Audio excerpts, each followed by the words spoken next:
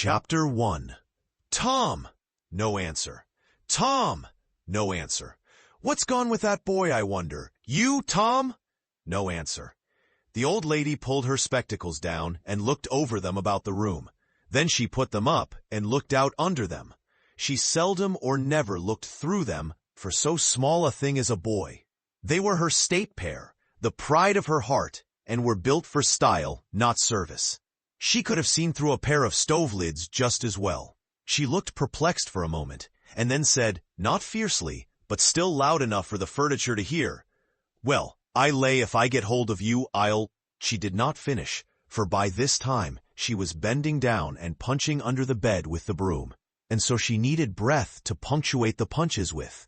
She resurrected nothing but the cat. I never did see the beat of that boy.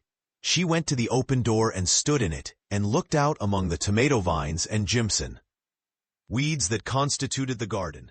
No Tom. So she lifted up her voice at an angle calculated for distance and shouted, "Y-O-U-U, Tom." There was a slight noise behind her, and she turned just in time to seize a small boy by the slack of his roundabout and arrest his flight. "There, I might have thought of that closet. What you been doing in there?" "Nothing. Nothing. Look at your hands, and look at your mouth. What is that truck?" "I don't know, Aunt." "Well, I know. It's jam, that's what it is. 40 times I've said, if you didn't let that jam alone, I'd skin you. Hand me that switch." The switch hovered in the air. The peril was desperate. "My, look behind you, Aunt!" The old lady whirled round and snatched her skirts out of danger. The lad fled on the instant, scrambled up the high board fence and disappeared over it. His Aunt Polly stood surprised a moment, and then broke into a gentle laugh. "Hang the boy. Can't I never learn anything? Ain't he played me tricks enough like that for me to be looking out for him by this time? But old fools is the biggest fools there is. Can't learn an old dog new tricks, as the saying is. But my goodness, he never plays them alike 2 days, and how is a body to know what's coming? He peers to know just how long he can torment me before I get my dander up. And he knows if he can make out to put me off for a minute or make me laugh. It's all down again, and I can't hit him a lick. I ain't doing my duty by that boy, and that's the Lord's truth. Goodness knows. Spare the rod and spile the child, as the good book says. I'm laying up sin and suffering for us both, I know. He's full of the old scratch, but laws o' me, he's my own dead sister's boy, poor thing, and I ain't got the heart to lash him, somehow. Every time I let him off, my conscience does hurt me so, and every time I hit him, my old heart most breaks. Well, man that is born of woman is a few days and full of trouble, as the scripture says, and I reckon it's so. He'll play hooky this evening, and I'll just be obliged to make him work, tomorrow, to punish him. It's mighty hard to make him work Saturdays, when all the boys is having holiday, but he hates work more than he hates anything else, and I've got to do some of my duty by him, or I'll be the ruination of the child. Tom did play hooky, and he had a very good time. He got back home barely in season to help Jim, the small colored boy, saw next day's wood and split the kindlings before supper. At least he was there in time to tell his adventures to Jim, while Jim did 3/4 of the work. Tom's younger brother, or rather half-brother, Sid, was already through with his part of the work, picking up chips, for he was a quiet boy and had no adventurous, troublesome ways. While Tom was eating his supper, and stealing sugar as opportunity offered, Aunt Polly asked him questions that were full of guile and very deep, for she wanted to trap him into damaging revealments. Like many other simple-hearted souls, it was her pet vanity to believe she was endowed with a talent for dark and mysterious diplomacy, and she loved to contemplate her most transparent devices as marvels of low cunning. Said she, "Tom, it was middling warm in school, warn't it?" "Yes'm." "Powerful warm, warn't it?"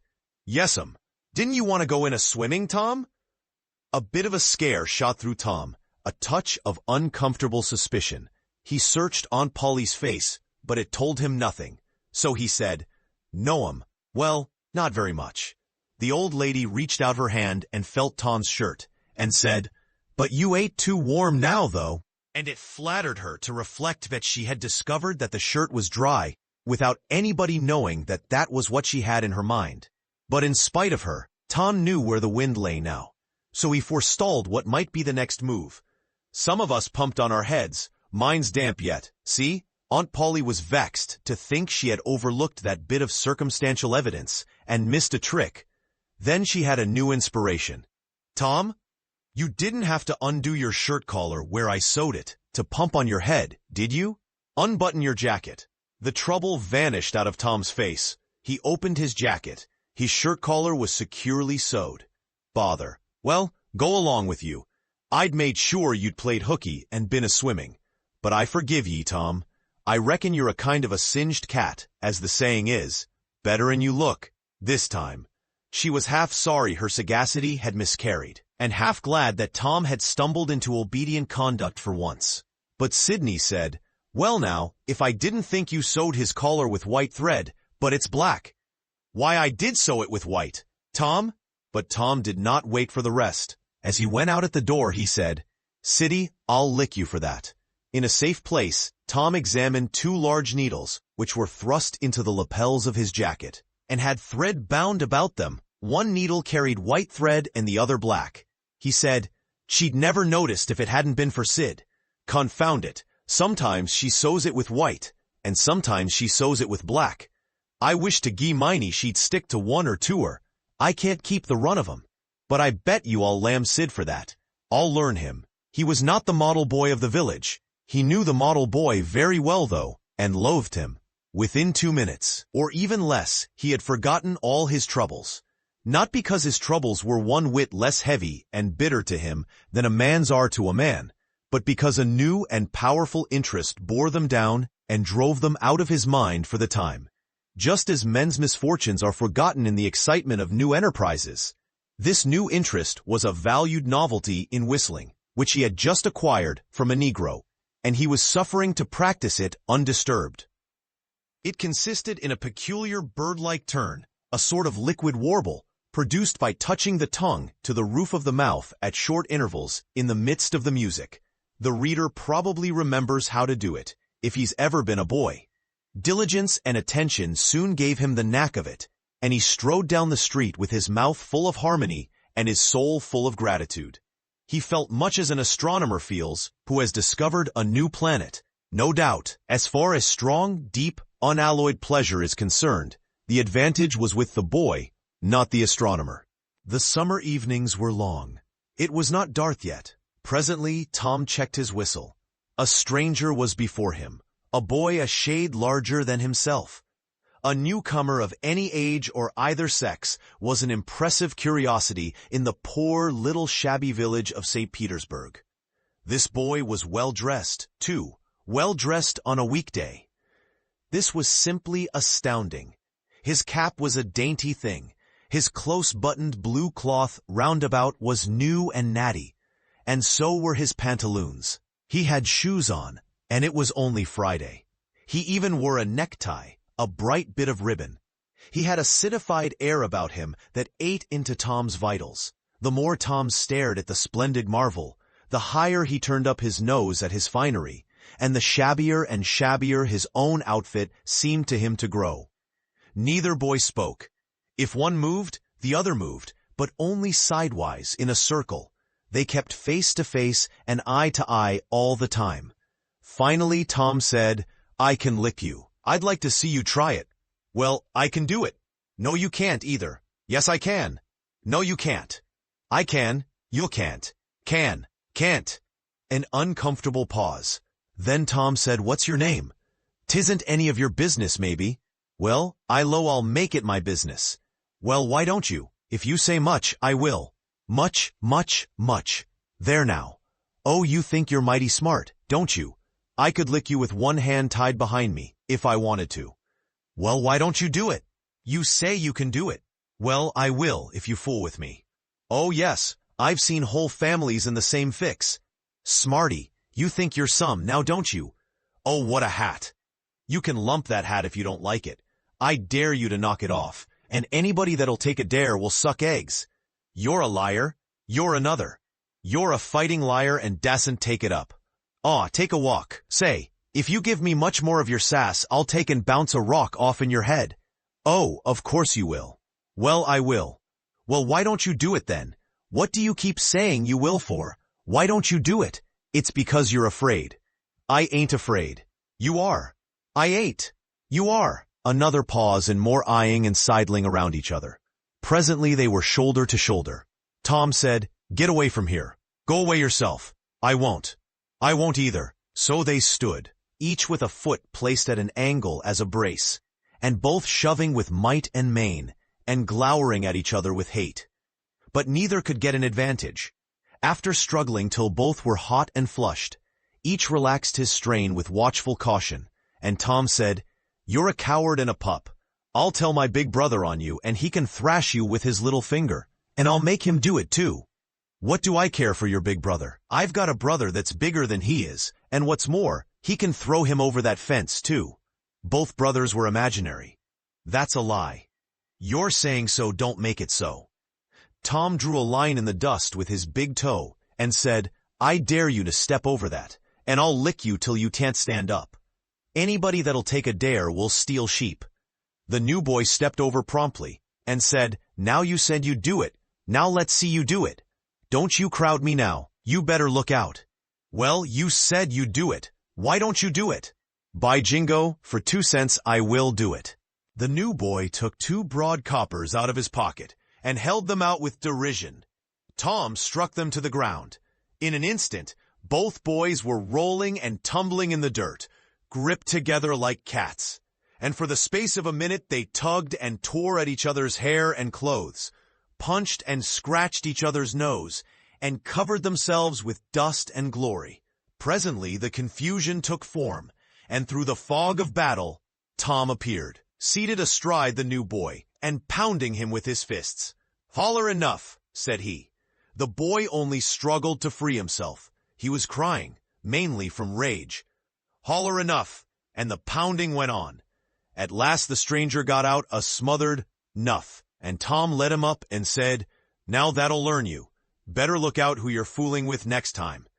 The new boy went off brushing the dust from his clothes, sobbing, snuffling, and occasionally looking back and shaking his head and threatening what he would do to Tom the next time he caught him out.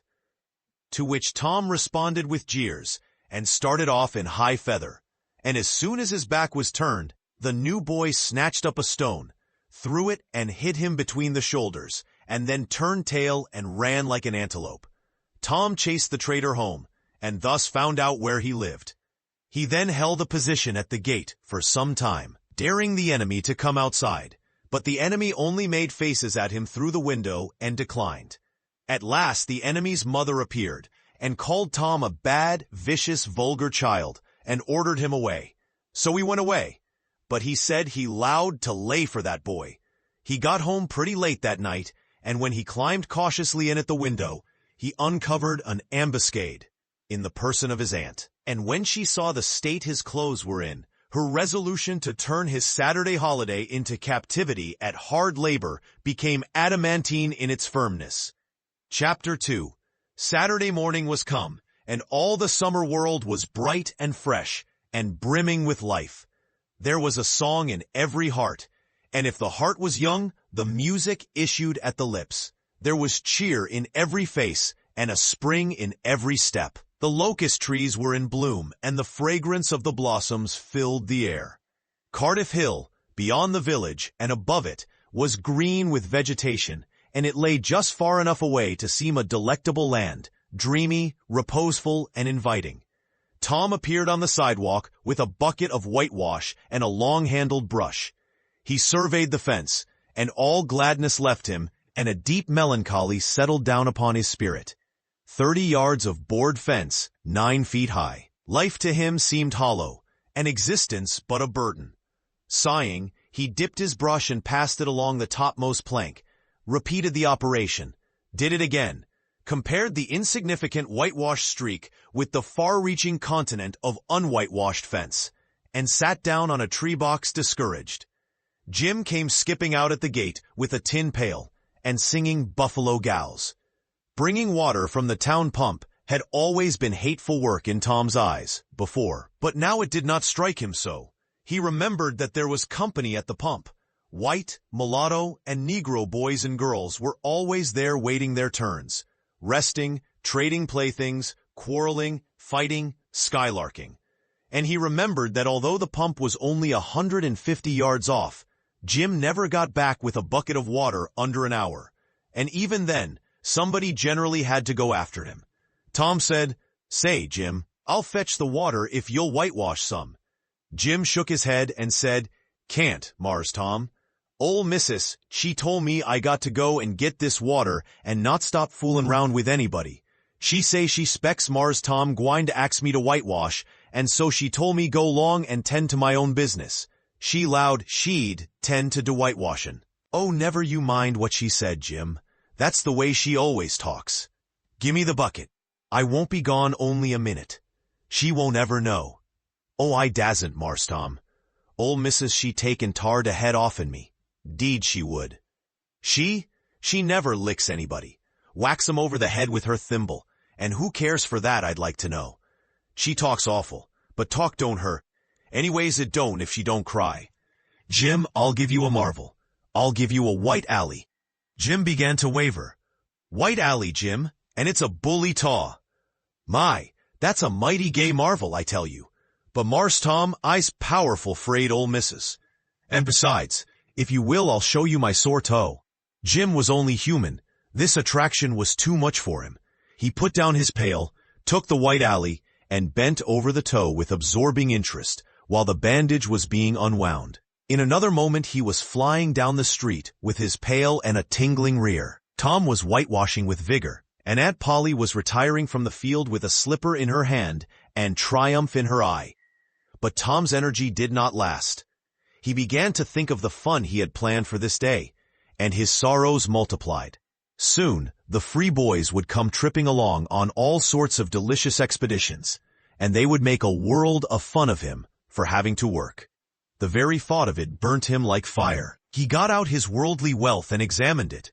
Bits of toys, marbles, and trash. Enough to buy an exchange of work, maybe, but not half enough to buy so much as half an hour of pure freedom. So he returned his straightened means to his pocket and gave up the idea of trying to buy the boys. At this dark and hopeless moment, an inspiration burst upon him. Nothing less than a great, magnificent inspiration. He took up his brush and went tranquilly to work. Ben Rogers hove in sight presently, the very boy, of all boys, whose ridicule he had been dreading. Ben's gait was the hop, skip, and jump, proof enough that his heart was light and his anticipations high. He was eating an apple and giving a long, melodious whoop, at intervals, followed by a deep-toned ding-dong-dong, ding-dong-dong, for he was personating a steamboat. As he drew near, he slackened speed, took the middle of the street, leaned far over to starboard, and rounded to ponderously and with laborious pomp and circumstance. For he was personating the Big Missouri, and considered himself to be drawing 9 feet of water. He was boat and captain and engine bells combined, so he had to imagine himself standing on his own hurricane deck, giving the orders and executing them. "Stop her, sir! Ting-a-ling-ling!" The headway ran almost out, and he drew up slowly toward the sidewalk. "Ship up to back! King-a-ling-ling!" His arms straightened and stiffened down his sides. "Set her back on the stabboard! Ting-a-ling-ling! Chow!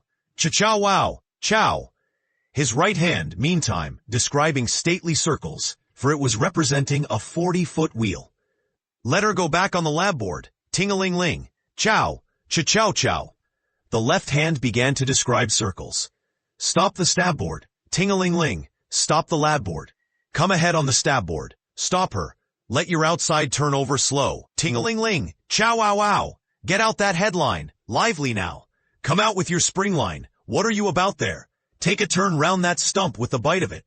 Stand by that stage now! Let her go! Done with the engine, sir! Ting-a-ling-ling! Shh, shh, shh, shh!" Drying the gauge cocks. Tom went on whitewashing, paid no attention to the steamboat. Ben stared a moment and then said, "Hi-yi, you're up a stump, ain't you?" No answer. Tom surveyed his last touch with the eye of an artist. Then he gave his brush another gentle sweep and surveyed the result as before. Ben ranged up alongside of him. Tom's mouth watered for the apple, but he stuck to his work. Then said, "Hello, old chap. You got to work, hey?" Tom wheeled suddenly and said, "Why, it's you, Ben. I weren't noticing. Say, I'm going in a swimming, I am. Don't you wish you could? But of course you'd druther work, wouldn't you? Course you would." Tom contemplated the boy a bit and said, "What do you call work?" "Why, ain't that work?" Tom resumed his whitewashing and answered carelessly, "Well, maybe it is and maybe it ain't. All I know is, it suits Tom Sawyer." "Oh, come now, you don't mean to let on that you like it." The brush continued to move. "Like it? Well, I don't see why I oughtn't to like it. Does a boy get a chance to whitewash a fence every day?" That put the thing in a new light. Ben stopped nibbling his apple. Tom swept his brush daintily back and forth, stepped back to note the effect, added a touch here and there, criticized the effect again, Ben watching every move and getting more and more interested, more and more absorbed. Presently he said, "Say, Tom, let me whitewash a little." Tom considered, was about to consent, but he altered his mind. No, I reckon it wouldn't hardly do, Ben. You see, Aunt Polly's awful particular about this fence. Right here on the street, you know. But if it was the back fence, I wouldn't mind and she wouldn't. Yes, she's awful particular about this fence. It's gotta be done very careful. I reckon there ain't one boy in 1,000, maybe 2,000, that can do it the way it's gotta be done. No, is that so? Oh, come now, let me just try. Only just a little. I'd let you, if you was me, Tom. Ben, I'd like to, honest Injun, but Aunt Polly, well, Jim wanted to do it, but she wouldn't let him. Sid wanted to do it, and she wouldn't let Sid. Now, don't you see how I'm fixed? If you was to tackle this fence and anything was to happen to it, aw shucks, I'll be just as careful. Now let me try. Say, I'll give you the core of my apple. Well, here. No, Ben, now don't, I'm afeard. I'll give you all of it. Tom gave up the brush with reluctance in his face, but alacrity in his heart. And while the late steamer, Big Missouri, worked and sweated in the sun, the retired artist sat on a barrel in the shade close by, dangled his legs, munched his apple, and planned the slaughter of more innocents. There was no lack of material. Boys happened along every little while. They came to jeer, but remained to whitewash. By the time Ben was fagged out, Tom had traded the next chance to Billy Fisher for a kite in good repair. And when he played out, Johnny Miller bought in for a dead rat and a string to swing it with. And so on, hour after hour. And when the middle of the afternoon came, from being a poor poverty-stricken boy in the morning, Tom was literally rolling in wealth. He had, besides the things before mentioned, 12 marbles, part of a juice harp, a piece of blue bottle glass to look through, a spool cannon, a key that wouldn't unlock anything, a fragment of chalk, a glass stopper of a decanter, a tin soldier, a couple of tadpoles, 6 firecrackers, a kitten with only one eye, a brass doorknob, a dog collar but no dog, the handle of a knife, 4 pieces of orange peel, and a dilapidated old window sash. He had had a nice, good, idle time all the while, plenty of company, and the fence had 3 coats of whitewash on it. If he hadn't run out of whitewash, he would have bankrupted every boy in the village. Tom said to himself that it was not such a hollow world after all. He had discovered a great law of human action without knowing it, namely, that in order to make a man or a boy covet a thing, it is only necessary to make the thing difficult to attain. If he had been a great and wise philosopher, like the writer of this book, he would now have comprehended that work consists of whatever a body is obliged to do, and that play consists of whatever a body is not obliged to do. And this would help him to understand why constructing artificial flowers or performing on a treadmill is work, while rolling 10 pins or climbing Mont Blanc is only amusement. There are wealthy gentlemen in England who drive 4-horse passenger coaches 20 or 30 miles on a daily line in the summer, because the privilege costs them considerable money. But if they were offered wages for the service, that would turn it into work, and then they would resign. The boy mused a while over the substantial change which had taken place in his worldly circumstances, and then wended toward headquarters to report. Chapter 3. Tom presented himself before Aunt Polly, who was sitting by an open window in a pleasant rearward apartment, which was bedroom, breakfast room, dining room, and library combined. The balmy summer air, the restful quiet, the odor of the flowers, and the drowsing murmur of the bees had had their effect, and she was nodding over her knitting. For she had no company but the cat, and it was asleep in her lap. Her spectacles were propped up on her gray head for safety. She had thought that of course Tom had deserted long ago, and she wondered at seeing him place himself in her power again in this intrepid way. He said, "Mayn't I go and play now, Aunt?" "What, already? How much have you done?" "It's all done, Aunt." "Tom, don't lie to me. I can't bear it." "I ain't, Aunt. It is all done." Aunt Polly placed small trust in such evidence. She went out to see for herself, and she would have been content to find 20% of Tom's statement true. When she found the entire fence whitewashed, and not only whitewashed, but elaborately coated and recoated, and even a streak added to the ground, her astonishment was almost unspeakable. She said, "Well, I never. There's no getting round it. You can work when you're a mind to, Tom." And then she diluted the compliment by adding, "But it's powerful seldom you're a mind to, I'm banged to say. Well, go long and play. But mind you get back sometime in a week, or I'll tan you." She was so overcome by the splendor of his achievement that she took him into the closet and selected a choice apple and delivered it to him, along with an improving lecture upon the added value and flavor a treat took to itself when it came without sin through virtuous effort. And while she closed with a happy scriptural flourish, he hooked a donut. Then he skipped out and saw Sid just starting up the outside stairway that led to the back rooms on the second floor.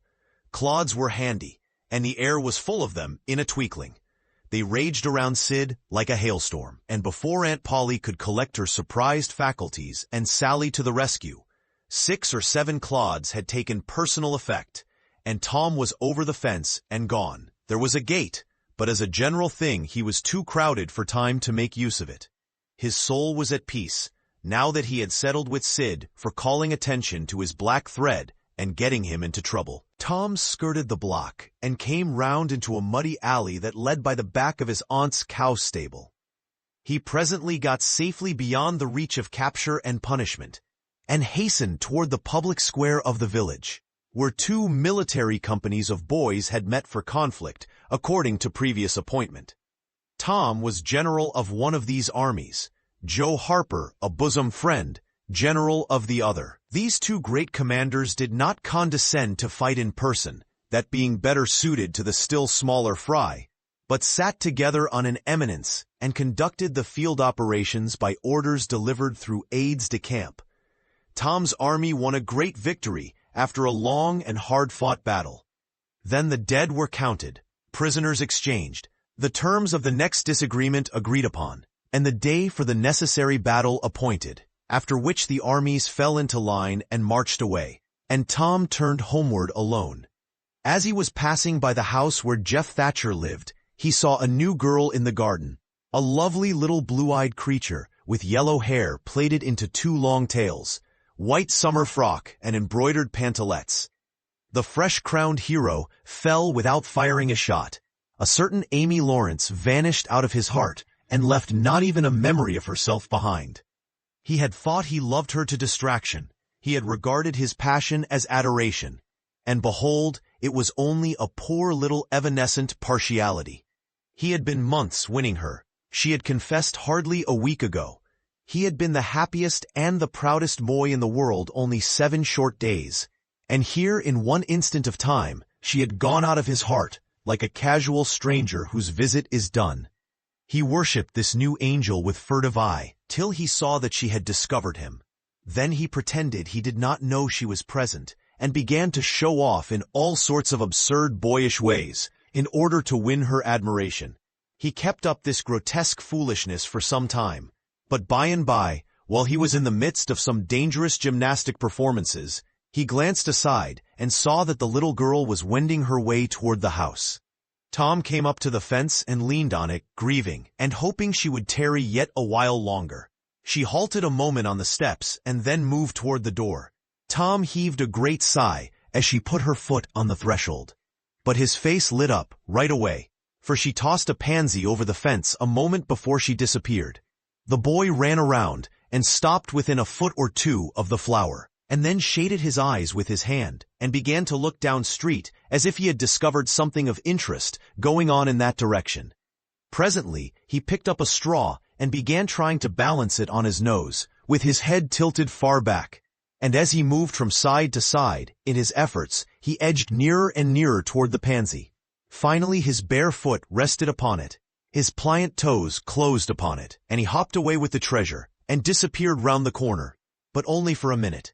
Only while he could button the flower inside his jacket, next his heart, or next his stomach, possibly, for he was not much posted in anatomy, and not hypercritical anyway.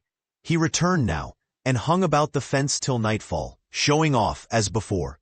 But the girl never exhibited herself again, though Tom comforted himself a little with the hope that she had been near some window, meantime, and been aware of his attentions. Finally he strode home reluctantly, with his poor head full of visions.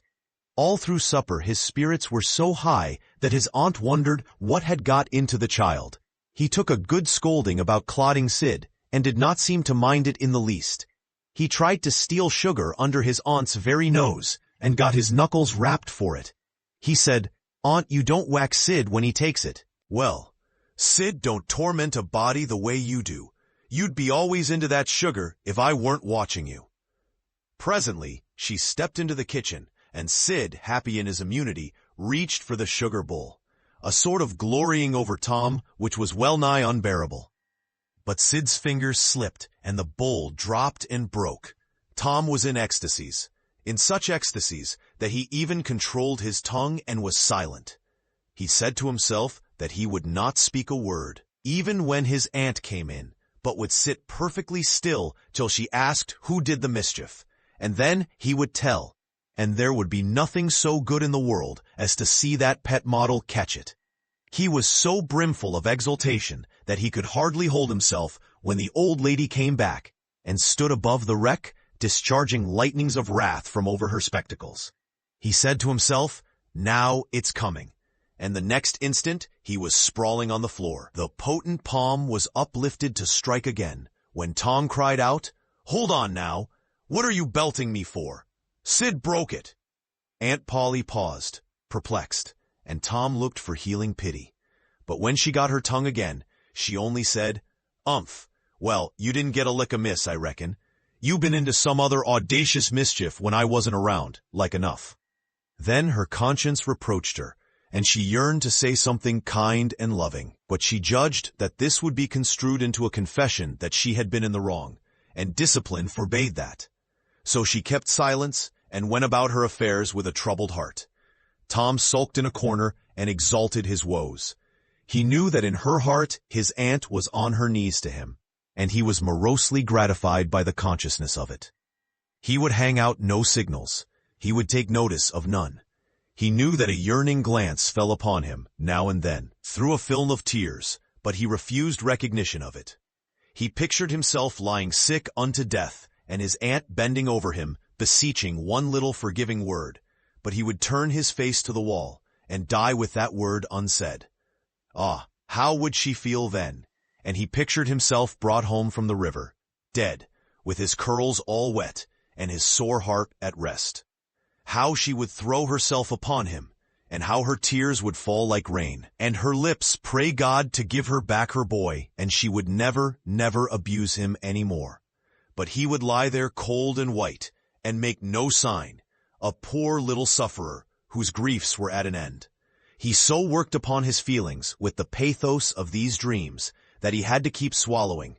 He was so like to choke, and his eyes swam in a blur of water, which overflowed when he winked, and ran down and trickled from the end of his nose.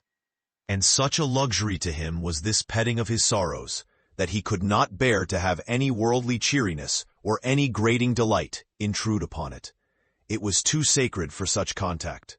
And so presently, when his cousin Mary danced in, all alive with the joy of seeing home again, after an age-long visit of 1 week to the country, he got up and moved in clouds and darkness out at one door, as she brought song and sunshine in at the other. He wandered far from the accustomed haunts of boys, and sought desolate places that were in harmony with his spirit.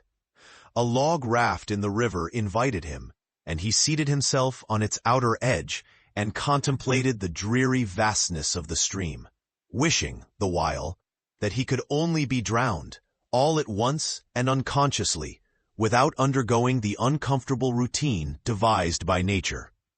Then he thought of his flower. He got it out, rumpled and wilted, and it mightily increased his dismal felicity. He wondered if she would pity him if she knew. Would she cry and wish that she had a right to put her arms around his neck and comfort him? Or would she turn coldly away like all the hollow world?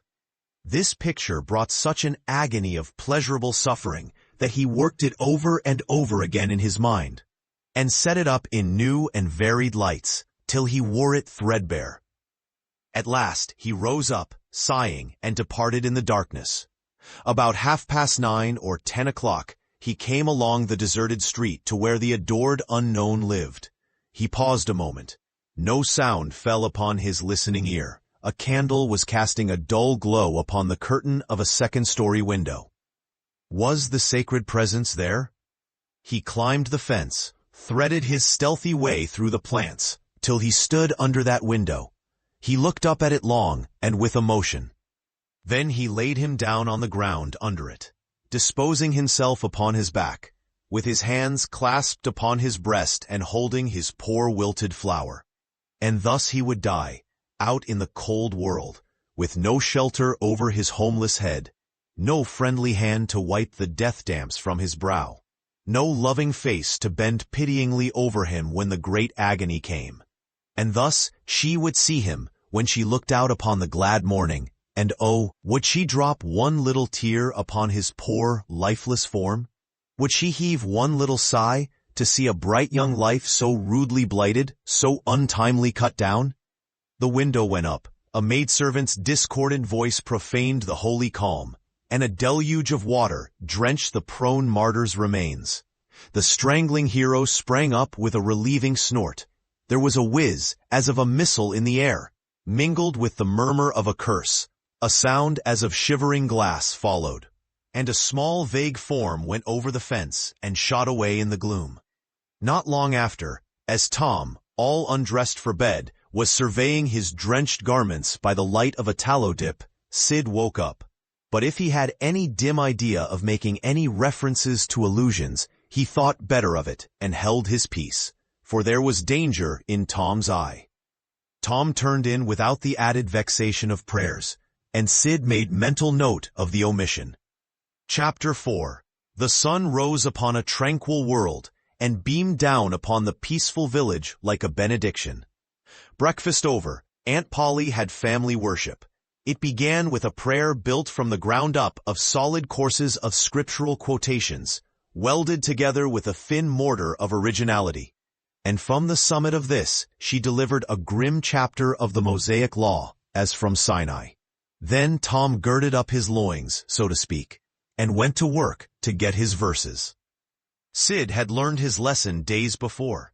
Tom bent all his energies to the memorizing of 5 verses, and he chose part of the Sermon on the Mount, because he could find no verses that were shorter.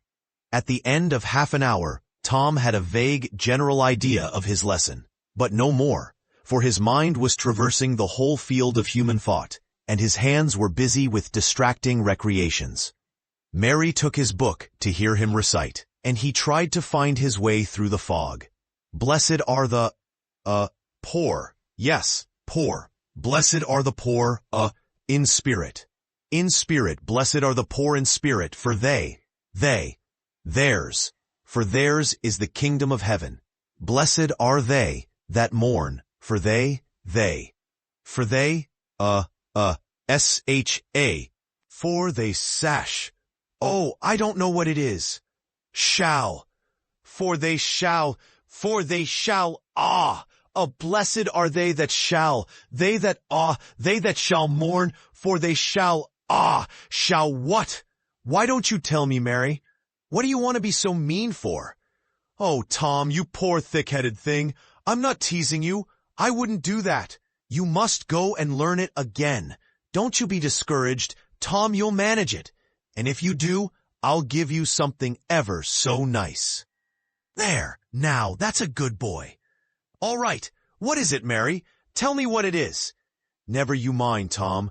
You know if I say it's nice, it is nice. You bet you that's so, Mary. All right, I'll tackle it again. And he did tackle it again. And under the double pressure of curiosity and prospective gain, he did it with such spirit that he accomplished a shining success.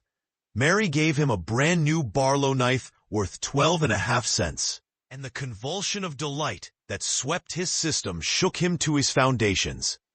True, the knife would not cut anything, but it was a sure enough Barlow, and there was inconceivable grandeur in that. Though where the Western boys ever got the idea that such a weapon could possibly be counterfeited to its injury is an imposing mystery, and will always remain so, perhaps. Tom contrived to scarify the cupboard with it, and was arranging to begin on the bureau, when he was called off to dress for Sunday school. Mary gave him a tin basin of water and a piece of soap, and he went outside the door and set the basin on a little bench there. Then he dipped the soap in the water and laid it down, turned up his sleeves, poured out the water on the ground gently, and then entered the kitchen and began to wipe his face diligently on the towel behind the door.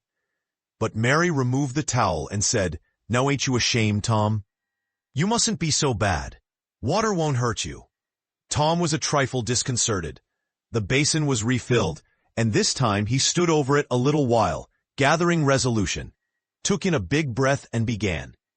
When he entered the kitchen presently, with both eyes shut and groping for the towel with his hands, an honorable testimony of suds and water was dripping from his face.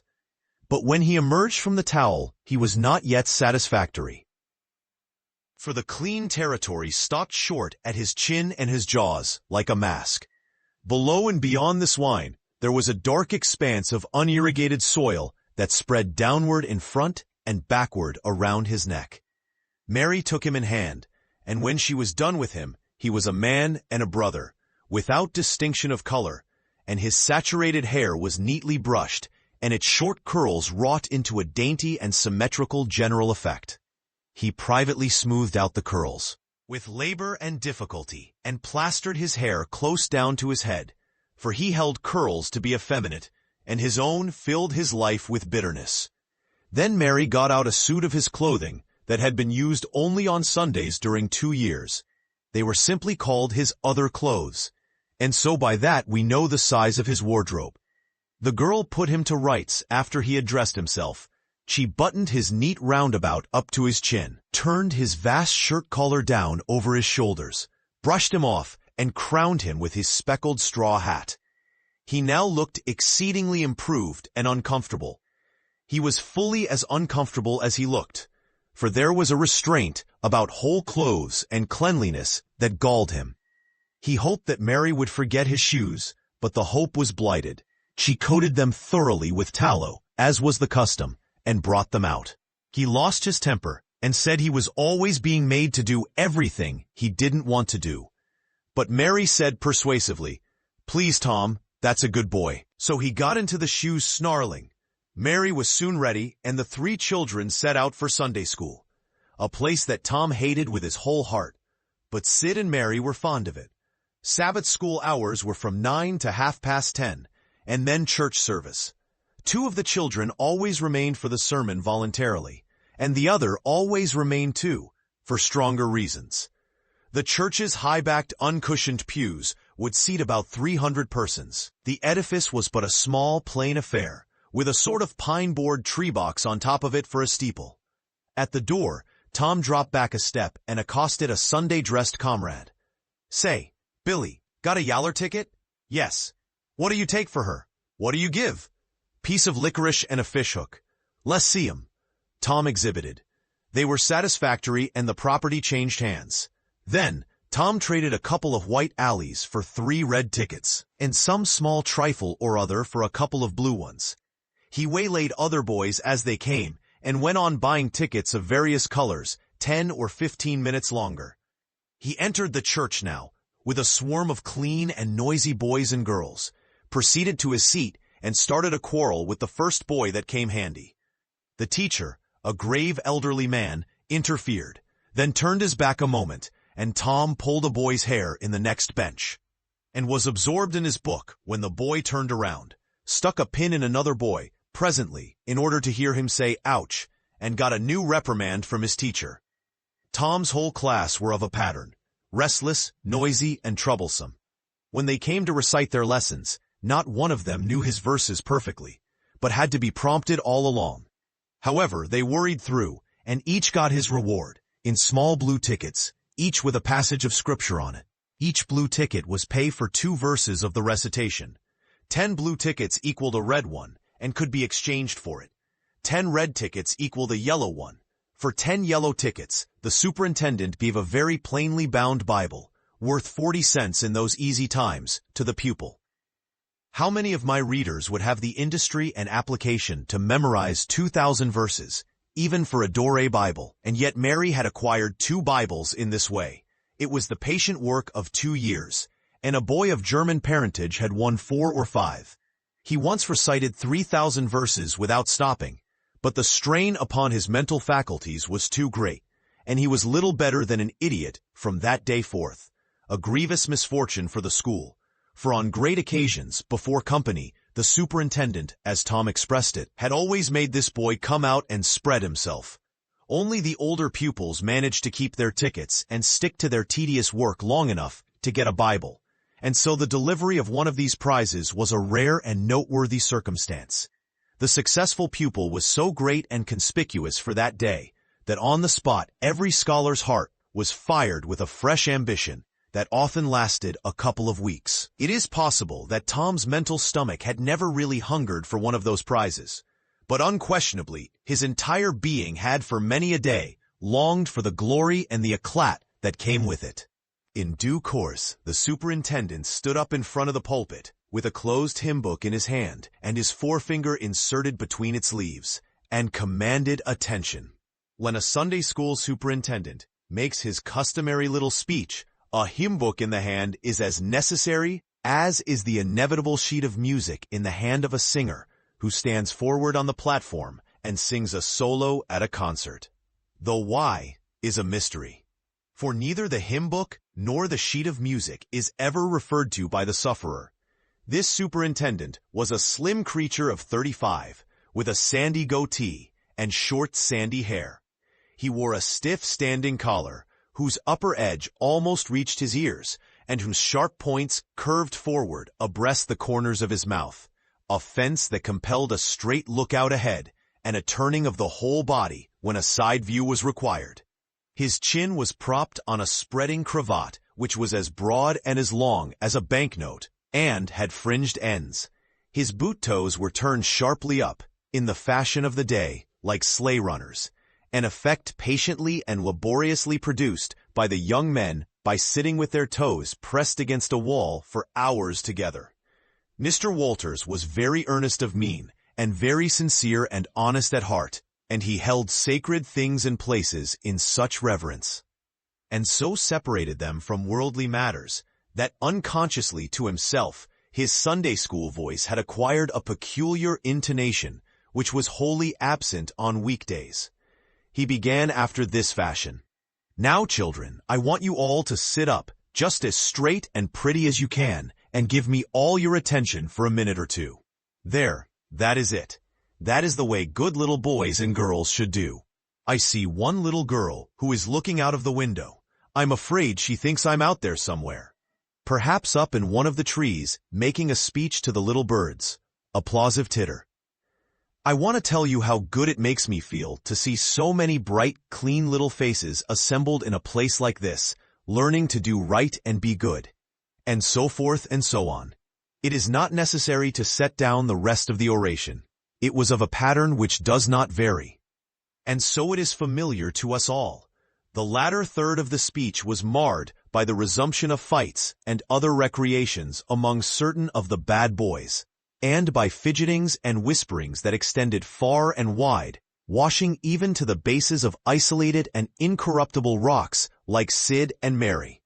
But now every sound ceased suddenly with the subsidence of Mr. Walters' voice, and the conclusion of the speech was received with a burst of silent gratitude. A good part of the whispering had been occasioned by an event which was more or less rare, the entrance of visitors. Lawyer Thatcher, accompanied by a very feeble and aged man, a fine, portly, middle-aged gentleman with iron-gray hair, and a dignified lady who was doubtless the latter's wife. The lady was leading a child. Tom had been restless and full of chafings and repinings, conscience-smitten, too.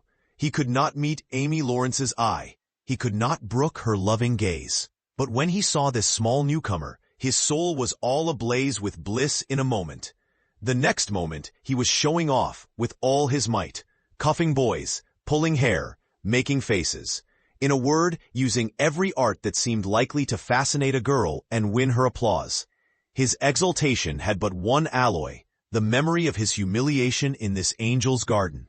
And that record in sand was fast washing out, under the waves of happiness that were sweeping over it now. The visitors were given the highest seat of honor, and as soon as Mr. Walter's speech was finished, he introduced them to the school. The middle-aged man turned out to be a prodigious personage, no less a one than the county judge, altogether the most august creation these children had ever looked upon, and they wondered what kind of material he was made of, and they half wanted to hear him roar, and were half afraid he might too. He was from Constantinople, 12 miles away, so he had traveled and seen the world. These very eyes had looked upon the county courthouse, which was said to have a tin roof. The awe which these reflections inspired was attested by the impressive silence and the ranks of staring eyes. This was the great Judge Thatcher, brother of their own lawyer. Jeff Thatcher immediately went forward to be familiar with the great man and be envied by the school. It would have been music to his soul to hear the whisperings. "Look at him, Jim. He's a-going up there. Say, look, he's a-going to shake hands with him. He is shaking hands with him. By jings, don't you wish you was Jeff?" Mr. Walters fell to showing off with all sorts of official bustlings and activities, giving orders, delivering judgments, discharging directions here, there, everywhere that he could find a target. The librarian showed off, running hither and thither with his arms full of books and making a deal of the splutter and fuss that insect authority delights in. The young lady teachers showed off, bending sweetly over pupils that were lately being boxed, lifting pretty warning fingers at bad little boys and patting good ones lovingly. The young gentlemen teachers showed off with small scoldings and other little displays of authority and fine attention to discipline. And most of the teachers of both sexes found business up at the library, by the pulpit, and it was business that frequently had to be done over again 2 or 3 times, with much seeming vexation. The little girls showed off in various ways, and the little boys showed off with such diligence that the air was thick with paper wads and the murmur of scufflings. And above it all, the great man sat and beamed a majestic judicial smile upon all the house, and warmed himself in the sun of his own grandeur, for he was showing off too. There was only one thing wanting to make Mr. Walter's ecstasy complete, and that was a chance to deliver a Bible prize and exhibit a prodigy. Several pupils had a few yellow tickets, but none had enough. He had been around among the star pupils inquiring. He would have given worlds now to have that German lad back again with a sound mind. And now, at this moment, when hope was dead, Tom Sawyer came forward with 9 yellow tickets, 9 red tickets, and 10 blue ones, and demanded a Bible. This was a thunderbolt out of a clear sky. Walters was not expecting an application from this source for the next 10 years, but there was no getting around it. Here were the certified checks, and they were good for their face. Tom was therefore elevated to a place with the judge and the other elect, and the great news was announced from headquarters. It was the most stunning surprise of the decade, and so profound was the sensation that it lifted the new hero up to the judicial one's altitude, and the school had 2 marvels to gaze upon in place of 1. The boys were all eaten up with envy, but those that suffered the bitterest pangs were those who perceived too late that they themselves had contributed to this hated splendor by trading tickets to Tom for the wealth he had amassed in selling whitewashing privileges. These despised themselves as being the dupes of a wily fraud, a guileful snake in the grass. The prize was delivered to Tom with as much effusion as the superintendent could pump up under the circumstances, but it lacked somewhat of the true gush, for the poor fellow's instinct taught him that there was a mystery here that could not well bear the light, perhaps. It was simply preposterous that this boy had warehoused 2,000 sheaves of scriptural wisdom on his premises. A dozen would strain his capacity, without a doubt. Amy Lawrence was proud and glad, and she tried to make Tom see it in her face, but he wouldn't look. She wondered. Then she was just a grain troubled. Next a dim suspicion came and went, came again. She watched. A furtive glance told her worlds. And then her heart broke, and she was jealous and angry, and the tears came, and she hated everybody. Tom most of all, she thought. Tom was introduced to the judge, but his tongue was tied. His breath would hardly come. His heart quaked, partly because of the awful greatness of the man, but mainly because he was her parent. He would have liked to fall down and worship him, if it were in the dark. The judge put his hand on Tom's head and called him a fine little man, and asked him what his name was. The boy stammered, gasped, and got it out. Tom. Oh no, not Tom, it is Thomas. Ah, that's it. I thought there was more to it, maybe. That's very well. But you've another one, I dare say, and you'll tell it to me, won't you? Tell the gentleman your other name, Thomas, said Walters, and say, sir. You mustn't forget your manners. Thomas Sawyer, sir. That's it. That's a good boy, fine manly little fellow. 2,000 verses is a great many, very, very great many, and you never can be sorry for the trouble you took to learn them, for knowledge is worth more than anything there is in the world. It's what makes great men and good men. You'll be a great man and a good man yourself someday, Thomas, and then you'll look back and say, it's all owing to the precious Sunday school privileges of my boyhood. It's all owing to my dear teachers that taught me to learn. It's all owing to the good superintendent who encouraged me and watched over me and gave me a beautiful Bible, a splendid, elegant Bible, to keep and have it all for my own, always. It's all owing to right bringing up. That is what you will say, Thomas, and you wouldn't take any money for those 2,000 verses. No, indeed you wouldn't. And now you wouldn't mind telling me and this lady some of the things you've learned. No, I know you wouldn't, for we are proud of little boys that learn. Now no doubt you know the names of all the 12 disciples. Won't you tell us the names of the first 2 that were appointed? Tom was tugging at a buttonhole and looking sheepish. He blushed now, and his eyes fell. Mr. Walters' heart sank within him. He said to himself, it is not possible that the boy can answer the simplest question. Why did the judge ask him? Yet he felt obliged to speak up and say, answer the gentleman, Thomas, don't be afraid. Tom still hung fire. Now I know you'll tell me, said the lady. The names of the first 2 disciples were David and Goliath. Let us draw the curtain of charity over the rest of the scene. Chapter 5. About 10:30, the cracked bell of the small church began to ring, and presently the people began to gather for the morning sermon. The Sunday school children distributed themselves about the house and occupied pews with their parents, so as to be under supervision. Aunt Polly came, and Tom and Sid and Mary sat with her, Tom being placed next the aisle in order that he might be as far away from the open window and the seductive outside summer scenes as possible. The crowd filed up the aisles. The aged and needy postmaster, who had seen better days, the mayor and his wife, for they had a mayor there, among other unnecessaries, the justice of the peace, the widow Douglas, fair, smart, and 40, a generous, good-hearted soul and well-to-do, her hill mansion the only palace in the town, and the most hospitable and much the most lavish in the matter of festivities that St. Petersburg could boast, the bent and venerable Major and Mrs. Ward, Lawyer Riverson, the new notable from a distance, next the belle of the village, followed by a troop of lawn-clad and ribbon-decked young heartbreakers. Then all the young clerks in town in a body, for they had stood in the vestibule sucking their cane heads, a circling wall of oiled and simpering admirers, till the last girl had run their gauntlet. And last of all came the model boy, Willie Mufferson, taking as heedful care of his mother as if she were cut glass. He always brought his mother to church, and was the pride of all the matrons. The boys all hated him, he was so good, and besides, he had been thrown up to them so much. His white handkerchief was hanging out of his pocket behind, as usual on Sundays, accidentally.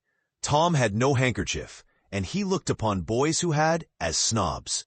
The congregation being fully assembled, now the bell rang once more to warn laggards and stragglers, and then a solemn hush fell upon the church, which was only broken by the tittering and whispering of the choir in the gallery. The choir always tittered and whispered all through service. There was once a church choir that was not ill-bred, but I have forgotten where it was now. It was a great many years ago, and I can scarcely remember anything about it, but I think it was in some foreign country.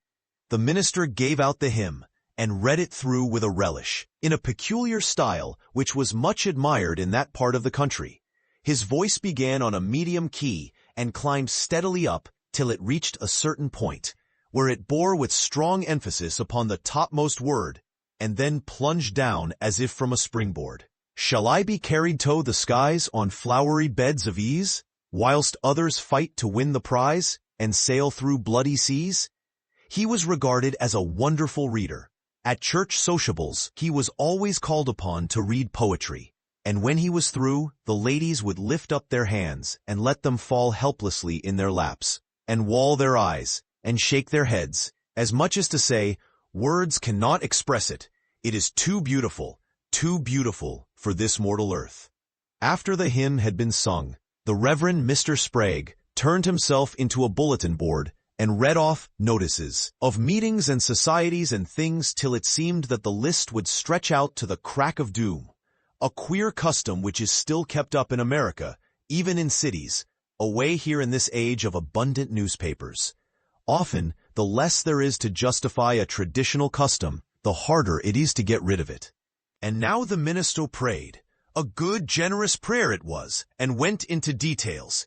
It pleaded for the church and the little children of the church, for the other churches of the village, for the village itself, for the county, for the state officers, for the United States, for the churches of the United States, for Congress, for the president, for the officers of the government, for poor sailors tossed by stormy seas, for the oppressed millions groaning under the heel of European monarchies and Oriental despotisms, for such as have the light and the good tidings, and yet have not eyes to see nor ears to hear withal, for the heathen in the far islands of the sea, and closed with a supplication that the words he was about to speak might find grace and favor, and be as seed sown in fertile ground, yielding in time a grateful harvest of good.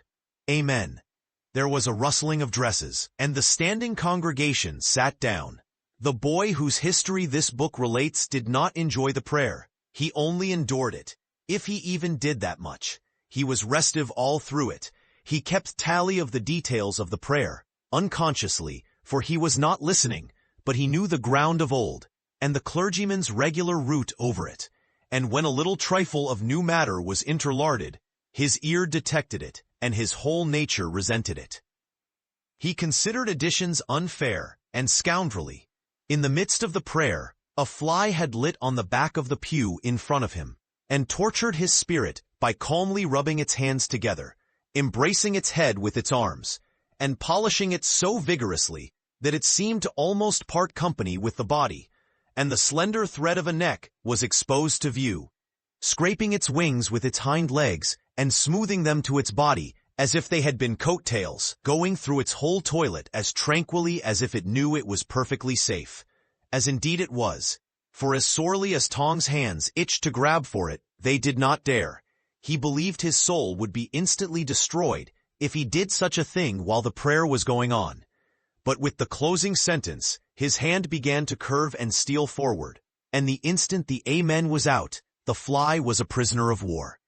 His aunt detected the act, and made him let it go. The minister gave out his text and droned along monotonously through an argument that was so prosy that many a head by and by began to nod, and yet it was an argument that dealt in limitless fire and brimstone, and thinned the predestined elect down to a company so small as to be hardly worth the saving. Tom counted the pages of the sermon, After church, he always knew how many pages there had been, but he seldom knew anything else about the discourse. However, this time he was really interested for a little while. The minister made a grand and moving picture of the assembling together of the world's hosts at the millennium, when the lion and the lamb should lie down together, and a little child should lead them. But the pathos, the lesson, the moral of the great spectacle were lost upon the boy. He only thought of the conspicuousness of the principal character before the onlooking nations. His face lit with the thought, and he said to himself that he wished he could be that child, if it was a tame lion. Now he lapsed into suffering again, as the dry argument was resumed. Presently he bethought him of a treasure he had, and got it out. It was a large black beetle with formidable jaws. A pinch-bug, he called it. It was in a percussion cap box. The first thing the beetle did was to take him by the finger. A natural fillip followed. The beetle went floundering into the aisle and lit on its back, and the haut finger went into the boy's mouth. The beetle lay there working its helpless legs, unable to turn over. Tom eyed it and longed for it, but it was safe out of his reach. Other people uninterested in the sermon found relief in the beetle, and they eyed it too. Presently a vagrant poodle dog came idling along, sad at heart, lazy with the summer softness and the quiet, weary of captivity, sighing for change. He spied the beetle. The drooping tail lifted and wagged. He surveyed the prize, walked around it, smelt at it from a safe distance, walked around it again, grew bolder and took a closer smell, then lifted his lip and made a gingerly snatch at it, just missing it, made another and another, began to enjoy the diversion, subsided to his stomach with the beetle between his paws, and continued his experiments, grew weary at last, and then indifferent and absent-minded. His head nodded, and little by little his chin descended and touched the enemy, who seized it. There was a sharp yelp, a flirt of the poodle's head, and the beetle fell a couple of yards away and lit on its back once more. The neighboring spectators shook with a gentle inward joy. Several faces went behind fans and handkerchiefs, and Tom was entirely happy. The dog looked foolish, and probably felt so, but there was resentment in his heart too, and a craving for revenge. So he went to the beetle and began a wary attack on it again, jumping at it from every point of a circle, lighting with his four paws within an inch of the creature, making even closer snatches at it with his teeth, and jerking his head till his ears flapped again. But he grew tired once more after a while, tried to amuse himself with a fly, but found no relief, followed an ant around, with his nose close to the floor, and quickly wearied of that, yawned, sighed, forgot the beetle entirely, and sat down on it. Then there was a wild yelp of agony, and the poodle went sailing up the aisle. The yelps continued, and so did the dog. He crossed the house in front of the altar. He flew down the other aisle. He crossed before the doors. He clambered up the home stretch. His anguish grew with his progress, till presently he was but a woolly comet moving in its orbit with the gleam and the speed of light. At last, the frantic sufferer sheered from its course and sprang into its master's lap. He flung it out of the window, and the voice of distress quickly thinned away and died in the distance. By this time, the whole church was red-faced and suffocating with suppressed laughter, and the sermon had come to a dead standstill. The discourse was resumed presently, but it went lame and halting, all possibility of impressiveness being at an end, for even the gravest sentiments were constantly being received with a smothered burst of unholy mirth, under cover of some remote pewback, as if the poor parson had said a rarely facetious thing. It was a genuine relief to the whole congregation when the ordeal was over and the benediction pronounced. Tom Sawyer went home quite cheerful, thinking to himself that there was some satisfaction about divine service when there was a bit of variety in it. He had but one marring thought. He was willing that the dog should play with his pinch-bug, but he did not think it was upright in him to carry it off. Chapter 6. Monday morning found Tom Sawyer miserable. Monday morning always found him so, because it began another week's slow suffering in school. He generally began that day with wishing he had had no intervening holiday. It made the going into captivity and fetters again so much more odious. Tom lay thinking. Presently it occurred to him that he wished he was sick. Then he could stay home from school. Here was a vague possibility. He canvassed his system. No ailment was found, and he investigated again. This time he thought he could detect colicky symptoms, and he began to encourage them with considerable hope. But they soon grew feeble, and presently died wholly away. He reflected further. Suddenly he discovered something. One of his upper front teeth was loose. This was lucky. He was about to begin to groan as a starter, as he called it, when it occurred to him that if he came into court with that argument, his aunt would pull it out, and that would hurt. So he thought he would hold the tooth in reserve for the present and seek further. Nothing offered for some little time, and then he remembered hearing the doctor tell about a certain thing that laid up a patient for 2 or 3 weeks and threatened to make him lose a finger. So the boy eagerly drew his sere toe from under the sheet and held it up for inspection. But now he did not know the necessary symptoms. However, it seemed well worthwhile to chance it, so he fell to groaning with considerable spirit. But Sid slept on unconscious. Tom groaned louder, and fancied that he began to feel pain in the toe. No result from Sid. Tom was panting with his exertions by this time. He took a rest and then swelled himself up and fetched a succession of admirable groans. Sid snored on. Tom was aggravated. He said, "Sid, Sid," and shook him. This course worked well, and Tom began to groan again. Sid yawned, stretched, then brought himself up on his elbow with a snort, and began to stare at Tom. Tom went on groaning. Sid said, "Tom, say Tom." Response, "Here, Tom, Tom, what is the matter, Tom?" And he shook him and looked in his face anxiously. Tom moaned out, "Oh, don't, Sid. Don't joggle me." "Why, what's the matter, Tom? I must call Auntie." "No, never mind. It'll be over by and by, maybe. Don't call anybody." "But I must. Don't groan so, Tom. It's awful. How long you been this way?" "Hours. Ouch. Oh." "Don't stir so, Sid. You'll kill me." "Tom, why didn't you wake me sooner?" "Oh, Tom, don't. It makes my flesh crawl to hear you." "Tom, what is the matter?" "I forgive you everything, Sid." "Groan, everything you've ever done to me. When I'm gone." "Oh, Tom, you ain't dying, are you?" "Don't, Tom. Oh, don't. Maybe." "I forgive everybody, Sid." "Groan, tell 'em so, Sid. And Sid, you give my window sash and my cat with one eye to that new girl that's come to town, and tell her." But Sid had snatched his clothes and gone. Tom was suffering in reality now. So handsomely was his imagination working, and so his groans had gathered quite a genuine tone.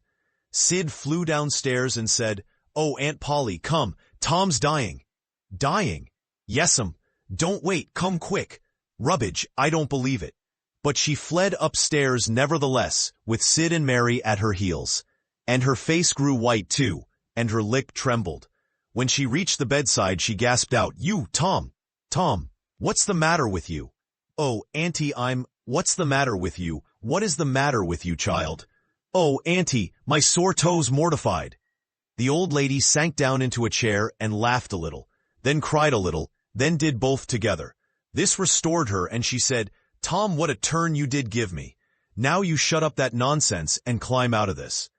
The groans ceased and the pain vanished from the toe. The boy felt a little foolish, and he said, "Aunt Polly, it seemed mortified, and it hurt so I never minded my tooth at all." "Your tooth, indeed? What's the matter with your tooth?" "One of them's loose and it aches perfectly awful." There now, don't begin that groaning again. Open your mouth." "Well, your tooth is loose, but you're not going to die about that. Mary, get me a silk thread and a chunk of fire out of the kitchen." Tom said, "Oh, please, Auntie, don't pull it out. It don't hurt any more.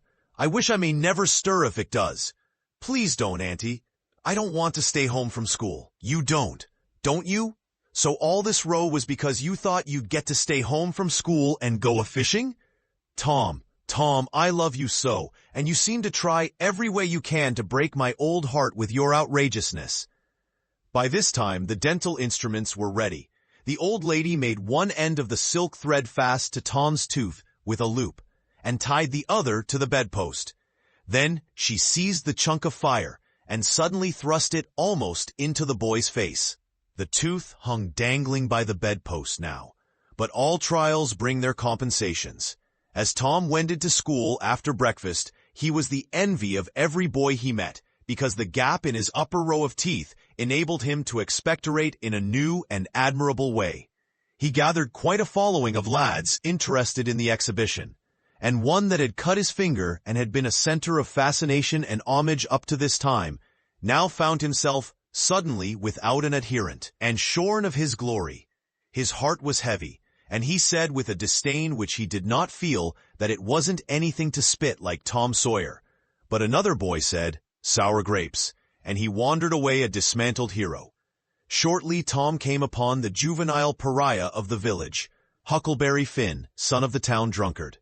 Huckleberry was cordially hated and dreaded by all the mothers of the town, because he was idle and lawless and vulgar and bad, and because all their children admired him so, and delighted in his forbidden society, and wished they dared to be like him. Tom was like the rest of the respectable boys, in that he envied Huckleberry his gaudy outcast condition, and was under strict orders not to play with him. So he played with him every time he got a chance. Huckleberry was always dressed in the cast-off clothes of full-grown men, and they were in perennial bloom and fluttering with rags. His hat was a vast ruin with a wide crescent lopped out of its brim. His coat, when he wore one, hung nearly to his heels and had the rearward buttons far down the back. But one suspender supported his trousers. The seat of the trousers bagged low and contained nothing. The fringed legs dragged in the dirt when not rolled up. Huckleberry came and went at his own free will. He slept on doorsteps in fine weather and in empty hogsheads in wet. He did not have to go to school or to church, or call any being master or obey anybody. He could go fishing or swimming when and where he chose, and stay as long as it suited him. Nobody forbade him to fight. He could sit up as late as he pleased. He was always the first boy that went barefoot in the spring, and the last to resume leather in the fall. He never had to wash, nor put on clean clothes. He could swear wonderfully. In a word, everything that goes to make life precious, that boy had. So thought every harassed, hampered, respectable boy in St. Petersburg. Tom hailed the romantic outcast.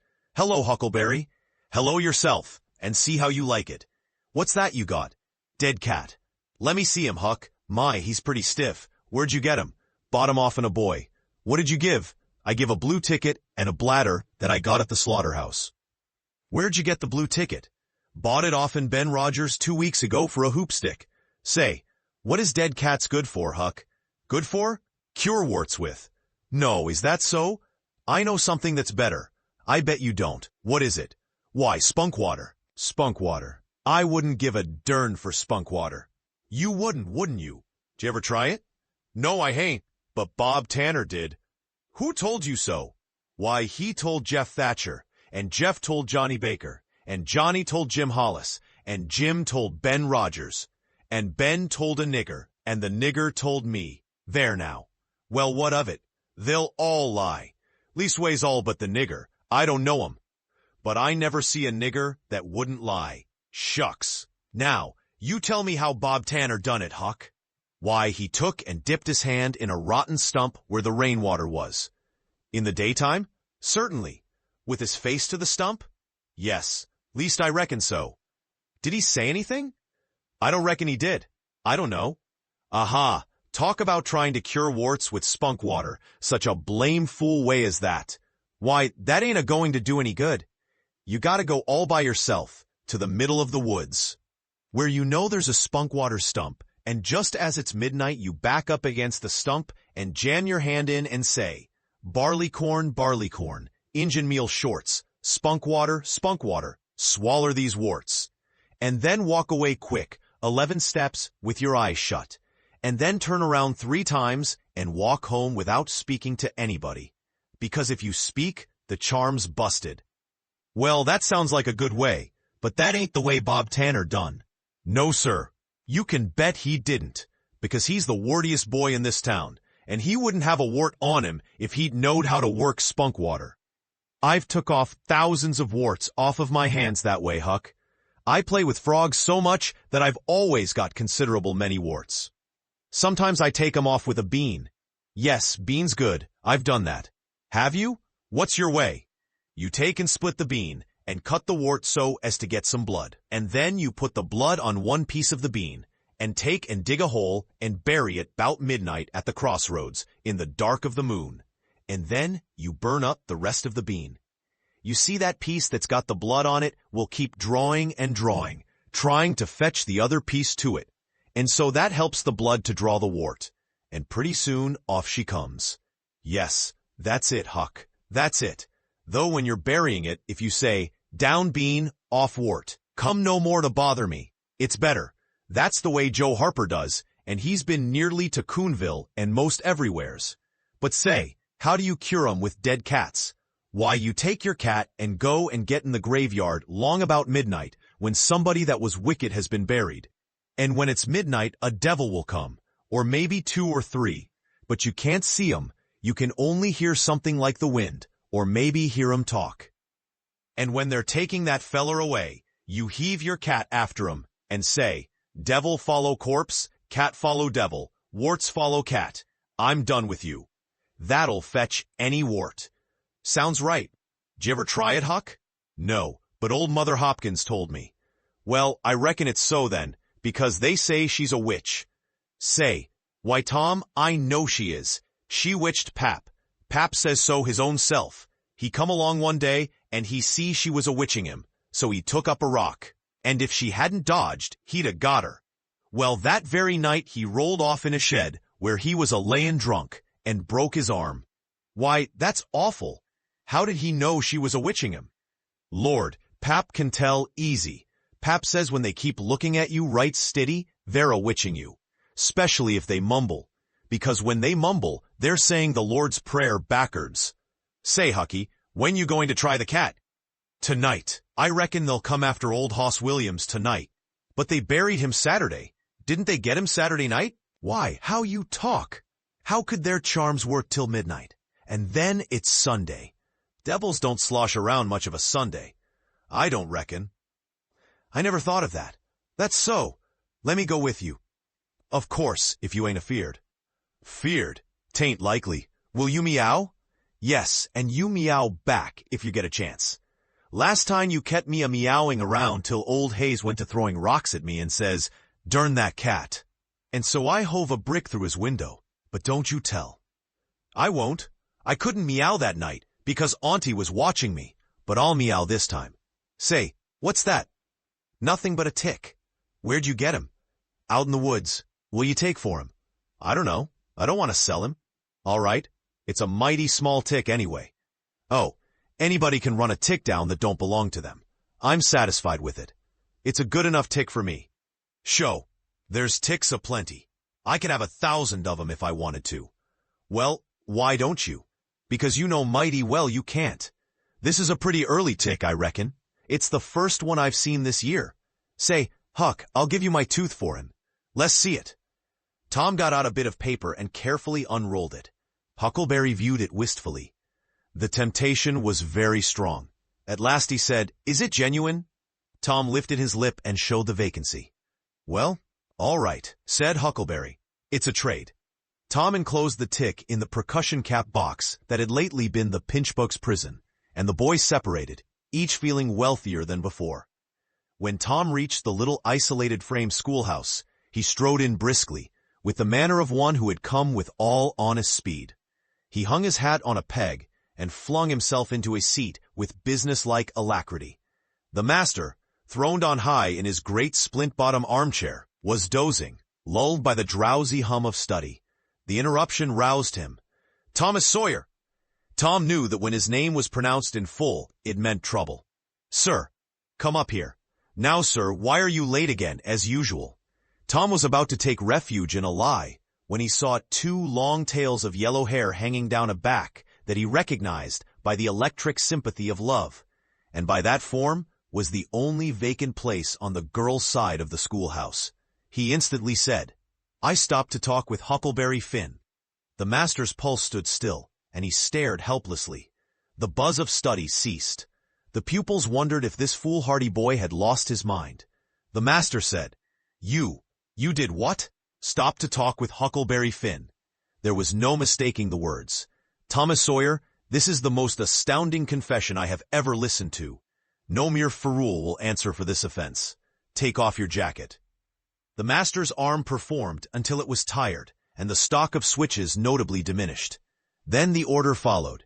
Now, sir, go and sit with the girls, and let this be a warning to you. The titter that rippled around the room appeared to abash the boy, but in reality, that result was caused rather more by his worshipful awe of his unknown idol and the dread pleasure that lay in his high good fortune. He sat down upon the end of the pine bench, and the girl hitched herself away from him with a toss of her head. Nudges and winks and whispers traversed the room, but Tom sat still, with his arms upon the long, low desk before him, and seemed to study his book. By and by, attention ceased from him, and the accustomed school murmur rose upon the dull air once more. Presently, the boy began to steal furtive glances at the girl.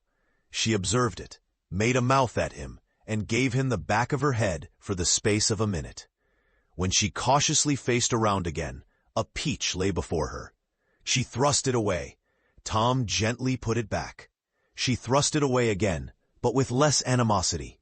Tom patiently returned it to its place. Then she let it remain. Tom scrawled on his slate, "Please take it, I got more."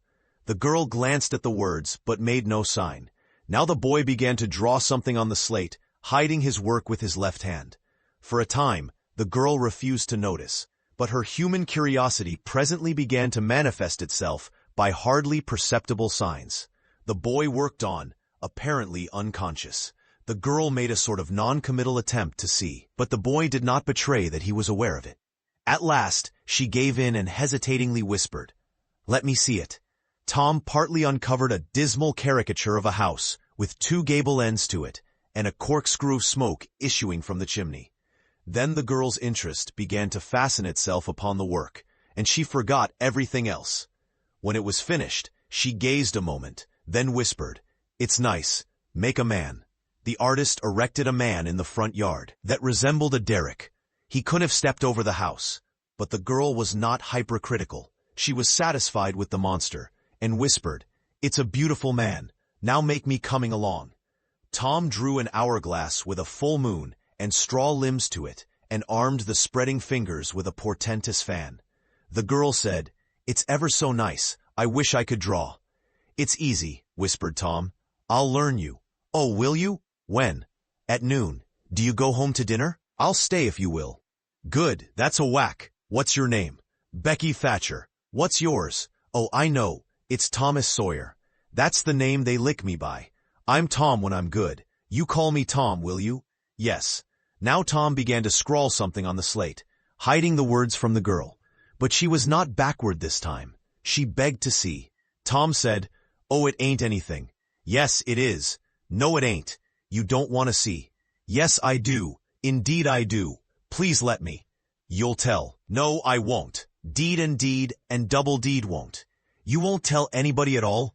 Ever, as long as you live?" "No, I won't ever tell anybody. Now let me." "Oh, you don't want to see. Now that you treat me so, I will see." And she put her small hand upon his, and a little scuffle ensued. Tom pretending to resist in earnest, but letting his hand slip by degrees till these words were revealed. "I love you."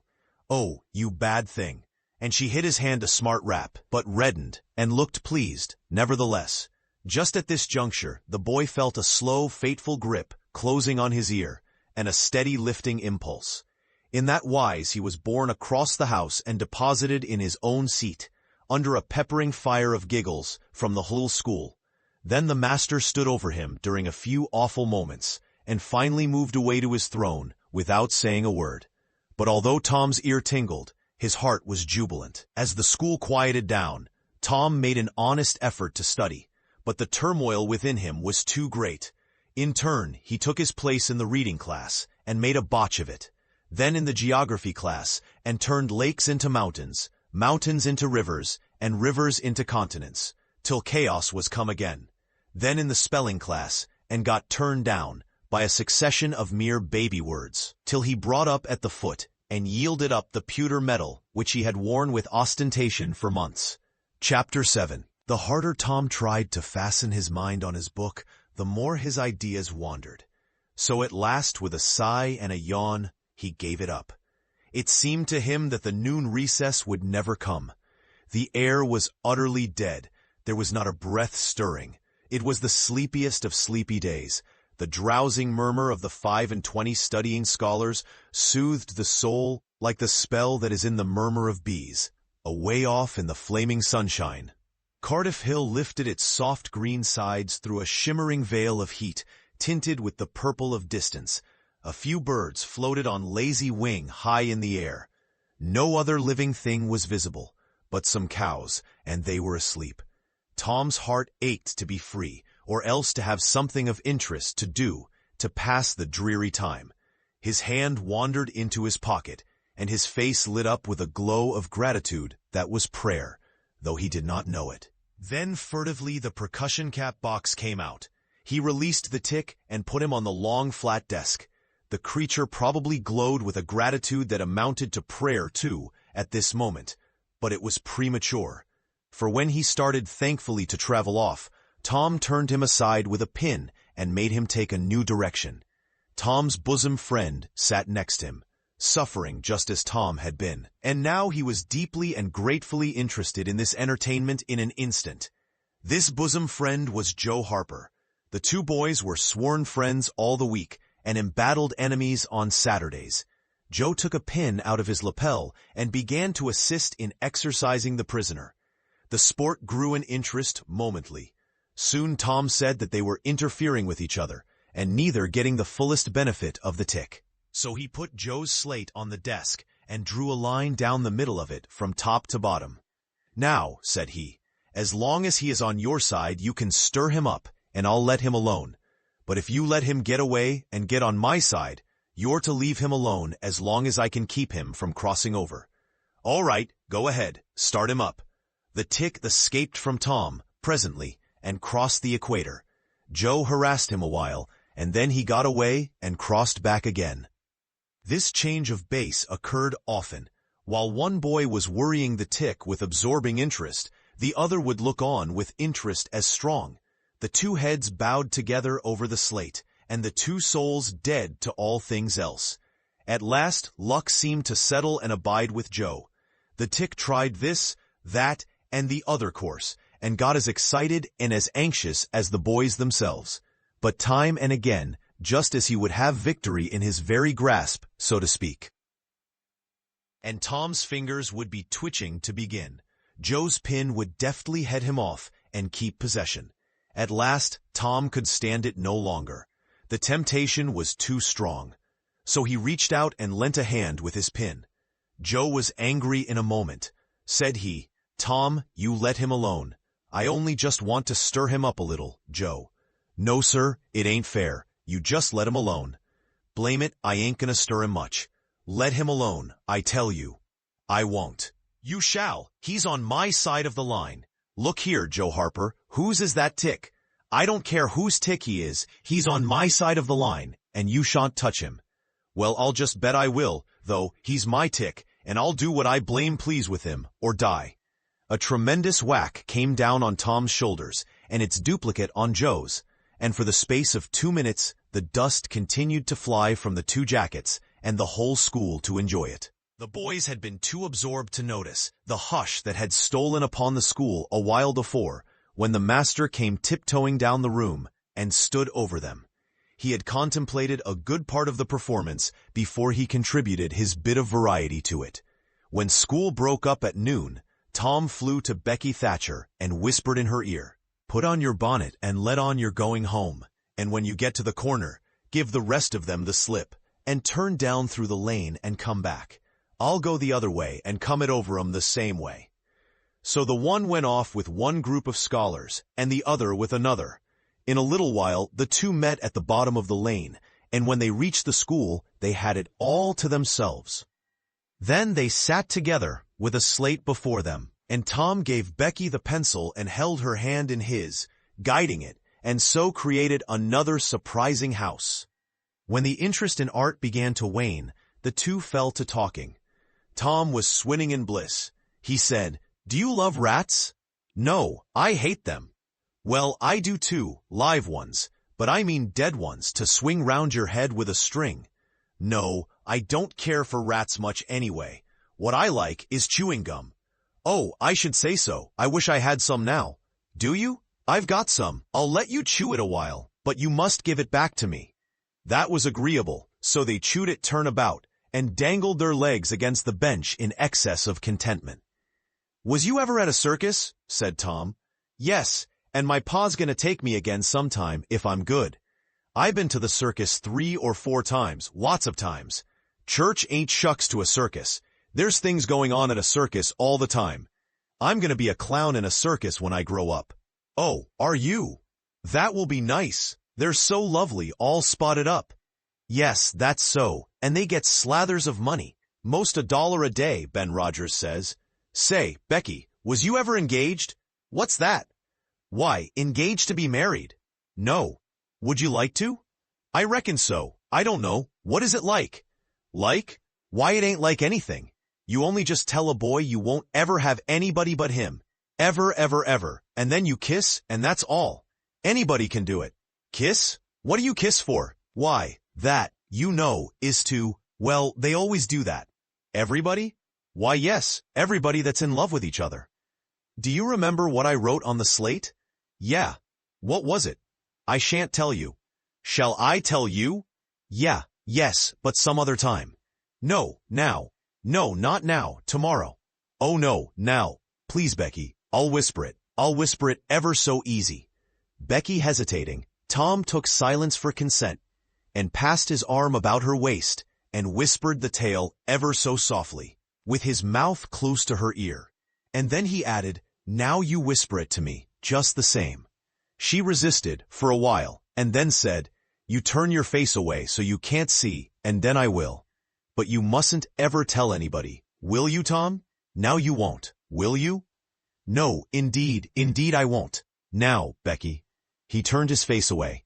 She bent timidly around, till her breath stirred his curls, and whispered, "I love you." Then she sprang away, and ran around and around the desks and benches, with Tom after her, and took refuge in a corner at last, with her little white apron to her face. Tom clasped her about her neck and pleaded, "Now, Becky, it's all done, all over but the kiss. Don't you be afraid of that. It ain't anything at all. Please, Becky." And he tugged at her apron and the hands. By and by she gave up, and let her hands drop. Her face, all glowing with the struggle, came up and submitted. Tom kissed the red lips and said, "Now it's all done, Becky. And always after this, you know, you ain't ever to love anybody but me, and you ain't ever to marry anybody but me, ever, never, and forever. Will you?" "No, I'll never love anybody but you, Tom, and I'll never marry anybody but you. And you ain't to ever marry anybody but me, either." "Certainly, of course, that's part of it. And always coming to school, or when we're going home, you're to walk with me, when there ain't anybody looking, and you choose me and I choose you at parties, because that's the way you do when you're engaged." "It's so nice. I never heard of it before. Oh, it's ever so gay. Why, me and Amy Lawrence." The big eyes told Tom his blunder, and he stopped, confused. "Oh, Tom?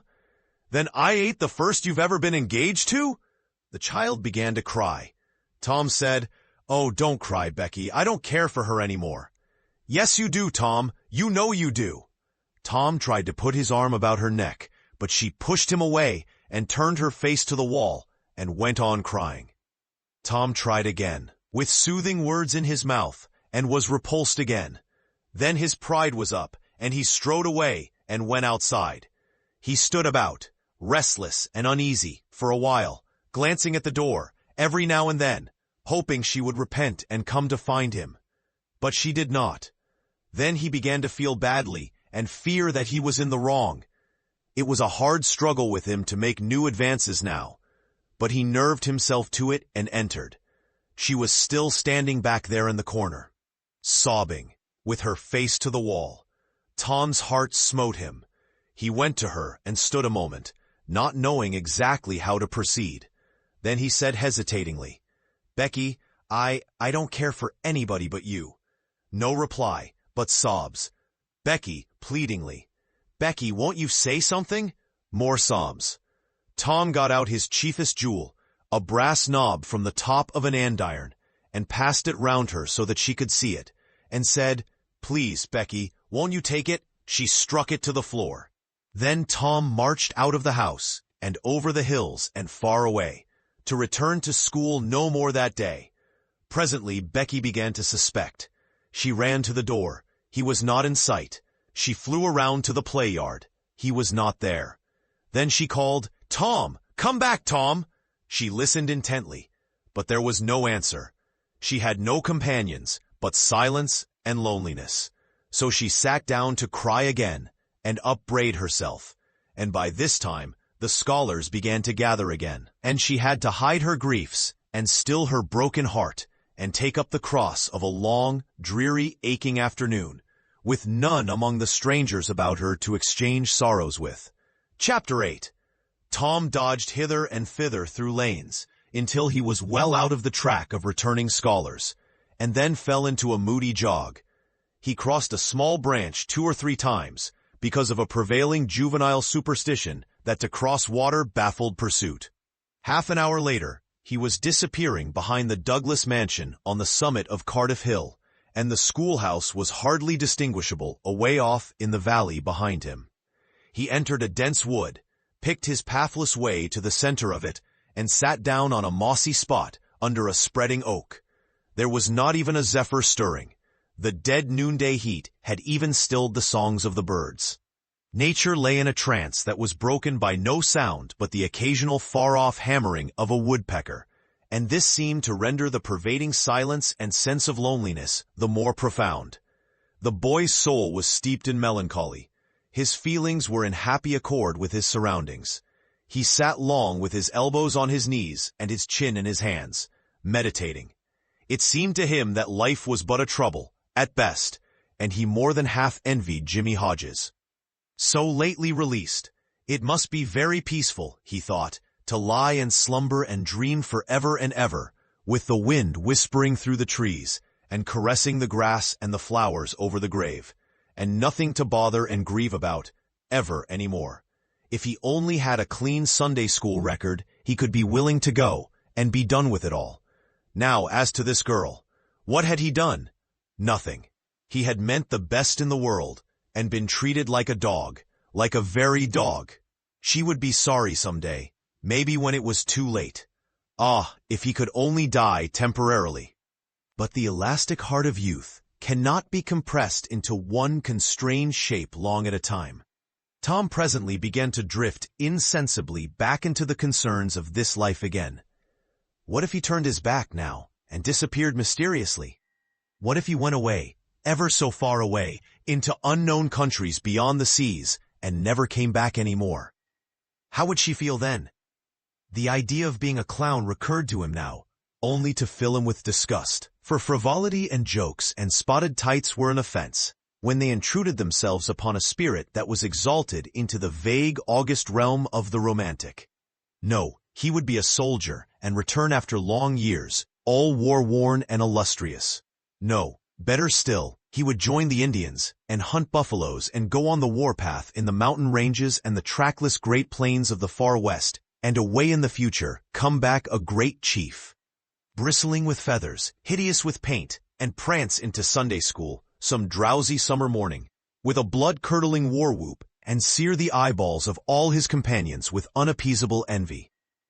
But no, there was something gaudier even than this. He would be a pirate. That was it. Now his future lay plain before him, and glowing with unimaginable splendor. How his name would fill the world, and make people shudder. How gloriously he would go plowing the dancing seas, in his long, low, black-hulled racer, the spirit of the storm, with his grisly flag flying at the fore. And at the zenith of his fame, how he would suddenly appear at the old village and stalk into church, brown and weather-beaten, in his black velvet doublet and trunks, his great jackboots, his crimson sash, his belt bristling with horse pistols, his crime-rusted cutlass at his side, his slouch hat with waving plumes, his black flag unfurled, with the skull and crossbones on it. And here with swelling ecstasy the whisperings, "It's Tom Sawyer the pirate, the Black Avenger of the Spanish Main." Yes, it was settled. His career was determined. He would run away from home and enter upon it. He would start the very next morning. Therefore he must now begin to get ready. He would collect his resources together. He went to a rotten log near at hand and began to dig under one end of it with his Barlow knife. He soon struck wood that sounded hollow. He put his hand there and uttered this incantation impressively. "What hasn't come here, come. What's here, stay here." Then he scraped away the dirt and exposed a pine shingle. He took it up and disclosed a shapely little treasure house whose bottom and sides were of shingles. In it lay a marble. Tom's astonishment was boundless. He scratched his head with a perplexed air and said, "Well, that beats anything." Then he tossed the marble away pettishly and stood cogitating. The truth was that a superstition of his had failed here, which he and all his comrades had always looked upon as infallible.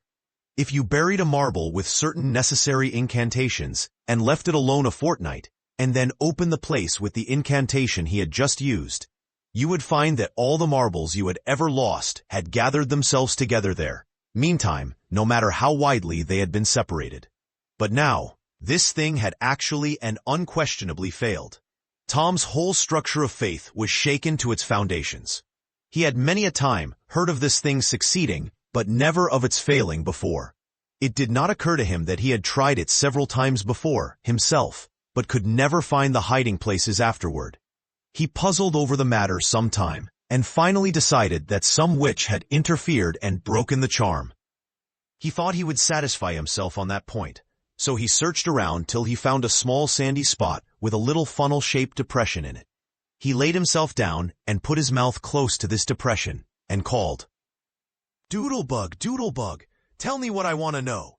Doodlebug, Doodlebug, tell me what I want to know."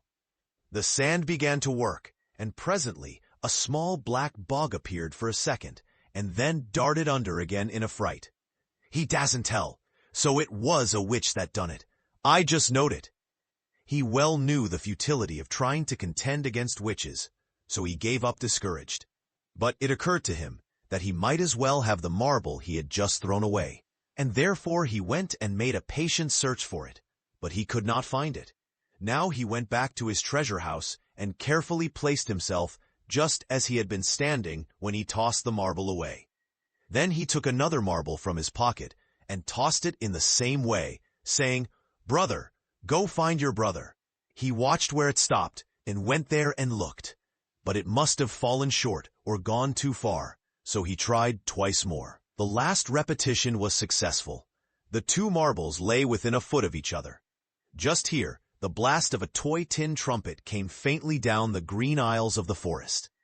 Tom flung off his jacket and trousers, turned a suspender into a belt, raked away some brush behind the rotten log, disclosing a rude bow and arrow, a lath sword, and a tin trumpet, and in a moment had seized these things and bounded away, bare-legged, with fluttering shirt. He presently halted under a great elm, blew an answering blast, and then began to tiptoe and look warily out, this way and that. He said cautiously, to an imaginary company, "Hold, my merry men, keep hid till I blow." Now appeared Joe Harper, as airily clad and elaborately armed as Tom. Tom called, "Hold! Who comes here into Sherwood Forest without my pass?" "Guy of Gisborne wants no man's pass."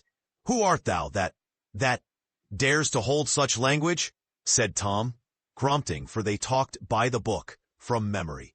"Who art thou that dares to hold such language?" "I indeed. I am Robin Hood, as thy caitiff carcase soon shall know." "Then art thou indeed that famous outlaw? Right gladly will I dispute with thee the passes of the merry wood. Have at thee." They took their lath swords, dumped their other traps on the ground, struck a fencing attitude, foot to foot, and began a grave, careful combat, two up and two down. Presently, Tom said, "Now, if you've got the hang, go it lively." So they went it lively, panting and perspiring with the work. By and by, Tom shouted, "Fall, fall, why don't you fall?" "I shan't, why don't you fall yourself? You're getting the worst of it." "Why, that ain't anything. I can't fall. That ain't the way it is in the book. The book says, then with one backhanded stroke, he slew poor Guy of Gisborne. You're to turn around and let me hit you in the back. There was no getting around the authorities, so Joe turned, received the whack, and fell. Now, said Joe, getting up, you gotta let me kill you. That's fair. Why? I can't do that. It ain't in the book. Well, it's blamed mean, that's all. Well, say, Joe, you can be Friar Tuck or Much the miller's son, and lamb me with a quarterstaff. Or I'll be the sheriff of Nottingham, and you be Robin Hood a little while, and kill me. This was satisfactory. And so these adventures were carried out. Then Tom became Robin Hood again, and was allowed by the treacherous nun to bleed his strength away through his neglected wound. And at last Joe, representing a whole tribe of weeping outlaws, dragged him sadly forth, gave his bow into his feeble hands, and Tom said, where this arrow falls, there bury poor Robin Hood under the greenwood tree. Then he shot the arrow and fell back and would have died. But he lit on a nettle and sprang up too gaily for a corpse. The boys dressed themselves, hid their accoutrements, and went off grieving that there were no outlaws any more, and wondering what modern civilization could claim to have done to compensate for their loss. They said they would rather be outlaws a year in Sherwood Forest than President of the United States forever. Chapter 9. At 9:30 that night, Tom and Sid were sent to bed as usual. They said their prayers, and Sid was soon asleep. Tom lay awake and waited, in restless impatience. When it seemed to him that it must be nearly daylight, he heard the clock strike 10. This was despair. He would have tossed and fidgeted as his nerves demanded, but he was afraid he might wake Sid. So he lay still and stared up into the dark. Everything was dismally still. By and by, out of the stillness, little, scarcely perceptible noises began to emphasize themselves. The ticking of the clock began to bring itself into notice. Old beams began to crack mysteriously. The stairs creaked faintly. Evidently, spirits were abroad. A measured, muffled snore issued from Aunt Polly's chamber. And now the tiresome chirping of a cricket that no human ingenuity could locate began.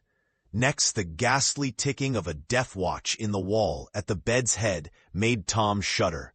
It meant that somebody's days were numbered. Then the howl of a far-off dog rose on the night air, and was answered by a fainter howl from a remoter distance. Tom was in an agony. At last he was satisfied that time had ceased and eternity begun. He began to doze, in spite of himself. The clock chimed 11, but he did not hear it. And then there came, mingling with his half-formed dreams, a most melancholy caterwauling. The raising of a neighboring window disturbed him. A cry of, "Scat, you devil!" and the crash of an empty bottle against the back of his aunt's woodshed brought him wide awake. And a single minute later, he was dressed and out of the window and creeping along the roof of the L on all fours. He meowed with caution once or twice as he went, then jumped to the roof of the woodshed and thence to the ground. Huckleberry Finn was there, with his dead cat. The boys moved off and disappeared in the gloom. At the end of half an hour, they were wading through the tall grass of the graveyard. It was a graveyard of the old-fashioned Western kind. It was on a hill, about 1.5 miles from the village. It had a crazy board fence around it, which leaned inward in places, and outward the rest of the time, but stood upright nowhere. Grass and weeds grew rank over the whole cemetery. All the old graves were sunken in. There was not a tombstone on the place, round-topped. Worm-eaten boards staggered over the graves, leaning for support and finding none. Sacred to the memory of so-and-so had been painted on them once, but it could no longer have been read on the most of them now, even if there had been light. A faint wind moaned through the trees, and Tom feared it might be the spirits of the dead, complaining at being disturbed. The boys talked little, and only under their breath. For the time and the place and the pervading solemnity and silence oppressed their spirits. They found the sharp new heap they were seeking, and ensconced themselves within the protection of 3 great elms that grew in a bunch within a few feet of the grave. Then they waited in silence for what seemed a long time. The hooting of a distant owl was all the sound that troubled the dead stillness. Tom's reflections grew oppressive. He must force some talk. So he said in a whisper, "Hucky, do you believe the dead people like it for us to be here?" Huckleberry whispered, "I wished I knowed. It's awful solemn-like, ain't it?" "I bet it is." There was a considerable pause while the boys canvassed this matter inwardly. Then Tom whispered, "Say, Hucky, do you reckon Hoss Williams hears us talking?" "O' course he does, least his spirit does." Tom, after a pause, "I wish I'd said Mr. Williams, but I never meant any harm. Everybody calls him Hoss." "A body can't be too particular how they talk about these your dead people, Tom." This was a damper, and conversation died again. Presently Tom seized his comrade's arm and said, "Shh!" "What is it, Tom?" And the two clung together with beating hearts. "Shh! There 'tis again. Didn't you hear it? There! Now you hear it. Lord, Tom, they're coming. They're coming, sure. What'll we do?" "I don't know." "Think they'll see us?" "Oh, Tom, they can see in the dark, same as cats." "I wished I hadn't come." "Oh, don't be afeard. I don't believe they'll bother us. We ain't doing any harm. If we keep perfectly still, maybe they won't notice us at all."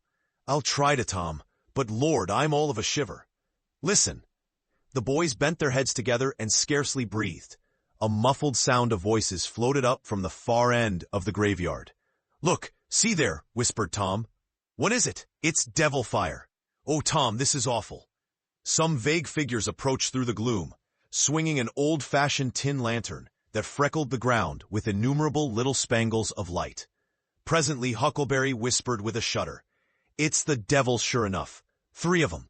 Lordy, Tom, we're goners. Can you pray?" "I'll try. But don't you be afeard. They ain't going to hurt us. Now I lay me down to sleep. Shh. What is it, Huck?" "They're humans. One of them is anyway. One of 'em's old Muff Potter's voice." "No, 'tain't so, is it?" "I bet I know it. Don't you stir nor budge. He ain't sharp enough to notice us. Drunk, the same as usual likely, blamed old Rip." "All right, I'll keep still. Now they're stuck. Can't find it. Here they come again. Now they're hot. Cold again. Hot again. Red hot. They're pointed right this time. Say, Huck, I know another of them voices. It's Injun Joe." "That's so. That murderin' half-breed, I'd druther they was devils a dern sight. What can they be up to?" The whisper died wholly out now, for the 3 men had reached the grave and stood within a few feet of the boy's hiding place. "Here it is," said the third voice, and the owner of it held the lantern up and revealed the face of young Dr. Robinson. Potter and Injun Joe were carrying a hand-barrow with a rope and a couple of shovels on it. They cast down their load and began to open the grave. The doctor put the lantern at the head of the grave and came and sat down with his back against one of the elm trees. He was so close the boys could have touched him. "Hurry, men," he said in a low voice. "The moon might come out at any moment." They growled a response and went on digging. For some time there was no noise but the grating sound of the spades discharging their freight of mold and gravel. It was very monotonous. Finally a spade struck upon the coffin with a dull woody accent, and within another minute or two the men had hoisted it out on the ground. They pried off the lid with their shovels, got out the body and dumped it rudely on the ground. The moon drifted from behind the clouds and exposed the pallid face.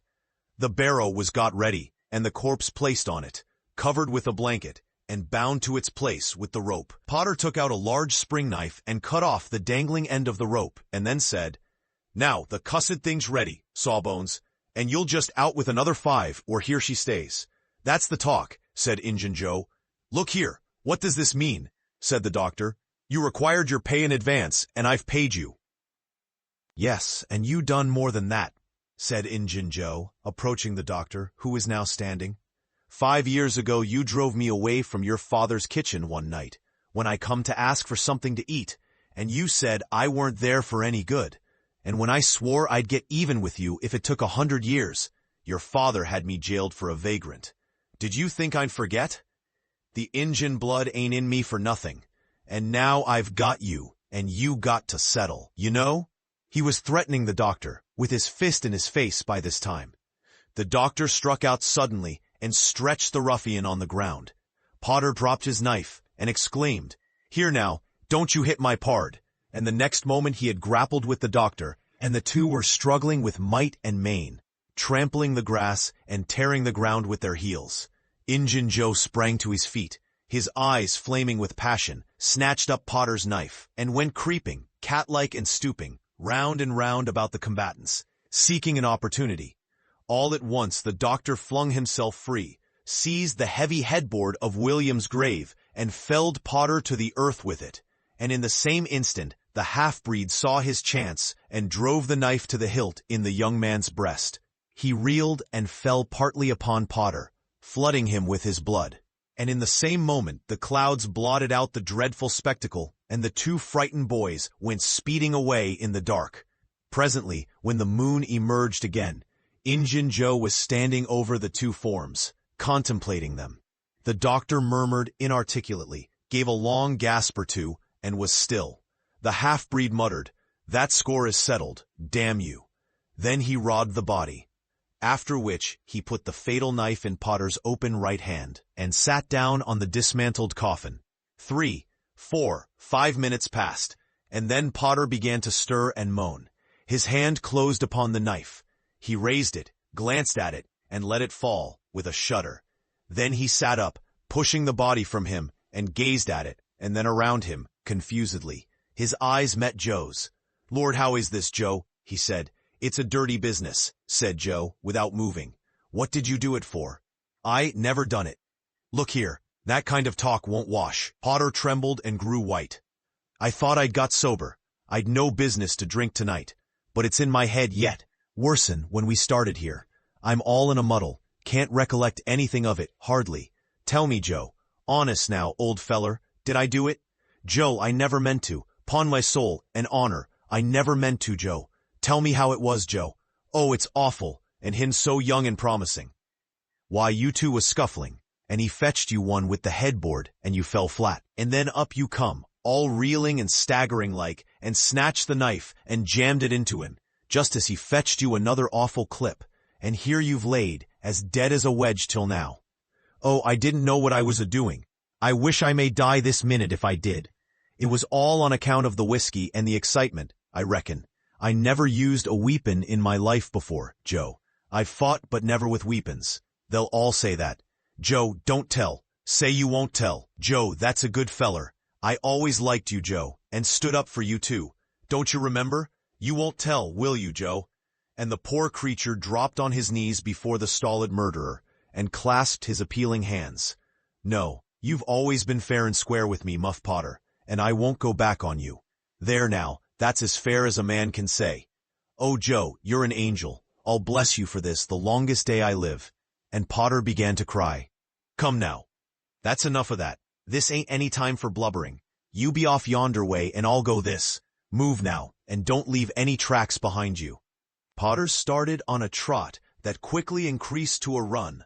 The half-breed stood, looking after him.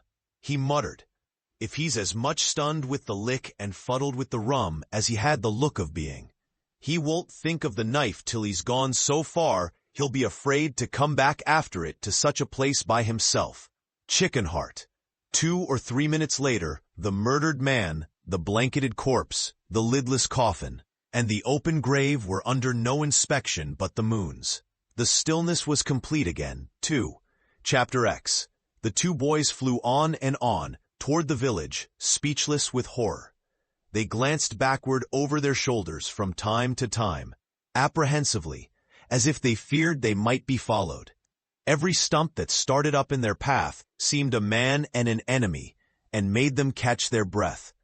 And as they sped by some outlying cottages that lay near the village, the barking of the aroused watchdogs seemed to give wings to their feet.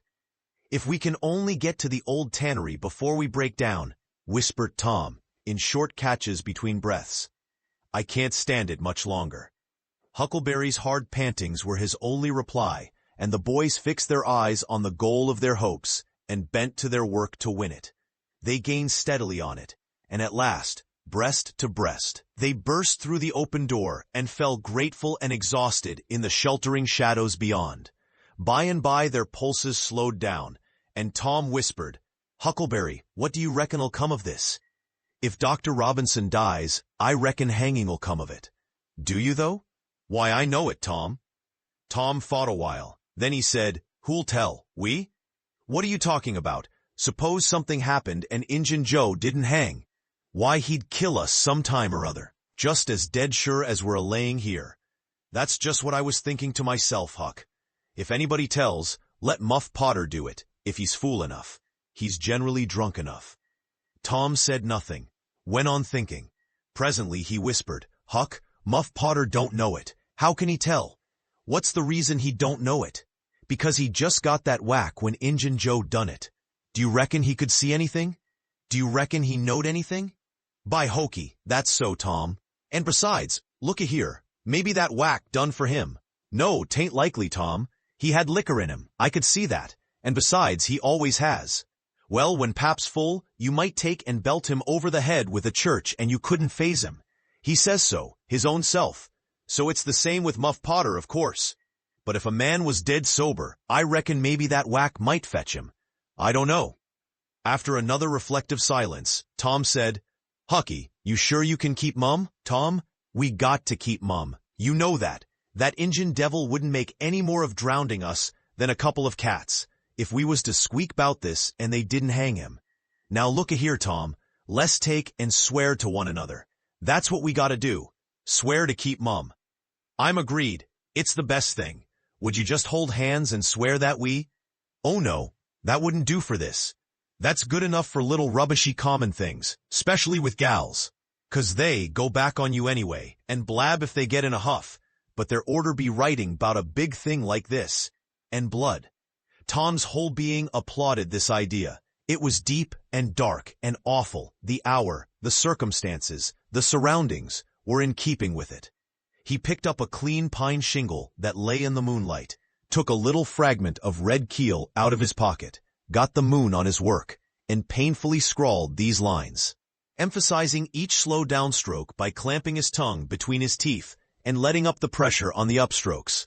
"Huck Finn and Tom Sawyer swears they will keep mum about this, and they wish they may drop down dead in their tracks if they ever tell and rot." Huckleberry was filled with admiration of Tom's facility in writing and the sublimity of his language. He at once took a pin from his lapel and was going to prick his flesh, but Tom said, "Hold on, don't do that. A pin's brass. It might have verdigrease on it." "What's verdigrease?" "It's poison. That's what it is. You just swaller some of it once, you'll see." So Tom unwound the thread from one of his needles, and each boy pricked the ball of his thumb and squeezed out a drop of blood. In time, after many squeezes, Tom managed to sign his initials, using the ball of his little finger for a pen. Then he showed Huckleberry how to make an H and an F, and the oath was complete. They buried the shingle close to the wall, with some dismal ceremonies and incantations, and the fetters that bound their tongues were considered to be locked and the key thrown away. A figure crept stealthily through a break in the other end of the ruined building now, but they did not notice it. "Tom," whispered Huckleberry, "does this keep us from ever telling, always?" "Of course it does. It don't make any difference what happens. We gotta keep mum. We'd drop down dead, don't you know that?" "Yes, I reckon that's so." They continued to whisper for some little time. Presently, a dog set up a long, lugubrious howl just outside, within 10 feet of them. The boys clasped each other suddenly, in an agony of fright. "Which of us does he mean?" gasped Huckleberry. "I don't know. Peep through the crack, quick!" "No, you, Tom. I can't do it, Huck." "Please, Tom. There 'tis again." "Oh, Lordy, I'm thankful," whispered Tom. "I know his voice. It's Bull Harbison." If Mr. Harbison owned a slave named Bull, Tom would have spoken of him as Harbison's Bull, but a son or a dog of that name was Bull Harbison. "Oh, that's good. I tell you, Tom, I was most scared to death. I'd have bet anything it was a stray dog." The dog howled again. The boy's heart sank once more. "Oh my, that ain't no Bull Harbison," whispered Huckleberry. "Do, Tom." "Tom, quaking with fear, put his eye to the crack. His whisper was hardly audible when he said, "Oh, Huck, it's a stray dog. Quick, Tom, quick." "Who does he mean?" "Huck, he must mean us both. We're right together." "Oh, Tom, I reckon we're goners. I reckon there ain't no mistake 'bout where I'll go to. I've been so wicked. Dad, fetch it. This comes of playing hooky and doing everything a feller's told not to do. I might have been good like Sid if I'd a tried, but no, I wouldn't, of course. But if ever I get off this time, I lay I'll just waller in Sunday schools." And Tom began to snuffle a little. "You bad." And Huckleberry began to snuffle too. "Consound it, Tom Sawyer, you're just old pie 'longside o' what I am. Oh, lordy, lordy, lordy, I wished I only had half your chance." Tom choked off and whispered, "Look, Hucky, look, he's got his back to us." Hucky looked with joy in his heart. "Well, he has by jingoes. Did he before?" "Yes, he did. But I, like a fool, never thought. Oh, this is bully, you know. Now who can he mean?" The howling stopped. Tom pricked up his ears. "Shh! What's that?" he whispered. "Sounds like hogs grunting." "No, it's somebody snoring, Tom." "That is it. Whereabouts is it, Huck?" "I believe it's down at t'other end. Sounds so, anyway. Pap used to sleep there sometimes, 'long with the hogs, but laws bless you, he just lifts things when he snores. Besides, I reckon he ain't ever coming back to this town any more." The spirit of adventure rose in the boys' souls once more. "Hucky, do you dast to go if I lead?" "I don't like too much. Tom, s'pose it's Injun Joe." Tom quailed, but presently the temptation rose up strong again, and the boys agreed to try, with the understanding that they would take to their heels if the snoring stopped. So they went tiptoeing stealthily down, the one behind the other. When they had got to within 5 steps of the snorer, Tom stepped on the stick, and it broke with a sharp snap. The man moaned, writhed a little, and his face came into the moonlight. It was Muff Potter. The boys' hearts had stood still, and their hopes too when the man moved, but their fears passed away now. They tiptoed out through the broken weatherboarding and stopped at a little distance to exchange a parting word. That long, lugubrious howl rose on the night air again.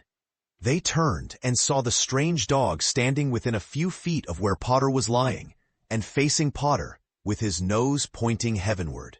"Oh, Jiminy, it's him!" exclaimed both boys in a breath. "Say, Tom, they say a stray dog come howling around Johnny Miller's house, 'bout midnight, as much as 2 weeks ago, and a whippoorwill come in and lit on the banisters and sung, the very same evening. And there ain't anybody dead there yet." "Well, I know that, and suppose there ain't. Didn't Gracie Miller fall in the kitchen fire and burn herself terrible the very next Saturday?" "Yes, but she ain't dead. And what's more, she's getting better, too." "All right, you wait and see. She's a goner, just as dead sure as Muff Potter's a goner. That's what the niggers say, and they know all about these kind of things, Huck." Then they separated, cogitating. When Tom crept in at his bedroom window, the night was almost spent. He undressed with excessive caution and fell asleep congratulating himself that nobody knew of his escapade. He was not aware that the gently snoring Sid was awake and had been so for an hour. When Tom awoke, Sid was dressed and gone. There was a late look in the light, a late sense in the atmosphere. He was startled. Why had he not been called, persecuted till he was up, as usual? The thought filled him with bodings. Within 5 minutes he was dressed and downstairs, feeling sore and drowsy. The family were still at table, but they had finished breakfast. There was no voice of rebuke, but there were averted eyes. There was a silence and an air of solemnity that struck a chill to the culprit's heart. He sat down and tried to seem gay, but it was uphill work. It roused no smile, no response, and he lapsed into silence and let his heart sink down to the depths. After breakfast, his aunt took him aside, and Tom almost brightened in the hope that he was going to be flogged. But it was not so. His aunt wept over him and asked him how he could go and break her old heart so, and finally told him to go on and ruin himself and bring her gray hairs with sorrow to the grave. For it was no use for her to try any more. This was worse than 1,000 whippings, and Tom's heart was sorer now than his body. He cried, he pleaded for forgiveness, promised to reform over and over again, and then received his dismissal, feeling that he had won but an imperfect forgiveness, an established but a feeble confidence. He left the presence too miserable to even feel revengeful towards Sid, and so the latter's prompt retreat through the back gate was unnecessary. He moped to school gloomy and sad, and took his flogging, along with Joe Harper, for playing hooky the day before, with the air of one whose heart was busy with heavier woes and wholly dead to trifles. Then he betook himself to his seat, resting his elbows on his desk and his jaws in his hands, and stared at the wall with the stony stare of suffering that has reached the limit and can no further go. His elbow was pressing against some hard substance. After a long time, he slowly and sadly changed his position and took up this object with a sigh. It was in a paper. He unrolled it. A long, lingering, colossal sigh followed, and his heart broke. It was his brass andiron knob. This final feather broke the camel's back. Chapter 11. Close upon the hour of noon, the whole village was suddenly electrified with the ghastly news. No need of the as-yet undreamed-of telegraph. The tale flew from man to man, from group to group, from house to house, with little less than telegraphic speed. Of course, the schoolmaster gave holiday for that afternoon. The town would have thought strangely of him if he had not. A gory knife had been found close to the murdered man, and it had been recognized by somebody as belonging to Muff Potter, so the story ran. And it was said that a belated citizen had come upon Potter washing himself in the branch about 1 or 2 o'clock in the morning, and that Potter had at once sneaked off. Suspicious circumstances, especially the washing, which was not a habit with Potter. It was also said that the town had been ransacked for this murderer. The public are not slow in the matter of sifting evidence and arriving at a verdict, but that he could not be found. Horsemen had departed down all the roads in every direction, and the sheriff was confident that he would be captured before night. All the town was drifting toward the graveyard. Tom's heartbreak vanished, and he joined the procession, not because he would not 1,000 times rather go anywhere else, but because an awful, unaccountable fascination drew him on. Arrived at the dreadful place, he wormed his small body through the crowd and saw the dismal spectacle. It seemed to him an age since he was there before. Somebody pinched his arm. He turned, and his eyes met Huckleberry's. Then both looked elsewhere at once, and wondered if anybody had noticed anything in their mutual glance. But everybody was talking, and intent upon the grisly spectacle before them. Poor fellow, poor young fellow. This ought to be a lesson to grave robbers. Muff Potter'll hang for this if they catch him. This was the drift of remark, and the minister said, "It was a judgment. His hand is here." Now Tom shivered from head to heel, for his eye fell upon the stolid face of Injun Joe. At this moment the crowd began to sway and struggle, and voices shouted, "It's him! It's him! He's coming himself!" Who?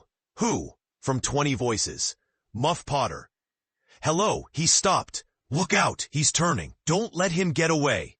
People in the branches of the trees over Tom's head said he wasn't trying to get away. He only looked doubtful and perplexed. "Infernal impudence," said a bystander. "Wanted to come and take a quiet look at his work, I reckon. Didn't expect any company." The crowd fell apart now, and the sheriff came through, ostentatiously leading Potter by the arm. The poor fellow's face was haggard, and his eyes showed the fear that was upon him. When he stood before the murdered man, he shook as with a palsy, and he put his face in his hands and burst into tears. "I didn't do it, friends," he sobbed. "But 'pon my word and honor, I never done it." "Who's accused you?" shouted a voice. This shot seemed to carry home. Potter lifted his face and looked around him with a pathetic hopelessness in his eyes. He saw Injun Joe and exclaimed, "Oh, Injun Joe, you promised me you'd never. Is that your knife?" And it was thrust before him by the sheriff. Potter would have fallen if they had not caught him and eased him to the ground. Then he said, "Something told me if I didn't come back and get—" He shuddered, then waved his nerveless hand with a vanquished gesture and said, "Tell him, Joe, tell him. It ain't any use anymore." Then Huckleberry and Tom stood dumb and staring, and heard the stony-hearted liar reel off his serene statement. they expecting every moment that the clear sky would deliver God's lightnings upon his head, and wondering to see how long the stroke was delayed. And when he had finished and still stood alive and whole, their wavering impulse to break their oath and save the poor betrayed prisoner's life faded and vanished away.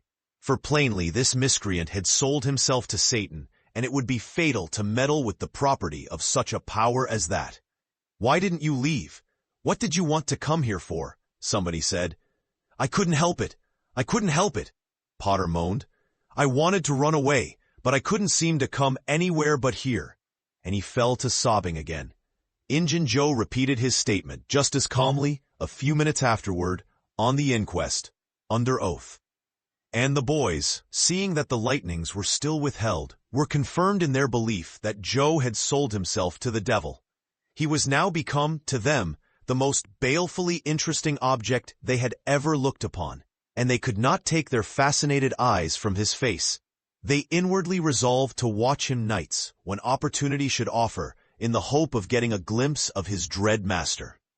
Injun Joe helped to raise the body of the murdered man, and put it in a wagon for removal, and it was whispered through the shuddering crowd that the wound bled a little. The boys thought that this happy circumstance would turn suspicion in the right direction, but they were disappointed, for more than one villager remarked, "It was within 3 feet of Muff Potter when it done it."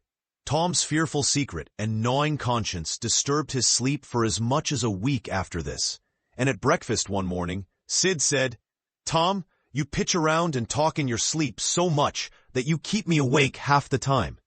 Tom blanched and dropped his eyes. "It's a bad sign," said Aunt Polly gravely. "What you got on your mind, Tom?" "Nothing. Nothing to thy know of." But the boy's hand shook so that he spilled his coffee. "And you do talk such stuff," Sid said. "Last night you said, 'It's blood, it's blood, that's what it is.' You said that over and over. And you said, 'Don't torment me so, I'll tell.' Tell what? What is it you'll tell?" Everything was swimming before Tom. There is no telling what might have happened now, but luckily the concern passed out of Aunt Polly's face, and she came to Tom's relief without knowing it. She said, "Sure, it's that dreadful murder. I dream about it most every night myself. Sometimes I dream it's me that done it." Mary said she had been affected much the same way. Sid seemed satisfied. Tom got out of the presence as quick as he plausibly could, and after that he complained of toothache for a week, and tied up his jaws every night. He never knew that Sid lay nightly watching, and frequently slipped the bandage free, and then leaned on his elbow listening a good while at a time, and afterward slipped the bandage back to its place again. Tom's distress of mind wore off gradually, and the toothache grew irksome and was discarded. If Sid really managed to make anything out of Tom's disjointed mutterings, he kept it to himself. It seemed to Tom that his schoolmates never would get done holding inquests on dead cats, and thus keeping his trouble present to his mind. Sid noticed that Tom never was coroner at one of these inquiries, though it had been his habit to take the lead in all new enterprises. He noticed, too, that Tom never acted as a witness, and that was strange. And Sid did not overlook the fact that Tom even showed a marked aversion to these inquests, and always avoided them when he could. Sid marveled, but said nothing. However, even inquests went out of vogue at last, and ceased to torture Tom's conscience. Every day or two, during this time of sorrow, Tom watched his opportunity, and went to the little grated jail window, and smuggled such small comforts through to the murderer as he could get hold of. The jail was a trifling little brick den that stood in a marsh at the edge of the village, and no guards were afforded for it. Indeed, it was seldom occupied. These offerings greatly helped to ease Tom's conscience. The villagers had a strong desire to tar and feather Injun Joe and ride him on a rail for body snatching. But so formidable was his character that nobody could be found who was willing to take the lead in the matter, so it was dropped. He had been careful to begin both of his inquest statements with the fight, without confessing the grave robbery that preceded it. Therefore, it was deemed wisest not to try the case in the courts at present. Chapter 12. One of the reasons why Tom's mind had drifted away from its secret troubles was that it had found a new and weighty matter to interest itself about. Becky Thatcher had stopped coming to school. Tom had struggled with his pride a few days and tried to whistle her down the wind, but failed. He began to find himself hanging around her father's house nights and feeling very miserable. She was ill. What if she should die? There was distraction in the thought. He no longer took an interest in war, nor even in piracy. The charm of life was gone. There was nothing but dreariness left. He put his hoop away and his bat. There was no joy in them anymore. His aunt was concerned. She began to try all manner of remedies on him. She was one of those people who are infatuated with patent medicines and all newfangled methods of producing health or mending it. She was an inveterate experimenter in these things. When something fresh in this line came out, she was in a fever, right away, to try it. Not on herself, for she was never ailing, but on anybody else that came handy. She was a subscriber for all the health periodicals and phrenological frauds, and the solemn ignorance they were inflated with was breath to her nostrils. All the rot they contained about ventilation, and how to go to bed, and how to get up, and what to eat, and what to drink, and how much exercise to take, and what frame of mind to keep oneself in, and what sort of clothing to wear, was all gospel to her, and she never observed that her health journals of the current month customarily upset everything they had recommended the month before. She was as simple-hearted and honest as the day was long, and so she was an easy victim. She gathered together her quack periodicals and her quack medicines, and thus armed with death, went about on her pale horse, metaphorically speaking, with hell following after. But she never suspected that she was not an angel of healing and the balm of Gilead in disguise to the suffering neighbors. The water treatment was new now, and Tom's low condition was a windfall to her. She had him out at daylight every morning, stood him up in the woodshed and drowned him with a deluge of cold water. Then she scrubbed him down with a towel like a file, and so brought him to. Then she rolled him up in a wet sheet and put him away under blankets till she sweated his soul clean, and the yellow stains of it came through his pores, as Tom said. Yet notwithstanding all this, the boy grew more and more melancholy and pale and dejected. She added hot baths, sitz baths, shower baths, and plunges. The boy remained as dismal as a hearse. She began to assist the water with a slim oatmeal diet and blister plasters. She calculated his capacity as she would a jug's, and filled him up every day with quack cure-alls. Tom had become indifferent to persecution by this time. This phase filled the old lady's heart with consternation. This indifference must be broken up at any cost. Now she heard of painkiller for the first time. She ordered a lot at once. She tasted it and was filled with gratitude. It was simply fire in a liquid form. She dropped the water treatment and everything else, and pinned her faith to painkiller. She gave Tom a teaspoonful and watched with the deepest anxiety for the result. Her troubles were instantly at rest, her soul at peace again, for the indifference was broken up. The boy could not have shown a wilder, heartier interest if she had built a fire under him. Tom felt that it was time to wake up. This sort of life might be romantic enough in his blighted condition, but it was getting to have too little sentiment and too much distracting variety about it.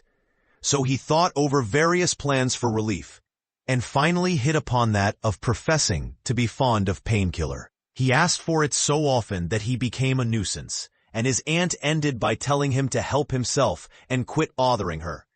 If it had been Sid, she would have had no misgivings to alloy her delight. But since it was Tom, she watched the bottle clandestinely.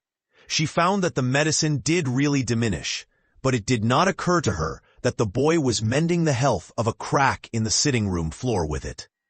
One day Tom was in the act of dosing the crack when his aunt's yellow cat came along, purring, eyeing the teaspoon avariciously, and begging for a taste. Tom said, "Don't ask for it unless you want it, Peter." But Peter signified that he did want it. "You better make sure." Peter was sure. Now you've asked for it, and I'll give it to you, because there ain't anything mean about me. But if you find you don't like it, you mustn't blame anybody but your own self." Peter was agreeable, so Tom pried his mouth open and poured down the painkiller.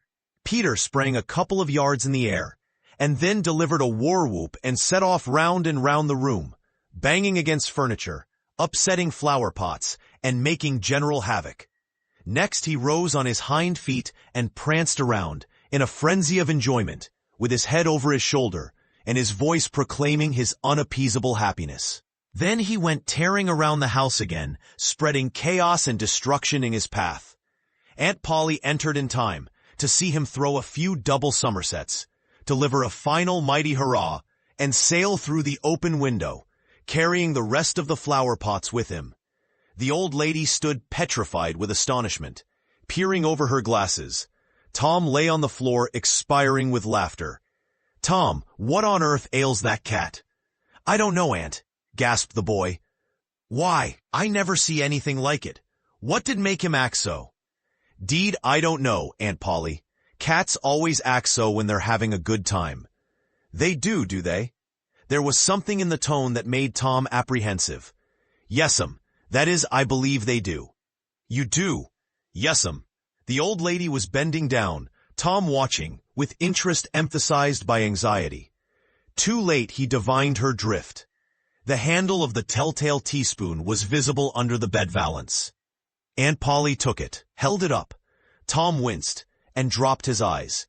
Aunt Polly raised him by the usual handle, his ear, and cracked his head soundly with her thimble.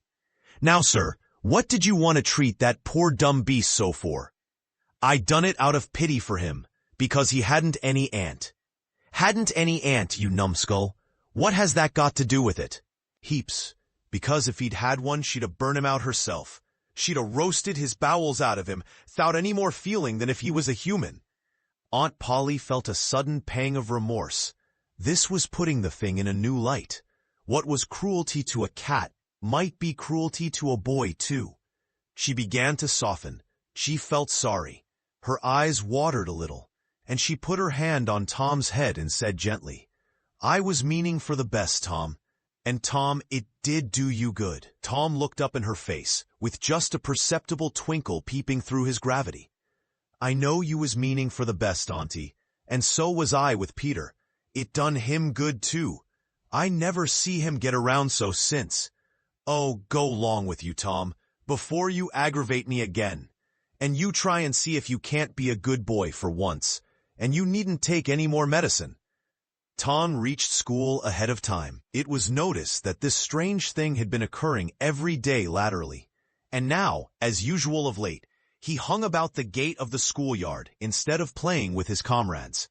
He was sick, he said, and he looked it.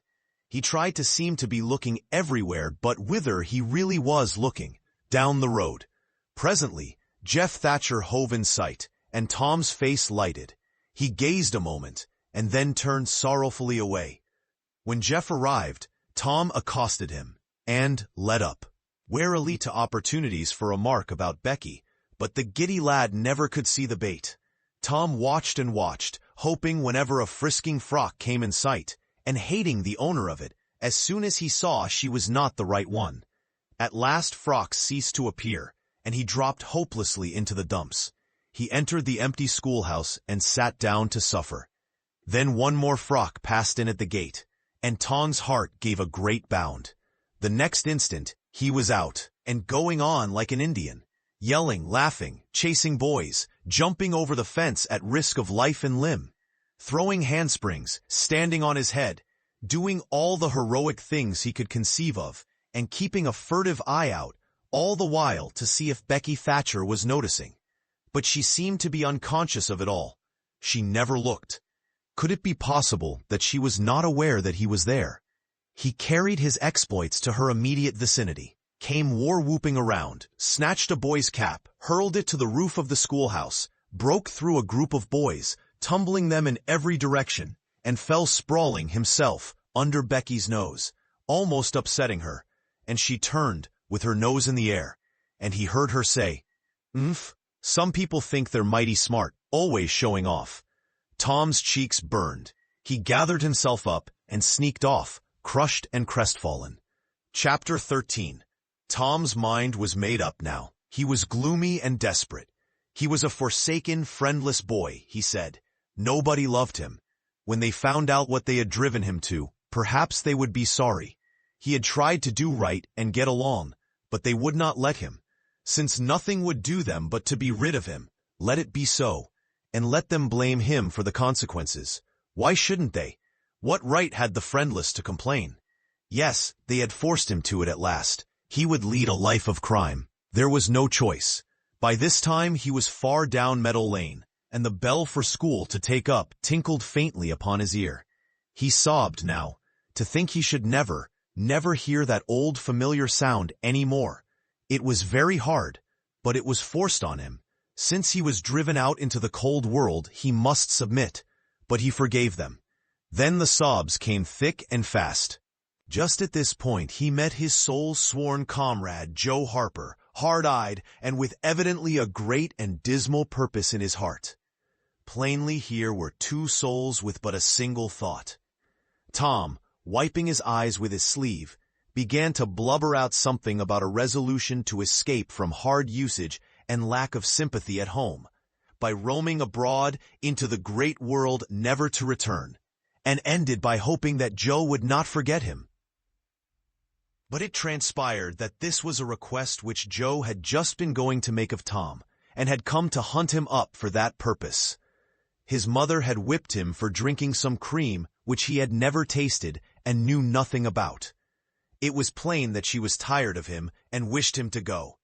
If she felt that way, there was nothing for him to do but succumb. He hoped she would be happy, and never regret having driven her poor boy out into the unfeeling world to suffer and die. As the two boys walked sorrowing along, they made a new compact to stand by each other and be brothers and never separate till death relieved them of their troubles. Then they began to lay their plans. Joe was for being a hermit and living on crusts in a remote cave and dying sometime of cold and want and grief. But after listening to Tom, he conceded that there were some conspicuous advantages about a life of crime, and so he consented to be a pirate. 3 miles below St. Petersburg, at a point where the Mississippi River was a trifle over a mile wide, there was a long, narrow, wooded island, with a shallow bar at the head of it, and this offered well as a rendezvous. It was not inhabited. It lay far over toward the further shore, abreast a dense and almost wholly unpeopled forest. So Jackson's Island was chosen. Who were to be the subjects of their piracies was a matter that did not occur to them. Then they hunted up Huckleberry Finn, and he joined them promptly, for all careers were one to him. He was indifferent. They presently separated to meet at a lonely spot on the riverbank 2 miles above the village at the favorite hour, which was midnight. There was a small log raft there which they meant to capture. Each would bring hooks and lines, and such provision as he could steal in the most dark and mysterious way, as became outlaws. And before the afternoon was done, they had all managed to enjoy the sweet glory of spreading the fact that pretty soon the town would hear something. All who got this vague hint were cautioned to be mum and wait. About midnight, Tom arrived with a boiled ham and a few trifles, and stopped in a dense undergrowth on a small bluff overlooking the meeting place. It was starlight, and very still. The mighty river lay like an ocean at rest. Tom listened a moment, but no sound disturbed the quiet. Then he gave a low, distinct whistle. It was answered from under the bluff. Tom whistled twice more. These signals were answered in the same way. Then a guarded voice said, "Who goes there?" "Tom Sawyer, the Black Avenger of the Spanish Main. Name your names." "Huck Finn the Red-Handed," and "Joe Harper the Terror of the Seas." Tom had furnished these titles from his favorite literature. "'Tis well, give the countersign."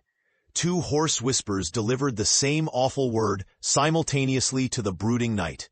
Blood.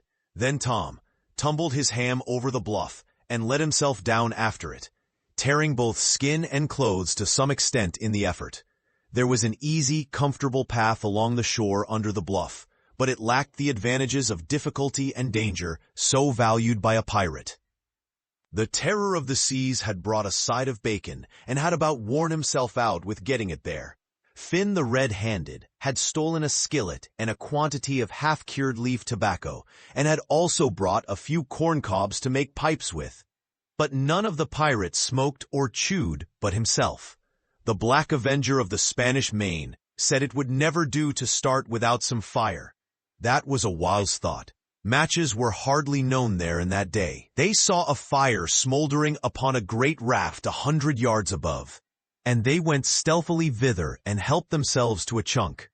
They made an imposing adventure of it, saying "hist" every now and then, and suddenly halting with finger on lip, moving with hands on imaginary dagger hilts, and giving orders in dismal whispers that if the foe stirred, to let him have it to the hilt, because dead men tell no tales. They knew well enough that the raftsmen were all down at the village laying in stores or having a spree, but still that was no excuse for their conducting this thing in an unpiratical way.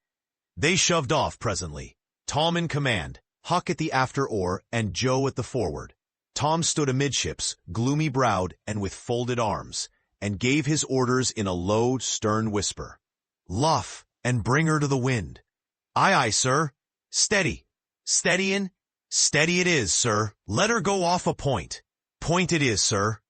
As the boys steadily and monotonously drove the raft toward midstream, it was no doubt understood that these orders were given only for style, and were not intended to mean anything in particular. "What sail's she carrying?" "Courses, topsails, and flying jib, sir." "Send the riles up. Lay out aloft there, 6 of you. Foretopmast stunsail. Lively now." "Aye, aye, sir." "Shake out that main toggelansail. Sheets and braces. Now, my hearties." "Aye, aye, sir." "Helm a lee, hard a port. Stand by to meet her when she comes."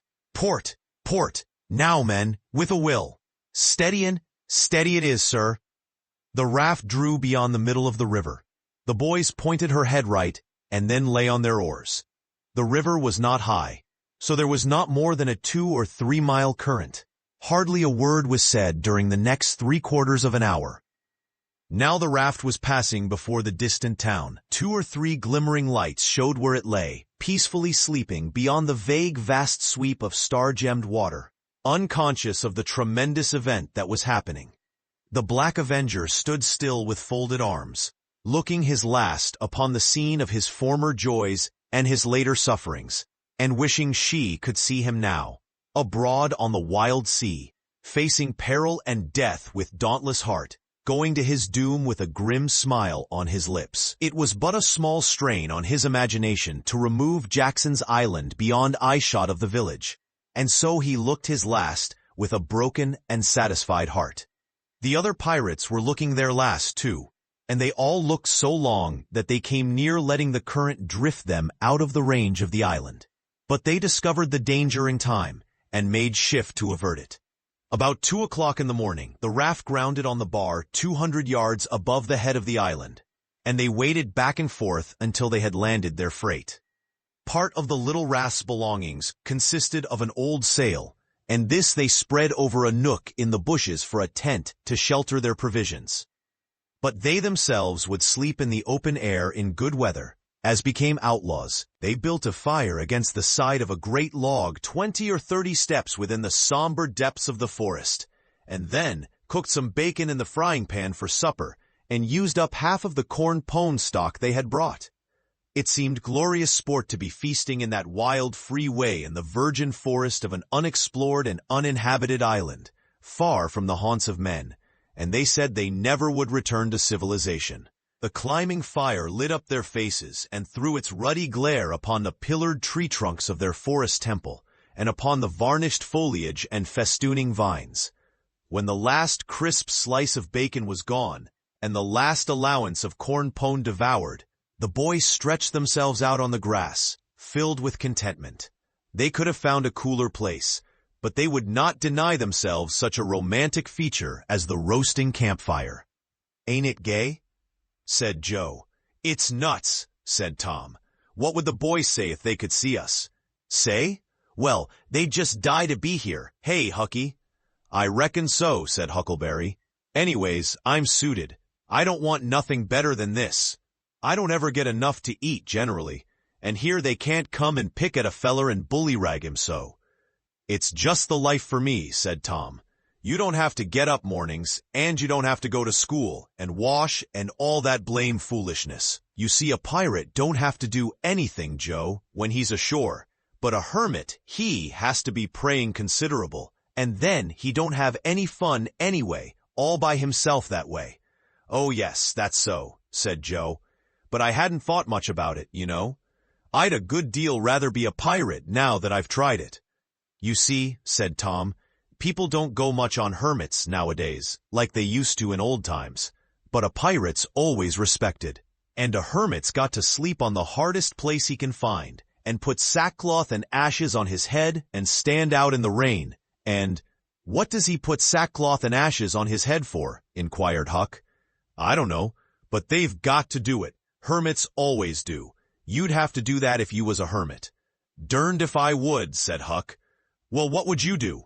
I don't know, but I wouldn't do that. Why, Huck? You'd have to. How'd you get around it? I just wouldn't stand it. I'd run away. Run away? Well, you would be a nice old slouch of a hermit. You'd be a disgrace. The red-handed made no response, being better employed. He had finished gouging out a cob, and now he fitted a weed stem to it, loaded it with tobacco, and was pressing a coal to the charge and blowing a cloud of fragrant smoke. He was in the full bloom of luxurious contentment. The other pirates envied him this majestic vice, and secretly resolved to acquire it shortly. Presently Huck said, What does pirates have to do? Tom said, Oh, they have just a bully time. Take ships and burn them, and get the money and bury it in awful places in their island, where there's ghosts and things to watch it, and kill everybody in the ships, make 'em walk a plank. And they carry the women to the island, said Joe. They don't kill the women. No, assented Tom. They don't kill the women. They're too noble. And the women's always beautiful too. And don't they wear the bulliest clothes?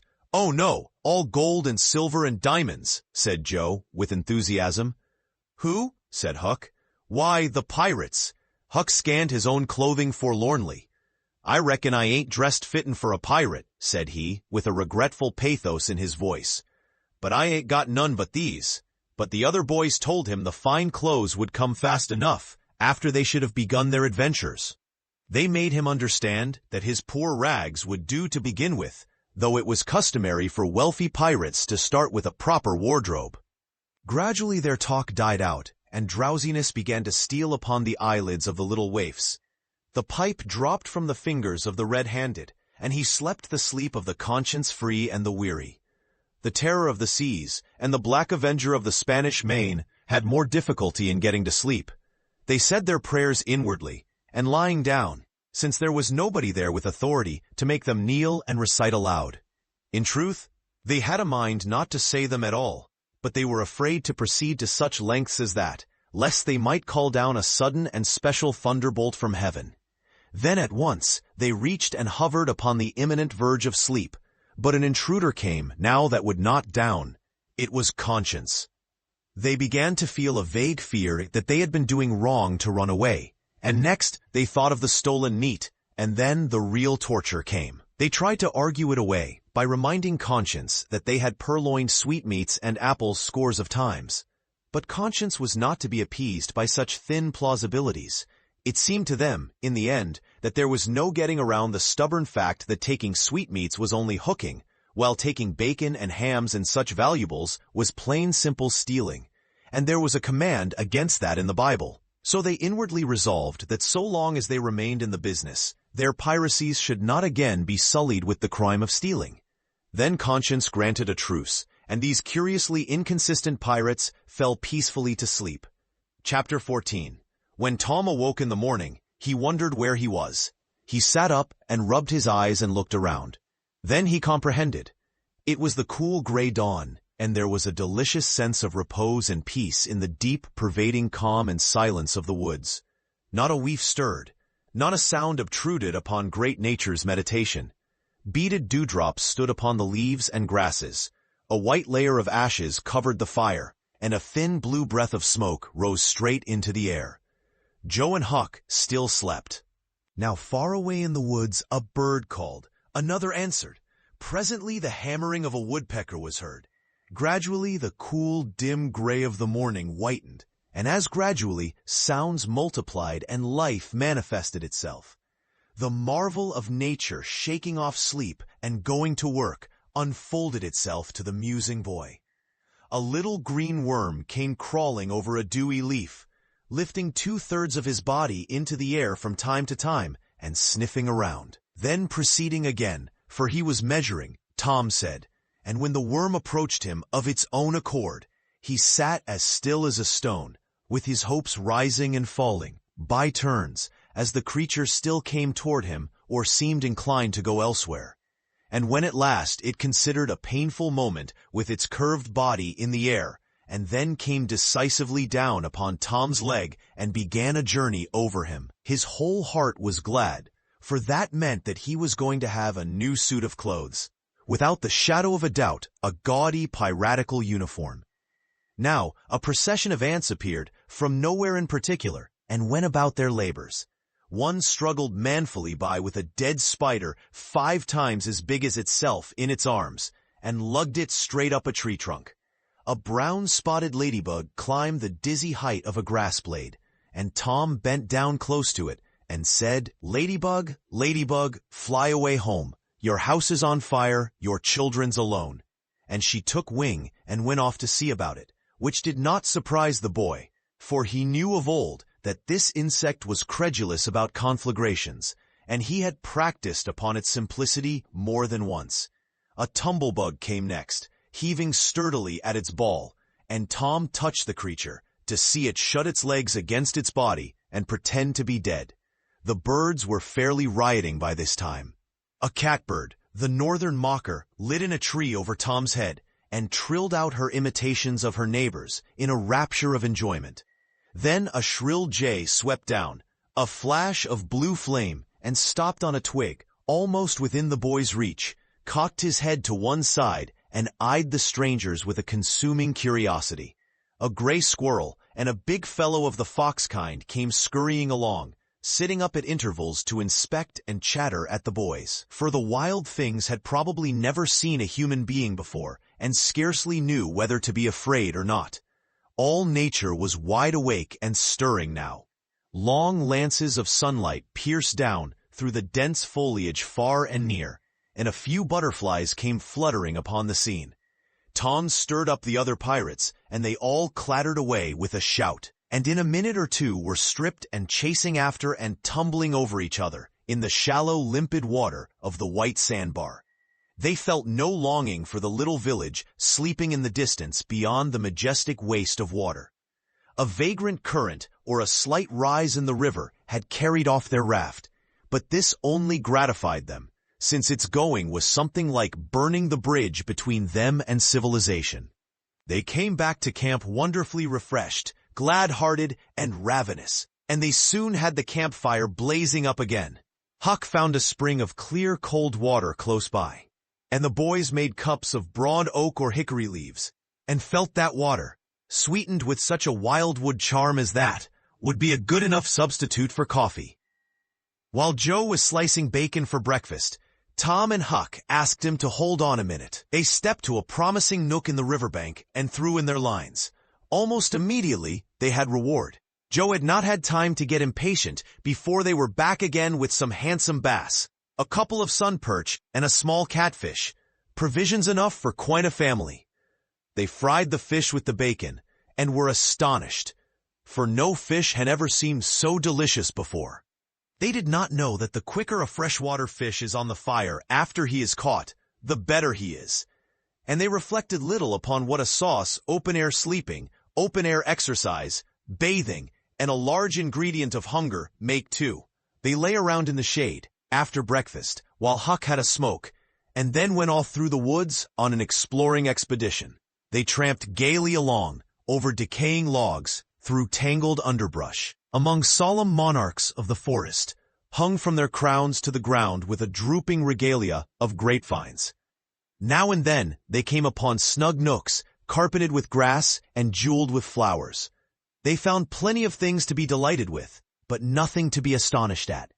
They discovered that the island was about 3 miles long and 1/4 of a mile wide, and that the shore it lay closest to was only separated from it by a narrow channel hardly 200 yards wide. They took a swim about every hour, so it was close upon the middle of the afternoon when they got back to camp. They were too hungry to stop to fish, but they fared sumptuously upon cold ham, and then threw themselves down in the shade to talk. But the talk soon began to drag, and then died. The stillness, the solemnity that brooded in the woods, and the sense of loneliness began to tell upon the spirits of the boys. They fell to thinking. A sort of undefined longing crept upon them. This took dim shape, presently. It was budding homesickness. Even Finn the red-handed was dreaming of his doorsteps and empty hogsheads. But they were all ashamed of their weakness, and none was brave enough to speak his thought.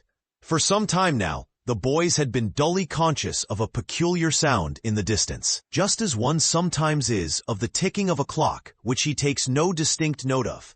But now this mysterious sound became more pronounced and forced a recognition.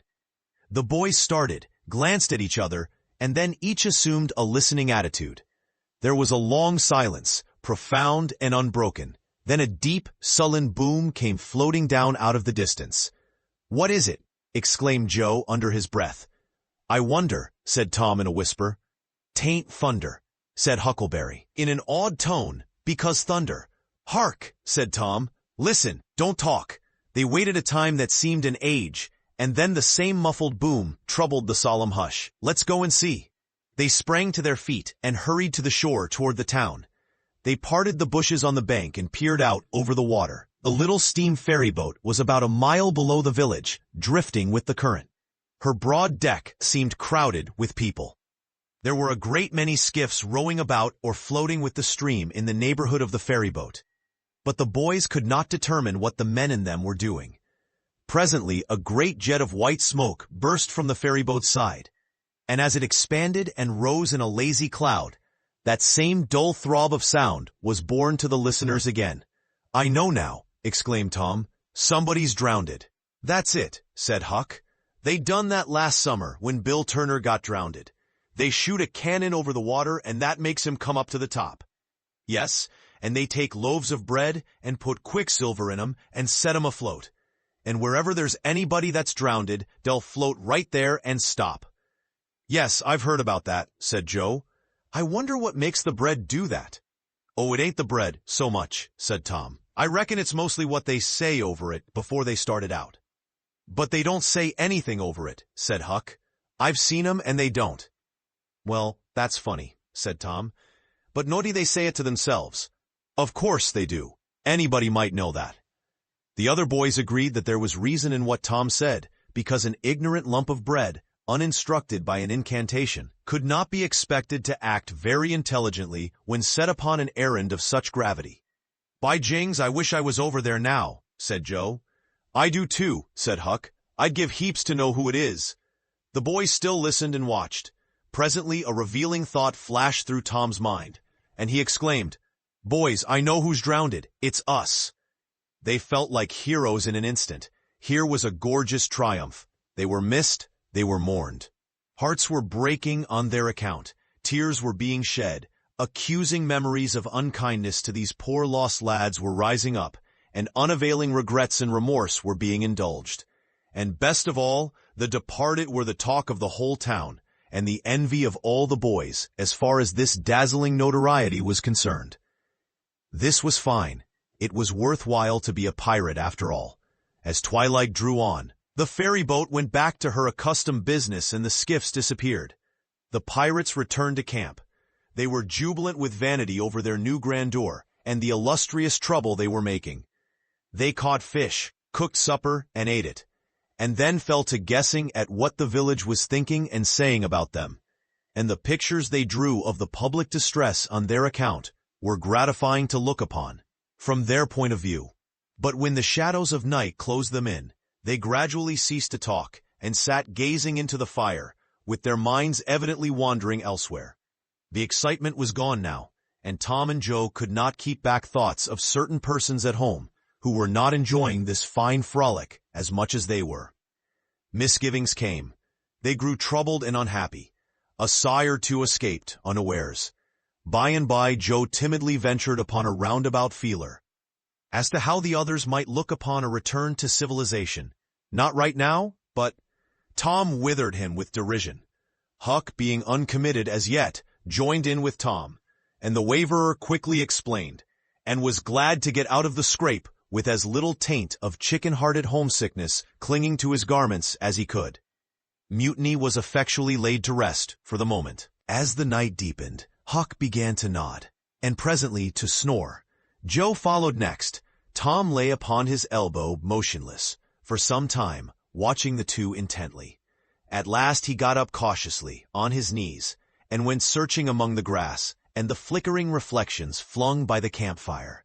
He picked up and inspected several large semi-cylinders of the thin white bark of a sycamore, and finally chose two which seemed to suit him. Then he knelt by the fire and painfully wrote something upon each of these with his red keel. One he rolled up and put in his jacket pocket, and the other he put in Joe's hat and removed it to a little distance from the owner. And he also put into the hat certain schoolboy treasures of almost inestimable value, among them a lump of chalk, an India rubber ball, 3 fishhooks, and one of that kind of marbles known as a sure nuff crystal. Then he tiptoed his way cautiously among the trees, till he felt that he was out of hearing, and straightway broke into a keen run in the direction of the sandbar. Chapter 15. A few minutes later, Tom was in the shoal water of the bar, wading toward the Illinois shore. Before the depth reached his middle, he was halfway over. The current would permit no more wading now, so he struck out confidently to swim the remaining 100 yards. He swam quartering upstream, but still was swept downward, rather faster than he had expected. However, he reached the shore finally, and drifted along till he found a low place, and drew himself out. He put his hand on his jacket pocket, found his piece of bark safe, and then struck through the woods, following the shore, with streaming garments. Shortly before 10 o'clock, he came out into an open place opposite the village, and saw the ferryboat lying in the shadow of the trees and the high bank. Everything was quiet under the blinking stars. He crept down the bank, watching with all his eyes, slipped into the water, swam 3 or 4 strokes, and climbed into the skiff that did yawl duty at the boat's stern. He laid himself down under the thwarts and waited, panting. Presently the cracked bell tapped, and a voice gave the order to cast off. A minute or two later, the skiff's head was standing high up against the boat's swell, and the voyage was begun. Tom felt happy in his success, for he knew it was the boat's last trip for the night. At the end of a long 12 or 15 minutes, the wheels stopped, and Tom slipped overboard and swam ashore in the dusk, landing 50 yards downstream, out of danger of possible stragglers. He flew along unfrequented alleys, and shortly found himself at his aunt's back fence. He climbed over, approached the L, and looked in at the sitting-room window, for a light was burning there. There sat Aunt Polly, Sid, Mary, and Joe Harper's mother, grouped together, talking. They were by the bed, and the bed was between them and the door. Tom went to the door and began to softly lift the latch. Then he pressed gently, and the door yielded a crack. He continued pushing cautiously, and quaking every time it creaked, till he judged he might squeeze through on his knees. So he put his head through, and began, warily. "What makes the candle blow so?" said Aunt Polly. Tom hurried up. "Why, that door's open, I believe." "Why, of course it is. No end of strange things now. Go long and shut it, Sid." Tom disappeared under the bed just in time. He lay and breathed himself for a time, and then crept to where he could almost touch his aunt's foot. "But as I was saying," said Aunt Polly, "he weren't bad, so to say, only mischievous, only just giddy, and harum-scarum, you know. He weren't any more responsible than a colt. He never meant any harm, and he was the best-hearted boy that ever was." And she began to cry. "It was just so with my Joe, always full of his devilment, and up to every kind of mischief, but he was just as unselfish and kind as he could be. And laws bless me, to think I went and whipped him for taking that cream, never once recollecting that I throwed it out myself because it was sour, and I never to see him again in this world. Never, never, never, poor abused boy." And Mrs. Harper sobbed as if her heart would break. "I hope Tom's better off where he is," said Sid. "But if he'd been better in some ways—" "Sid!" Tom felt the glare of the old lady's eye, though he could not see it. "Not a word against my Tom now that he's gone. God'll take care of him. Never you trouble yourself, sir." "Oh, Mrs. Harper, I don't know how to give him up. I don't know how to give him up. He was such a comfort to me, although he tormented my old heart out of me, most. The Lord giveth, and the Lord hath taken away. Blessed be the name of the Lord. But it's so hard. Oh, it's so hard. Only last Saturday my Joe busted a firecracker right under my nose, and I knocked him sprawling. Little did I know then, how soon. Oh, if he was to do over again, I'd hug him and bless him for it." "Yes, yes, yes. I know just how you feel, Mrs. Harper. I know just exactly how you feel. No longer ago than yesterday noon, my Tom took and filled the cat full of painkiller, and I did think the creature would tear the house down. And God forgive me, I cracked Tom's head with my thimble. Poor boy, poor dead boy. But he's out of all his troubles now. And the last words I ever heard him say was to reproach.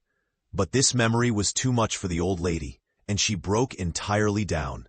Tom was snuffling now, himself, and more in pity of himself than anybody else.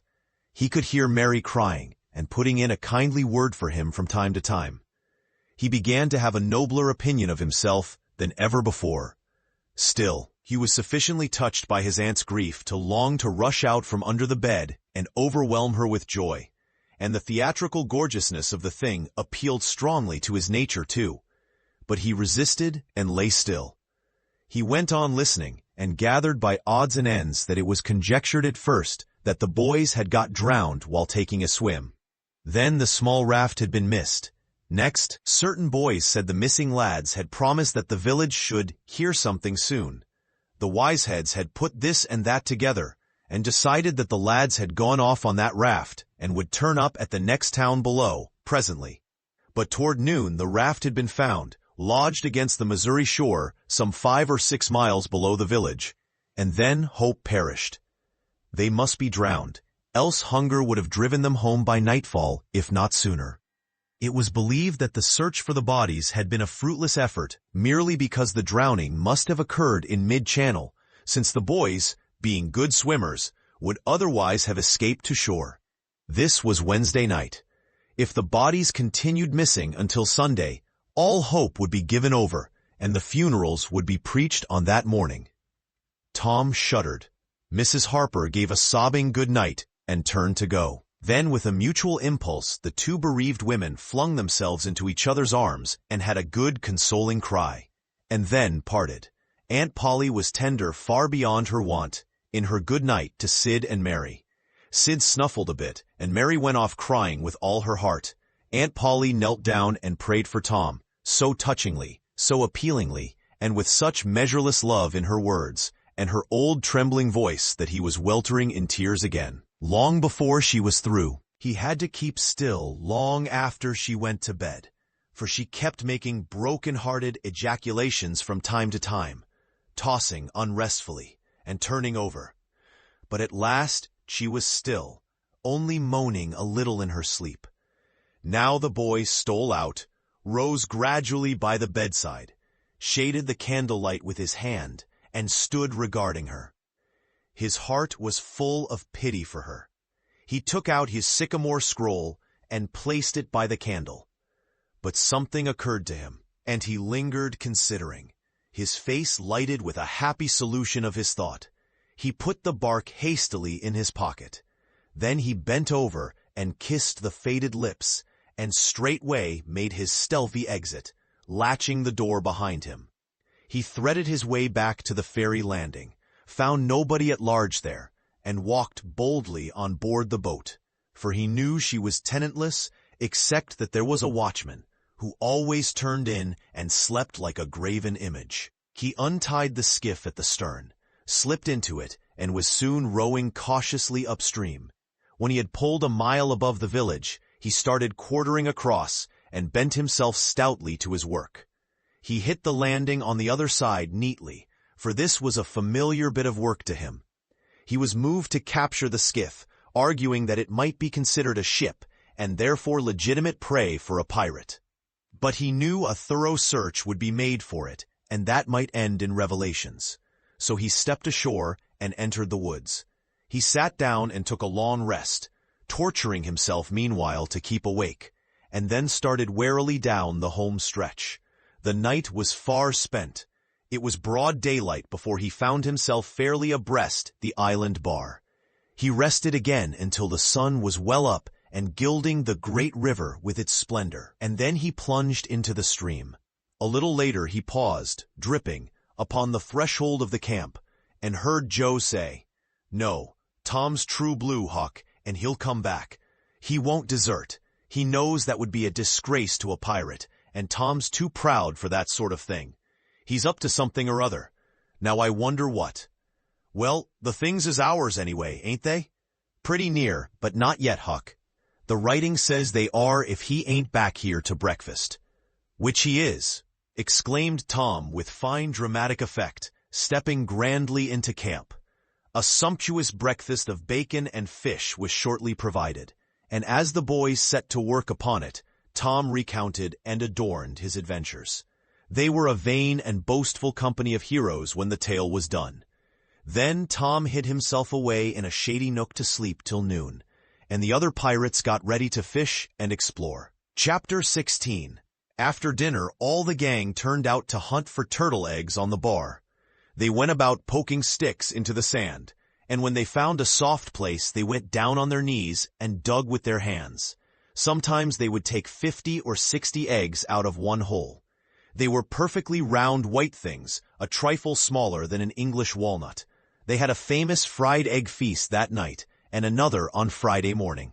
After breakfast, they went whooping and prancing out on the bar, and chased each other round and round, shedding clothes as they went, until they were naked, and then continued the frolic, far away up the shoal water of the bar, against the stiff current, which latter tripped their legs from under them from time to time, and greatly increased the fun. And now and then they stooped in a group, and splashed water in each other's faces with their palms, gradually approaching each other with averted faces to avoid the strangling sprays, and finally gripping and struggling till the best man ducked his neighbor, and then they all went under in a tangle of white legs and arms, and came up blowing, sputtering, laughing, and gasping for breath at one and the same time. When they were well exhausted, they would run out and sprawl on the dry, hot sand, and lie there and cover themselves up with it, and by break for the water again and go through the original performance once more. Finally, it occurred to them that their naked skin represented flesh-colored tights very fairly, so they drew a ring in the sand and had a circus with 3 clowns in it, for none would yield this proudest post to his neighbor. Next they got their marbles and played knucks and ring-taw and keeps, till that amusement grew stale. Then Joe and Huck had another swim, but Tom would not venture, because he found that in kicking off his trousers, he had kicked his string of rattlesnake rattles off his ankle, and he wondered how he had escaped cramps so long without the protection of this mysterious charm. He did not venture again until he had found it, and by that time the other boys were tired and ready to rest. They gradually wandered apart, dropped into the dumps, and fell to gazing longingly across the wide river to where the village lay drowsing in the sun. Tom found himself writing Becky in the sand with his big toe. He scratched it out and was angry with himself for his weakness, but he wrote it again nevertheless. He could not help it. He erased it once more, and then took himself out of temptation by driving the other boys together and joining them. But Joe's spirits had gone down almost beyond resurrection. He was so homesick that he could hardly endure the misery of it. The tears lay very near the surface. Huck was melancholy too. Tom was downhearted, but tried hard not to show it.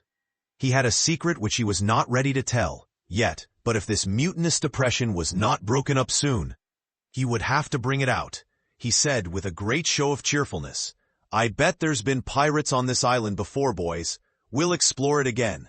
They've hid treasures here somewhere. How'd you feel to light on a rotten chest full of gold and silver, hey?"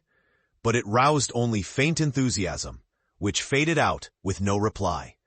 Tom tried 1 or 2 other seductions, but they failed too. It was discouraging work. Joe sat poking up the sand with a stick and looking very gloomy. Finally, he said, "Oh, boys, let's give it up. I want to go home. It's so lonesome." "Oh no, Joe, you'll feel better by and by," said Tom. "Just think of the fishing that's here." "I don't care for fishing. I want to go home." "But Joe, there ain't such another swimming place anywhere." "Swimming's no good. I don't seem to care for it somehow when there ain't anybody to say I shan't go in. I mean to go home." "Oh, shucks, baby, you want to see your mother, I reckon." "Yes, I do want to see my mother, and you would too if you had one. I ain't any more baby than you are." And Joe snuffled a little. "Well, we'll let the crybaby go home to his mother, won't we, Huck? Poor thing, does it want to see its mother? And so it shall. You like it here, don't you, Huck? We'll stay, won't we?" Huck said, "Yes," without any heart in it. "I'll never speak to you again as long as I live," said Joe, rising. "There now." And he moved moodily away and began to dress himself. "Who cares?" said Tom. "Nobody wants you to. Go long home and get laughed at." "Oh, you're a nice pirate. Huck and me ain't crybabies. We'll stay, won't we, Huck? Let him go if he wants to. I reckon we can get along without him, perhaps." But Tom was uneasy nevertheless, and was alarmed to see Joe go sullenly on with his dressing. And then it was discomforting to see Huck eyeing Joe's preparations so wistfully, and keeping up such an ominous silence. Presently, without a parting word, Joe began to wade off toward the Illinois shore. Tom's heart began to sink. He glanced at Huck. Huck could not bear the look, and dropped his eyes. And he said, "I want to go too, Tom. It was getting so lonesome anyway, and now it'll be worse. Let's us go too, Tom." "I won't. You can all go if you want to. I mean to stay." "Tom, I better go." "Well, go long. Who's hindering you?" Huck began to pick up his scattered clothes. He said, "Tom, I wished you'd come too. Now you think it over. We'll wait for you when we get to shore." "Well, you'll wait a blame long time, that's all." Huck started sorrowfully away, and Tom stood looking after him, with a strong desire tugging at his heart to yield his pride and go along too. He hoped the boys would stop, but they still waded slowly on. It suddenly dawned on Tom that it was become very lonely and still. He made one final struggle with his pride, and then darted after his comrades, yelling, "Wait! Wait! I want to tell you something!" They presently stopped and turned around. When he got to where they were, he began unfolding his secret, and they listened moodily till at last they saw the point he was driving at. And then they set up a war whoop of applause and said it was splendid, and said if he had told them at first, they wouldn't have started away. He made a plausible excuse, but his real reason had been the fear that not even the secret would keep them with him any very great length of time, and so he had meant to hold it in reserve as a last seduction. The lads came gaily back and went at their sports again with a will, chattering all the time about Tom's stupendous plan and admiring the genius of it. After a dainty egg and fish dinner, Tom said he wanted to learn to smoke now. Joe caught at the idea and said he would like to try too. So Huck made pipes and filled them. These novices had never smoked anything before but cigars made of grapevine, and they bit the tongue, and were not considered manly anyway. Now they stretched themselves out on their elbows, and began to puff, charily, and with slender confidence. The smoke had an unpleasant taste, and they gagged a little, but Tom said, "Why, it's just as easy. If I'd knowed this was all, I'd 'a' learned long ago." "So would I," said Joe. "It's just nothing. Why, many a time I've looked at people smoking and thought, well, I wish I could do that, but I never thought I could," said Tom. "That's just the way with me, hain't it, Huck? You've heard me talk just that way, haven't you, Huck? I'll leave it to Huck if I haven't." "Yes, heaps of times," said Huck. "Well, I have too," said Tom. "Oh, hundreds of times. Once down by the slaughterhouse. Don't you remember, Huck? Bob Tanner was there, and Johnny Miller and Jeff Thatcher, when I said it. Don't you remember, Huck, 'bout me saying that?" "Yes, that's so," said Huck. "That was the day after I lost a white alley. No, 'twas the day before." "There, I told you so," said Tom. "Huck recollects it." "I believe I could smoke this pipe all day," said Joe. "I don't feel sick." "Neither do I," said Tom. "I could smoke it all day. But I bet you Jeff Thatcher couldn't. Jeff Thatcher, why, he'd keel over just with 2 draws. Just let him try it once. He'd see. I bet he would. And Johnny Miller, I wish could see Johnny Miller tackle it once. Oh, don't I, said Joe. Why, I bet you Johnny Miller couldn't any more do this than nothing. Just one little snifter would fetch him. Deed it would, Joe. Say, I wish the boys could see us now. So do I. Say, boys, don't say anything about it. And sometime when they're around, I'll come up to you and say, Joe, got a pipe? I want to smoke. And you'll say, kind of careless-like, as if it weren't anything. You'll say, yes, I got my old pipe and another one, but my tobacco ain't very good. And I'll say, oh, that's all right, if it's strong enough. And then you'll out with the pipes, and we'll light up just as calm. And then just see 'em look. By jings, that'll be gay, Tom. I wish it was now. So do I. And when we tell 'em we learned when we was off pirating, won't they wish they'd been along? Oh, I reckon not. I'll just bet they will. So the talk ran on, but presently it began to flag a trifle and grow disjointed. The silences widened. The expectoration marvelously increased. Every pore inside the boys' cheeks became a spouting fountain.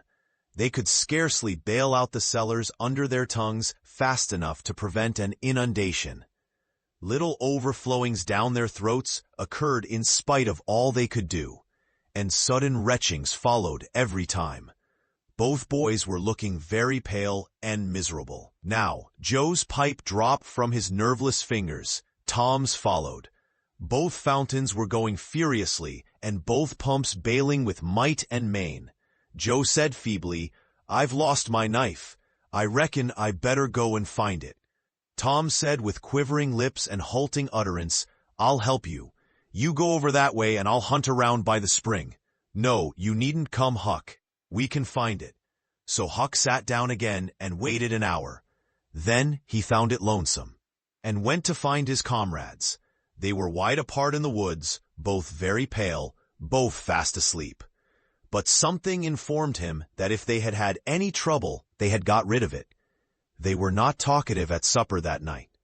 They had a humble look, and when Huck prepared his pipe after the meal and was going to prepare theirs, they said no, they were not feeling very well. Something they ate at dinner had disagreed with them. About midnight Joe awoke and called the boys. There was a brooding oppressiveness in the air that seemed to bode something. The boys huddled themselves together and sought the friendly companionship of the fire, though the dull dead heat of the breathless atmosphere was stifling. They sat still, intent and waiting. The solemn hush continued. Beyond the light of the fire, everything was swallowed up in the blackness of darkness. Presently, there came a quivering glow that vaguely revealed the foliage for a moment and then vanished. By and by, another came, a little stronger, then another. Then a faint moan came sighing through the branches of the forest, and the boys felt a fleeting breath upon their cheeks and shuddered with the fancy that the spirit of the night had gone by. There was a pause. Now a weird flash turned night into day and showed every little grass blade, separate and distinct, that grew about their feet, and it showed 3 white startled faces too. A deep peal of thunder went rolling and tumbling down the heavens and lost itself in sullen rumblings in the distance. A sweep of chilly air passed by, rustling all the leaves and snowing the flaky ashes broadcast about the fire. Another fierce glare lit up the forest, and an instant crash followed that seemed to rend the treetops right over the boys' heads. They clung together in terror. In the thick gloom that followed, a few big raindrops fell pattering upon the leaves. "Quick, boys, go for the tent!" exclaimed Tom. They sprang away, stumbling over roots and among vines in the dark, no two plunging in the same direction. A furious blast roared through the trees, making everything sing as it went. One blinding flash after another came, and peal on peal of deafening thunder. And now a drenching rain poured down, and the rising hurricane drove it in sheets along the ground.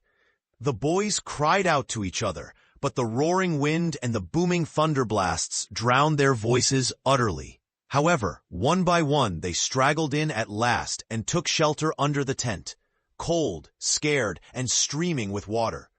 but to have company in misery seemed something to be grateful for. They could not talk. The old sail flapped so furiously, even if the other noises would have allowed them. The tempest rose higher and higher, and presently the sail tore loose from its fastenings and went winging away on the blast. The boys seized each other's hands and fled, with many tumblings and bruises, to the shelter of a great oak that stood upon the riverbank. Now the battle was at its highest. Under the ceaseless conflagration of lightning that flamed in the skies, everything below stood out in clean-cut and shadowless distinctness. The bending trees, the billowy river, white with foam, the driving spray of spumeflakes, the dim outlines of the high bluffs on the other side, glimpsed through the drifting cloud rack and the slanting veil of rain. Every little while, some giant tree yielded the fight and fell crashing through the younger growth, and the unflagging thunder peals came now in ear-splitting explosive bursts, keen and sharp, and unspeakably appalling. The storm culminated in one matchless effort that seemed likely to tear the island to pieces, burn it up, drown it to the treetops, blow it away, and deafen every creature in it, all at one and the same moment. It was a wild night for homeless young heads to be out in. But at last the battle was done, and the forces retired with weaker and weaker threatenings and grumblings, and peace resumed her sway. The boys went back to camp, a good deal awed, but they found there was still something to be thankful for, because the great sycamore, the shelter of their beds, was a ruin now, blasted by the lightnings, and they were not under it when the catastrophe happened. Everything in camp was drenched, the campfire as well. For they were but heedless lads, like their generation, and had made no provision against rain. Here was matter for dismay, for they were soaked through and chilled. They were eloquent in their distress, but they presently discovered that the fire had eaten so far up under the great log it had been built against, where it curved upward and separated itself from the ground, that a handbreadth or so of it had escaped wetting. So they patiently wrought until, with shreds and bark, gathered from the undersides of sheltered logs, they coaxed the fire to burn again. Then they piled on great dead boughs till they had a roaring furnace, and were glad-hearted once more. They dried their boiled ham and had a feast, and after that they sat by the fire and expanded and glorified their midnight adventure until morning, for there was not a dry spot to sleep on, anywhere abound. As the sun began to steal in upon the boys, drowsiness came over them, and they went out on the sandbar and lay down to sleep. They got scorched out by and by, and drearily set about getting breakfast. After the meal, they felt rusty and stiff-jointed, and a little homesick once more. Tom saw the signs, and fell to cheering up the pirates as well as he could. But they cared nothing for marbles, or circus, or swimming, or anything. He reminded them of the imposing secret, and raised a ray of cheer. While it lasted, he got them interested in a new device. This was to knock off being pirates, for a while, and be Indians for a change. They were attracted by this idea, so it was not long before they were stripped and striped from head to heel with black mud, like so many zebras, all of them chiefs, of course, and then they went tearing through the woods to attack an English settlement. By and by they separated into 3 hostile tribes, and darted upon each other from ambush with dreadful war-whoops, and killed and scalped each other by thousands. It was a gory day. Consequently, it was an extremely satisfactory one. They assembled in camp toward supper time, hungry and happy. But now a difficulty arose. Hostile Indians could not break the bread of hospitality together without first making peace, and this was a simple impossibility without smoking a pipe of peace. There was no other process that ever they had heard of. 2 of the savages almost wished they had remained pirates. However, there was no other way, so with such show of cheerfulness as they could muster, they called for the pipe and took their whiff as it passed, in due form. And behold, they were glad they had gone into savagery, for they had gained something. They found that they could now smoke a little without having to go and hunt for a lost knife. They did not get sick enough to be seriously uncomfortable. They were not likely to fool away this high promise for lack of effort.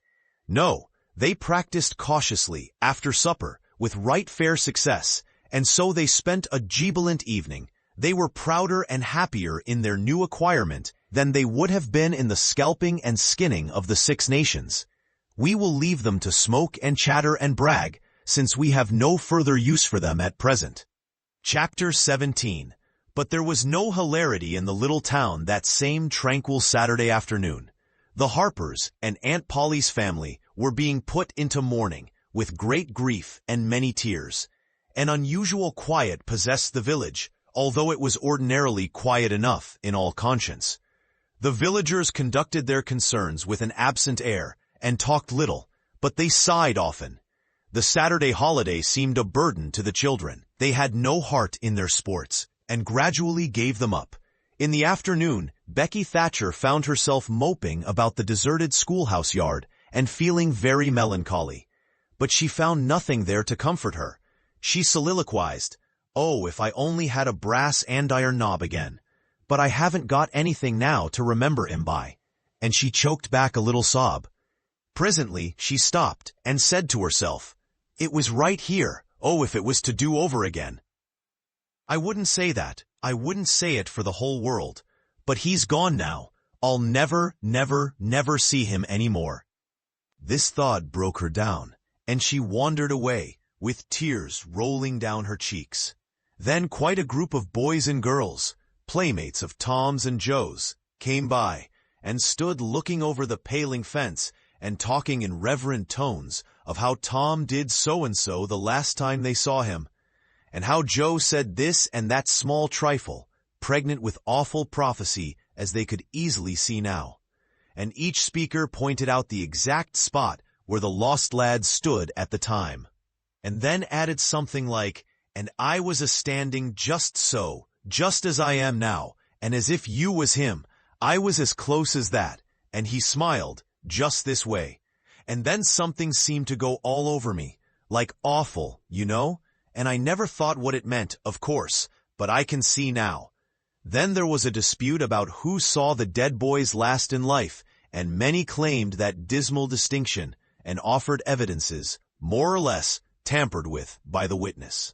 And when it was ultimately decided who did see the departed last, and exchanged the last words with them, the lucky parties took upon themselves a sort of sacred importance, and were gaped at and envied by all the rest.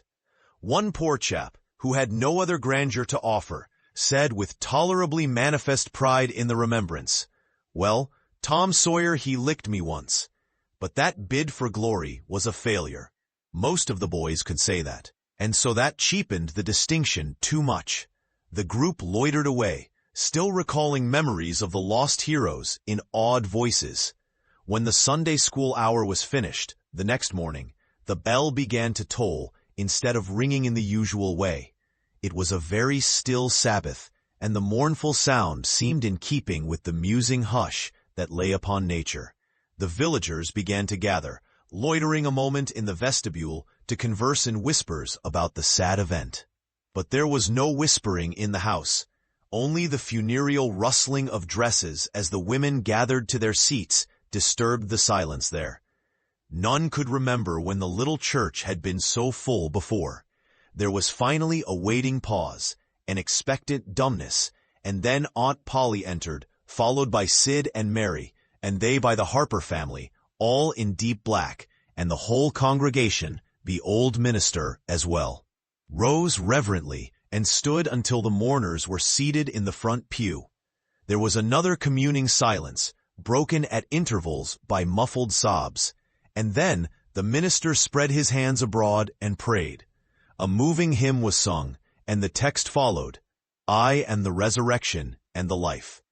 As the service proceeded, the clergyman drew such pictures of the graces, the winning ways, and the rare promise of the lost lads, that every soul there, thinking he recognized these pictures, felt a pang in remembering that he had persistently blinded himself to them always before, and had as persistently seen only faults and flaws in the poor boys.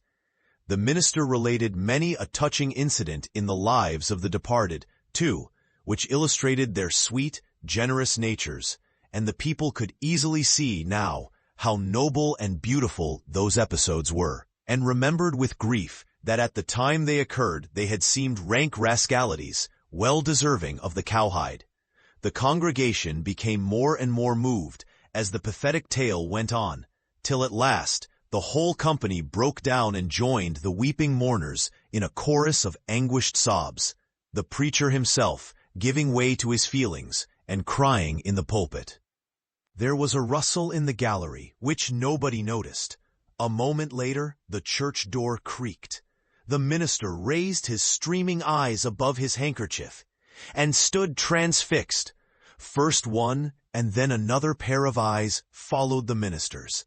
And then, almost with one impulse, the congregation rose and stared while the three dead boys came marching up the aisle. Tom in the lead, Joe next, and Huck, a ruin of drooping rags, sneaking sheepishly in the rear. They had been hid in the unused gallery listening to their own funeral sermon. Aunt Polly, Mary, and the Harpers threw themselves upon their restored ones, smothered them with kisses and poured out thanksgivings, while poor Huck stood abashed and uncomfortable, not knowing exactly what to do or where to hide from so many unwelcoming eyes. He wavered and started to slink away, but Tom seized him and said, "Aunt Polly, it ain't fair. Somebody's got to be glad to see Huck, and so they shall. I'm glad to see him, poor motherless thing."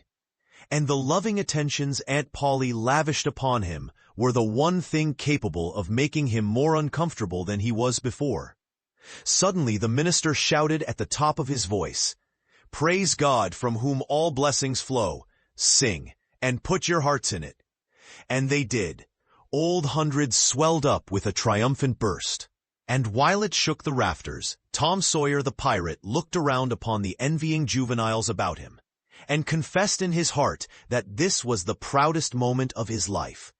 As the souled congregation trooped out, they said they would almost be willing to be made ridiculous again, to hear Old Hundred sung like that once more. Tom got more cuffs and kisses that day, according to Aunt Polly's varying moods, than he had earned before in a year. And he hardly knew which expressed the most gratefulness to God and affection for himself. Chapter 18. That was Tom's great secret, the scheme to return home with his brother pirates and attend their own funerals. They had paddled over to the Missouri shore on a log, at dusk on Saturday, landing 5 or 6 miles below the village. They had slept in the woods at the edge of the town till nearly daylight, and had then crept through back lanes and alleys and finished their sleep in the gallery of the church among a chaos of invalided benches. At breakfast, Monday morning, Aunt Polly and Mary were very loving to Tom and very attentive to his wants. There was an unusual amount of talk. In the course of it, Aunt Polly said, "Well, I don't say it wasn't a fine joke, Tom, to keep everybody suffering most a week, so you boys had a good time. But it is a pity you could be so hard-hearted as to let me suffer so. If you could come over on a log to go to your funeral, you could have come over and give me a hint some way that you weren't dead, but only run off." "Yes, you could have done that, Tom," said Mary, "and I believe you would if you had thought of it." "Would you, Tom?" said Aunt Polly, her face lighting wistfully. "Say now, would you if you'd thought of it?" Well, I don't know, 'twould have spoiled everything." "Tom, I hoped you loved me that much," said Aunt Polly, with a grieved tone that discomforted the boy. "It would have been something, if you'd cared enough to think of it, even if you didn't do it." "Now, Auntie, that ain't any harm," pleaded Mary. "It's only Tom's giddy way. He is always in such a rush that he never thinks of anything. More's the pity. Sid would have thought, and Sid would have come and done it too. Tom, you'll look back, some day, when it's too late, and wish you'd cared a little more for me when it would have cost you so little." "Now, Auntie, you know I do care for you," said Tom. "I'd know it better if you acted more like it." "I wish now I'd thought," said Tom, with a repentant tone. "But I dreamt about you, anyway. That's something, ain't it?" "It ain't much. A cat does that much. But it's better than nothing. What did you dream?" "Why, Wednesday night I dreamt that you was sitting over there by the bed, and Sid was sitting by the woodbox, and Mary next to him." "Well, so we did. So we always do. I'm glad your dreams could take even that much trouble about us. And I dreamt that Joe Harper's mother was here. Why, she was here. Did you dream any more? Oh, lots. But it's so dim now. Well, try to recollect, can't you? Somehow it seems to me that the wind blowed the... Try harder, Tom. The wind did blow something. Come. Tom pressed his fingers on his forehead an anxious minute, and then said, I've got it now. I've got it now. It blowed the candle. Mercy on us. Go on, Tom. Go on. And it seems to me that you said, why, I believe that door... Go on, Tom. Just let me study a moment. Just a moment. Oh, yes, you said you believed the door was open. As I'm sitting here, I did. Didn't I, Mary? Go on. And then, well, I won't be certain, but it seems like as if you made Sid go and, well, what did I make him do, Tom? What did I make him do? You made him, you made him shut it. Well, for the land's sake, I never heard the beat of that in all my days. Don't tell me there ain't anything in dreams anymore. Serenity Harper shall know of this before I'm an hour older. I'd like to see her get around this with her rubbish about superstition. Go on, Tom. Oh, it's all getting just as bright as day now. Next you said I warn't bad, only mischievous and harum-scarum, and not any more responsible than I think it was a colt or something. And so it was. Well, goodness gracious, go on, Tom. And then you began to cry. So I did. Not the first time, neither. And then Mrs. Harper, she began to cry, and said Joe was just the same, and she wished she hadn't whipped him for taking cream when she'd throwed it out her own self. Tom, the Spirit was upon you. You was a prophesying. That's what you was doing. Land alive, go on, Tom. Then Sid, he said, I don't think I said anything, said Sid. Yes, you did, Sid, said Mary. Shut your heads and let Tom go on. What did he say, Tom? He said, I think he said, he hoped I was better off where I was gone to. But if I'd been better sometimes, there. D'you hear that? It was his very words. And you shut him up sharp. I lay I did. There must have been an angel there. There was an angel there somewheres. And Mrs. Harper told about Joe scaring her with a firecracker, and you told about Peter and the painkiller. Just as true as I live. And then there was a whole lot of talk about dragging the river for us, and about having the funeral Sunday. And then you and old Miss Harper hugged and cried, and she went. It happened just so. It happened just so, as sure as I'm a-sitting in these very tracks. Tom, you couldn't told it more like if you'd a-seen it. And then what? Go on, Tom. Then I thought you prayed for me, and I could see you and hear every word you said. And you went to bed, and I was so sorry that I took and wrote on a piece of sycamore bark, we ain't dead, we are only off being pirates, and put it on the table by the candle. And then you looked so good, laying there asleep, that I thought I went and leaned over and kissed you on the lips. Did you, Tom? Did you? I just forgive you everything for that. And she seized the boy in a crushing embrace that made him feel like the guiltiest of villains. It was very kind, even though it was only a dream, Sid soliloquized just audibly. Shut up, Sid. A body does just the same in a dream as he'd do if he was awake. Here's a big Millam apple I've been saving for you, Tom, if you was ever found again. Now go long to school.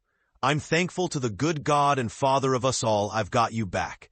That's long-suffering and merciful to them that believe on him and keep his word, though goodness knows I'm unworthy of it.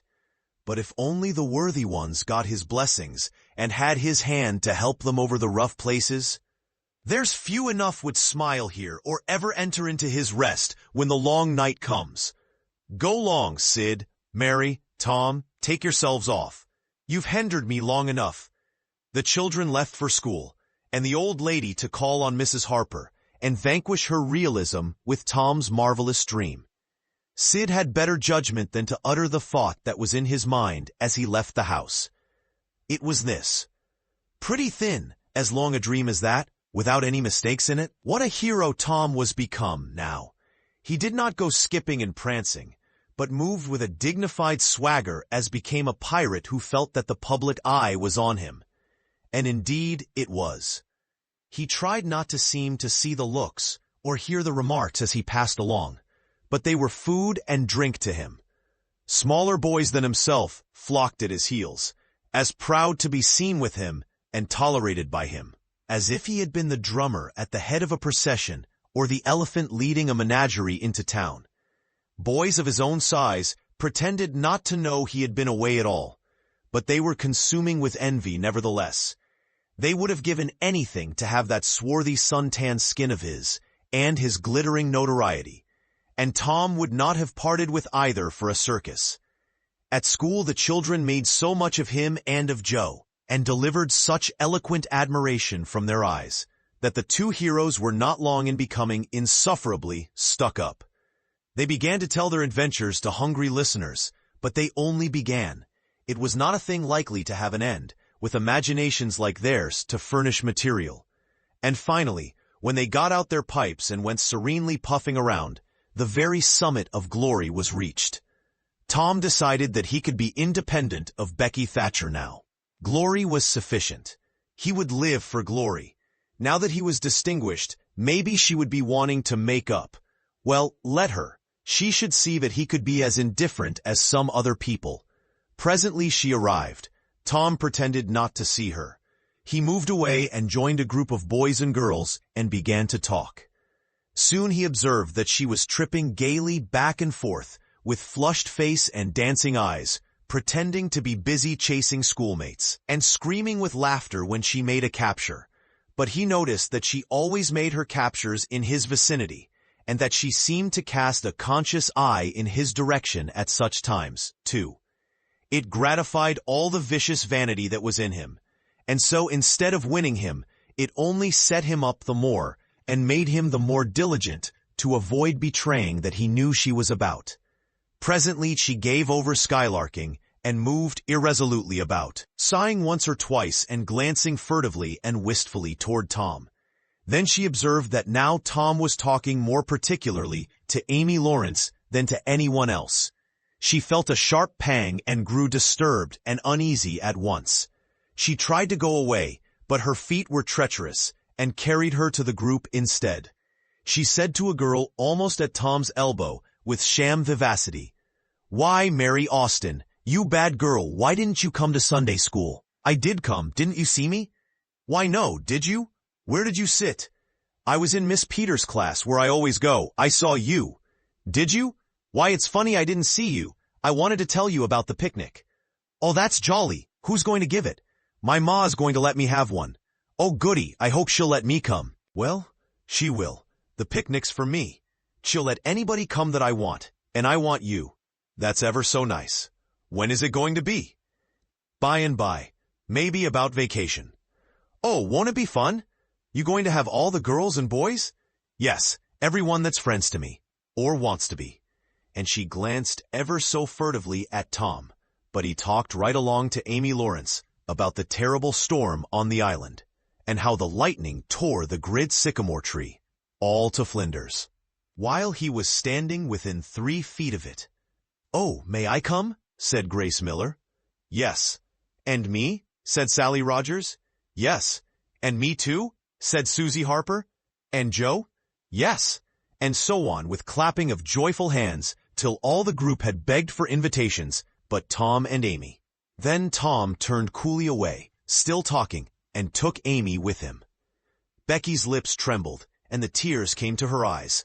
She hid these signs with a forced gaiety, and went on chattering. But the life had gone out of the picnic now, and out of everything else. She got away as soon as she could, and hid herself and had what her sex call a good cry. Then she sat moody, with wounded pride, till the bell rang. She roused up now with a vindictive cast in her eye, and gave her plaited tails a shake, and said she knew what she'd do. At recess Tom continued his flirtation with Amy, with jubilant self-satisfaction, and he kept drifting about to find Becky and lacerate her with the performance. At last he spied her, but there was a sudden falling of his mercury. She was sitting cozily on a little bench behind the schoolhouse, looking at a picture book with Alfred Temple, and so absorbed were they, and their heads so close together over the book, that they did not seem to be conscious of anything in the world besides. Jealousy ran red-hot through Tom's veins. He began to hate himself for throwing away the chance Becky had offered for a reconciliation. He called himself a fool, and all the hard names he could think of. He wanted to cry with vexation. Amy chatted happily along as they walked, for her heart was singing. But Tom's tongue had lost its function. He did not hear what Amy was saying, and whenever she paused expectantly, he could only stammer an awkward assent, which was as often misplaced as otherwise. He kept drifting to the rear of the schoolhouse, again and again, to sear his eyeballs with the hateful spectacle there. He could not help it, and it maddened him to see, as he thought he saw, that Becky Thatcher never once suspected that he was even in the land of the living. But she did see, nevertheless, and she knew she was winning her fight too, and was glad to see him suffer as she had suffered. Amy's happy prattle became intolerable. Tom hinted at things he had to attend to, things that must be done, and time was fleeting. But in vain, the girl chirped on. Tom thought, oh, hang her, ain't I ever going to get rid of her? At last he must be attending to those things, and she said artlessly that she would be around when school let out. And he hastened away, hating her for it. Any other boy, Tom thought, grating his teeth. Any boy in the whole town but that St. Louis smarty that thinks he dresses so fine and is aristocracy. Oh, all right, I licked you the first day you ever saw this town, mister, and I'll lick you again. You just wait till I catch you out. I'll just take and he went through the motions of thrashing an imaginary boy, pummeling the air, and kicking and gouging. Oh, you do you?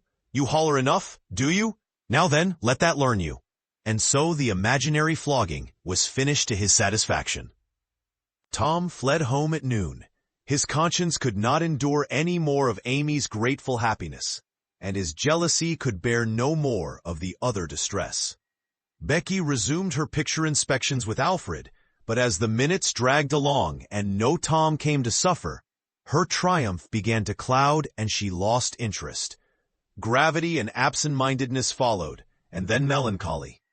2 or 3 times she pricked up her ear at a footstep, but it was a false hope. No Tom came. At last she grew entirely miserable and wished she hadn't carried it so far. When poor Alfred, seeing that he was losing her, he did not know how, kept exclaiming, "Oh, here's a jolly one, look at this!" She lost patience at last and said, "Oh, don't bother me. I don't care for them," and burst into tears, and got up and walked away. Alfred dropped alongside and was going to try to comfort her, but she said, "Go away and leave me alone, can't you? I hate you." So the boy halted, wondering what he could have done, for she had said she would look at pictures all through the nooning, and she walked on crying. Then Alfred went musing into the deserted schoolhouse. He was humiliated and angry. He easily guessed his way to the truth. The girl had simply made a convenience of him to vent her spite upon Tom Sawyer. He was far from hating Tom the less when this thought occurred to him. He wished there was some way to get that boy into trouble without much risk to himself. Tom's spelling book fell under his eye. Here was his opportunity. He gratefully opened to the lesson for the afternoon and poured ink upon the page. Becky, glancing in at a window behind him at the moment, saw the act and moved on without discovering herself. She started homeward now, intending to find Tom and tell him. Tom would be thankful and their troubles would be healed. Before she was halfway home, however, she had changed her mind. The thought of Tom's treatment of her when she was talking about her picnic came scorching back and filled her with shame. She resolved to let him get whipped on the damaged spelling book's account and to hate him forever into the bargain. Chapter 19. Tom arrived at home in a dreary mood, and the first thing his aunt said to him showed him that he had brought his sorrows to an unpromising market. "Tom, I've a notion to skin you alive." "Auntie, what have I done?" "Well, you've done enough. Here I go over to Sarah Harper, like an old softy, expecting I'm going to make her believe all that rubbish about that dream, when lo and behold, you'd found out from Joe that you was over here and heard all the talk we had that night. Tom, I don't know what is to become of a boy that will act like that. It makes me feel so bad to think you could let me go to Sarah Harper and make such a fool of myself and never say a word." This was a new aspect of the thing. His smartness of the morning had seemed to Tom a good joke before, and very ingenious. It merely looked mean and shabby now. He hung his head and could not think of anything to say for a moment. Then he said, "Auntie, I wish I hadn't done it, but I didn't think." "Oh, child, you never think. You never think of anything but your own selfishness. You could think to come all the way over here from Jackson's Island in the night to laugh at our troubles, and you could think to fool me with a lie about a dream, but you couldn't ever think to pity us and save us from sorrow. Auntie, I know now it was mean, but I didn't mean to be mean. I didn't, honest. And besides, I didn't come over here to laugh at you that night. What did you come for then?" "It was to tell you not to be uneasy about us, because we hadn't got drowned." Tom, I would be the thankfulest soul in this world if I could believe you ever had as good a thought as that. But you know you never did, and I know it. Tom, indeed I did, Auntie. I wish I may never stir if I didn't." "Oh, Tom, don't lie. Don't do it. It only makes things 100 times worse." "It ain't a lie, Auntie. It's the truth. I wanted to keep you from grieving. That was all that made me come. I'd give the whole world to believe that. It would cover up a power of sins, Tom. I'd most be glad you'd run off and acted so bad. But it ain't reasonable, because why didn't you tell me, child?" "Why, you see, when you got to talking about the funeral, I just got all full of the idea of our coming and hiding in the church, and I couldn't somehow bear to spoil it. So I just put the bark back in my pocket and kept mum." "What bark?" "The bark I had wrote on to tell you we'd gone pirating. I wish now you'd waked up when I kissed you. I do, honest." The hard lines in his aunt's face relaxed, and a sudden tenderness dawned in her eyes. "Did you kiss me, Tom?" "Why, yes, I did." "Are you sure you did, Tom?" "Why, yes, I did." "Auntie, certain sure. What did you kiss me for, Tom?" "Because I loved you so, and you laid there moaning, and I was so sorry." The words sounded like truth. The old lady could not hide a tremor in her voice when she said, "Kiss me again, Tom, and be off with you to school now, and don't bother me any more." The moment he was gone, she ran to a closet and got out the ruin of a jacket which Tom had gone pirating in. Then she stopped, with it in her hand, and said to herself, "No, I don't dare. Poor boy, I reckon he's lied about it. But it's a blessed, blessed lie. There's such a comfort come from it. I hope the Lord, I know the Lord will forgive him, because it was such good-heartedness in him to tell it. But I don't want to find out it's a lie. I won't look." She put the jacket away and stood by musing a minute. Twice she put out her hand to take the garment again, and twice she refrained. Once more she ventured, and this time she fortified herself with the thought, "It's a good lie. It's a good lie. I won't let it grieve me." So she sought the jacket pocket. A moment later, she was reading Tom's piece of bark through flowing tears, and saying, "I could forgive the boy now, if he'd committed 1,000,000 sins." Chapter 20.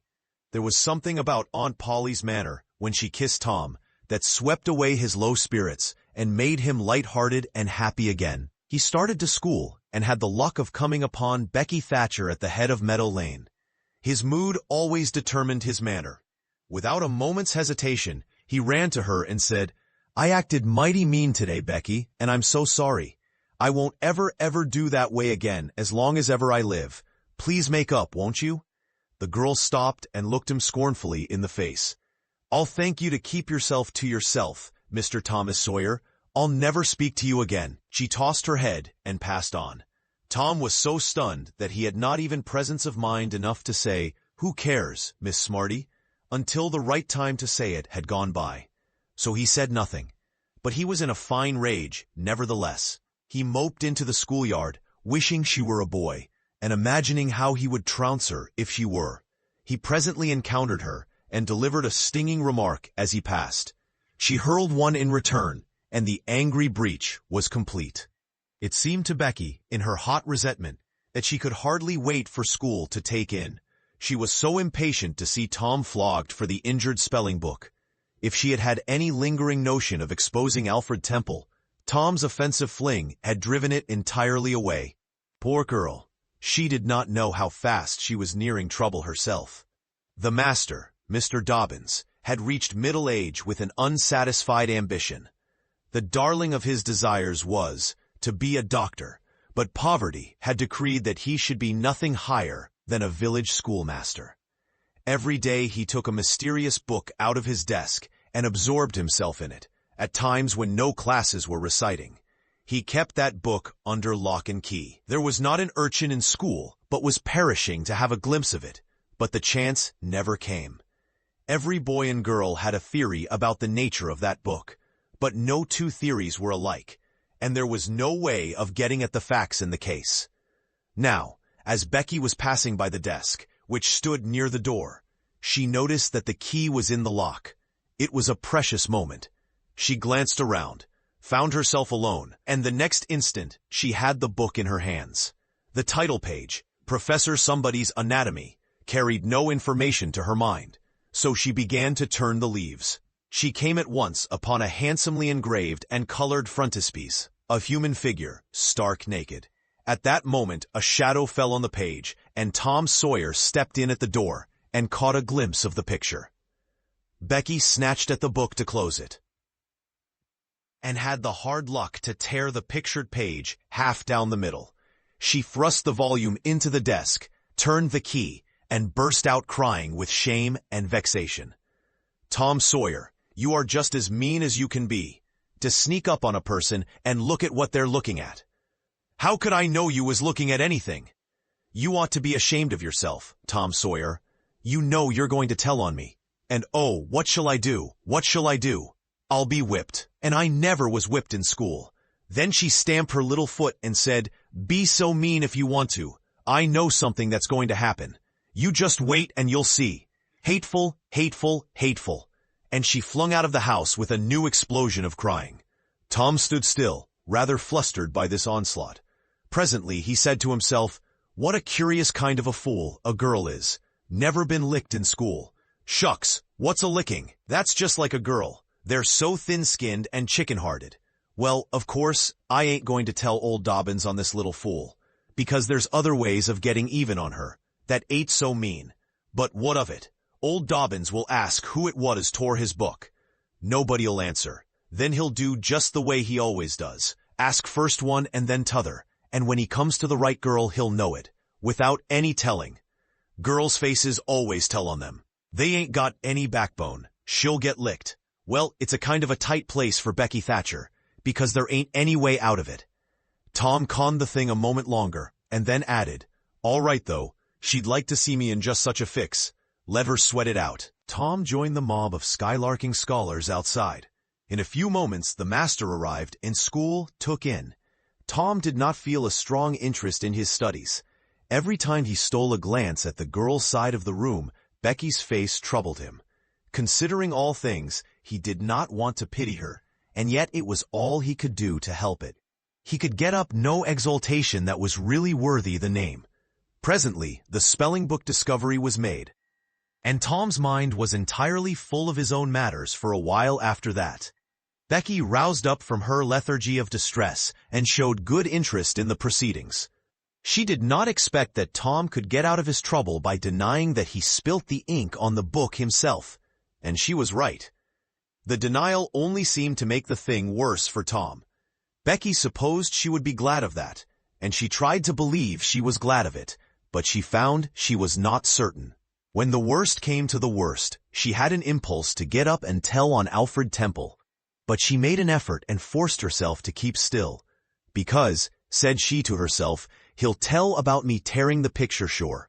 I wouldn't say a word, not to save his life. Tom took his whipping and went back to his seat, not at all broken-hearted, for he thought it was possible that he had unknowingly upset the ink on the spelling book himself. In some skylarking bout, he had denied it for form's sake and because it was custom, and had stuck to the denial from principle. A whole hour drifted by. The master sat nodding in his throne. The air was drowsy with the hum of study. By and by, Mr. Dobbins straightened himself up, yawned, then unlocked his desk and reached for his book, but seemed undecided whether to take it out or leave it. Most of the pupils glanced up languidly, but there were two among them that watched his movements with intent eyes. Mr. Doddings fingered his book absently for a while, then took it out and settled himself in his chair to read. Tom shot a glance at Becky. He had seen a hunted and helpless rabbit look as she did, with a gun leveled at its head. Instantly, he forgot his quarrel with her. Quick, something must be done. Done in a flash, too. But the very imminence of the emergency paralyzed his invention. Good. He had an inspiration. He would run and snatch the book, spring through the door and fly. But his resolution shook for one little instant, and the chance was lost. The master opened the volume. If Tom only had the wasted opportunity back again. Too late.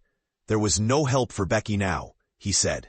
The next moment, the master faced the school. Every eye sank under his gaze. There was that in it which smote even the innocent with fear. There was silence while one might count 10. The master was gathering his wrath. Then he spoke.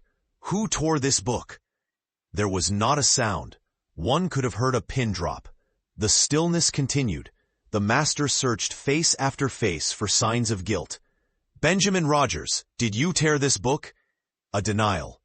Another pause. Joseph Harper, did you? Another denial. Tom's uneasiness grew more and more intense under the slow torture of these proceedings. The master scanned the ranks of boys, considered a while, then turned to the girls. Amy Lawrence, a shake of the head. Gracie Miller, the same sign. Susan Harper, did you do this? Another negative. The next girl was Becky Thatcher. Tom was trembling from head to foot with excitement and a sense of the hopelessness of the situation. Rebecca Thatcher. Tom glanced at her face. It was white with terror. Did you tear? No. Look me in the face. Her hands rose in appeal. Did you tear this book? A thought shot like lightning through Tom's brain. He sprang to his feet and shouted, I done it! The school stared in perplexity at this incredible folly. Tom stood a moment, to gather his dismembered faculties, and when he stepped forward to go to his punishment, the surprise, the gratitude, the adoration that shone upon him out of poor Becky's eyes seemed pay enough for 100 floggings. Inspired by the splendor of his own act, he took without an outcry the most merciless flaying that even Mr. Dobbins had ever administered, and also received with indifference the added cruelty of a command to remain 2 hours after school should be dismissed, for he knew who would wait for him outside till his captivity was done, and not count the tedious time as loss, either. Tom went to bed that night, planning vengeance against Alfred Temple, for with shame and repentance, Becky had told him all, not forgetting her own treachery. But even the longing for vengeance had to give way, soon, to pleasanter musings, and he fell asleep at last, with Becky's latest words lingering dreamily in his ear. Tom, how could you be so noble? Chapter 21. Vacation was approaching. The schoolmaster, always severe, grew severer and more exacting than ever, for he wanted the school to make a good showing on examination day. His rod and his ferule were seldom idle now, at least among the smaller pupils. Only the biggest boys and young ladies of 18 and 20 escaped lashing. Mr. Dobbins's ordinary manner escaped lashing. Lashings were very vigorous ones, too, for although he carried, under his wig, a perfectly bald and shiny head, he had only reached middle age, and there was no sign of feebleness in his muscle. As the great day approached, all the tyranny that was in him came to the surface. He seemed to take a vindictive pleasure in punishing the least shortcomings. The consequence was that the smaller boys spent their days in terror and suffering, and their nights in plotting revenge. They threw away no opportunity to do the master a mischief, but he kept ahead all the time. The retribution that followed every vengeful success was so sweeping and majestic that the boys always retired from the field, badly worsted. At last, they conspired together and hit upon a plan that promised a dazzling victory. They swore in, the sign-painter's boy, told him the scheme, and asked his help. He had his own reasons for being delighted, for the master boarded in his father's family and had given the boy ample cause to hate him. The master's wife would go on a visit to the country in a few days, and there would be nothing to interfere with the plan. The master always prepared himself for great occasions by getting pretty well fuddled, and the sign-painter's boy said that when the dominie had reached the proper condition on examination evening, he would manage the thing while he napped in his chair. Then he would have him awakened at the right time and hurried away to school. In the fullness of time, the interesting occasion arrived. At 8 in the evening, the schoolhouse was brilliantly lighted and adorned with wreaths and festoons of foliage and flowers.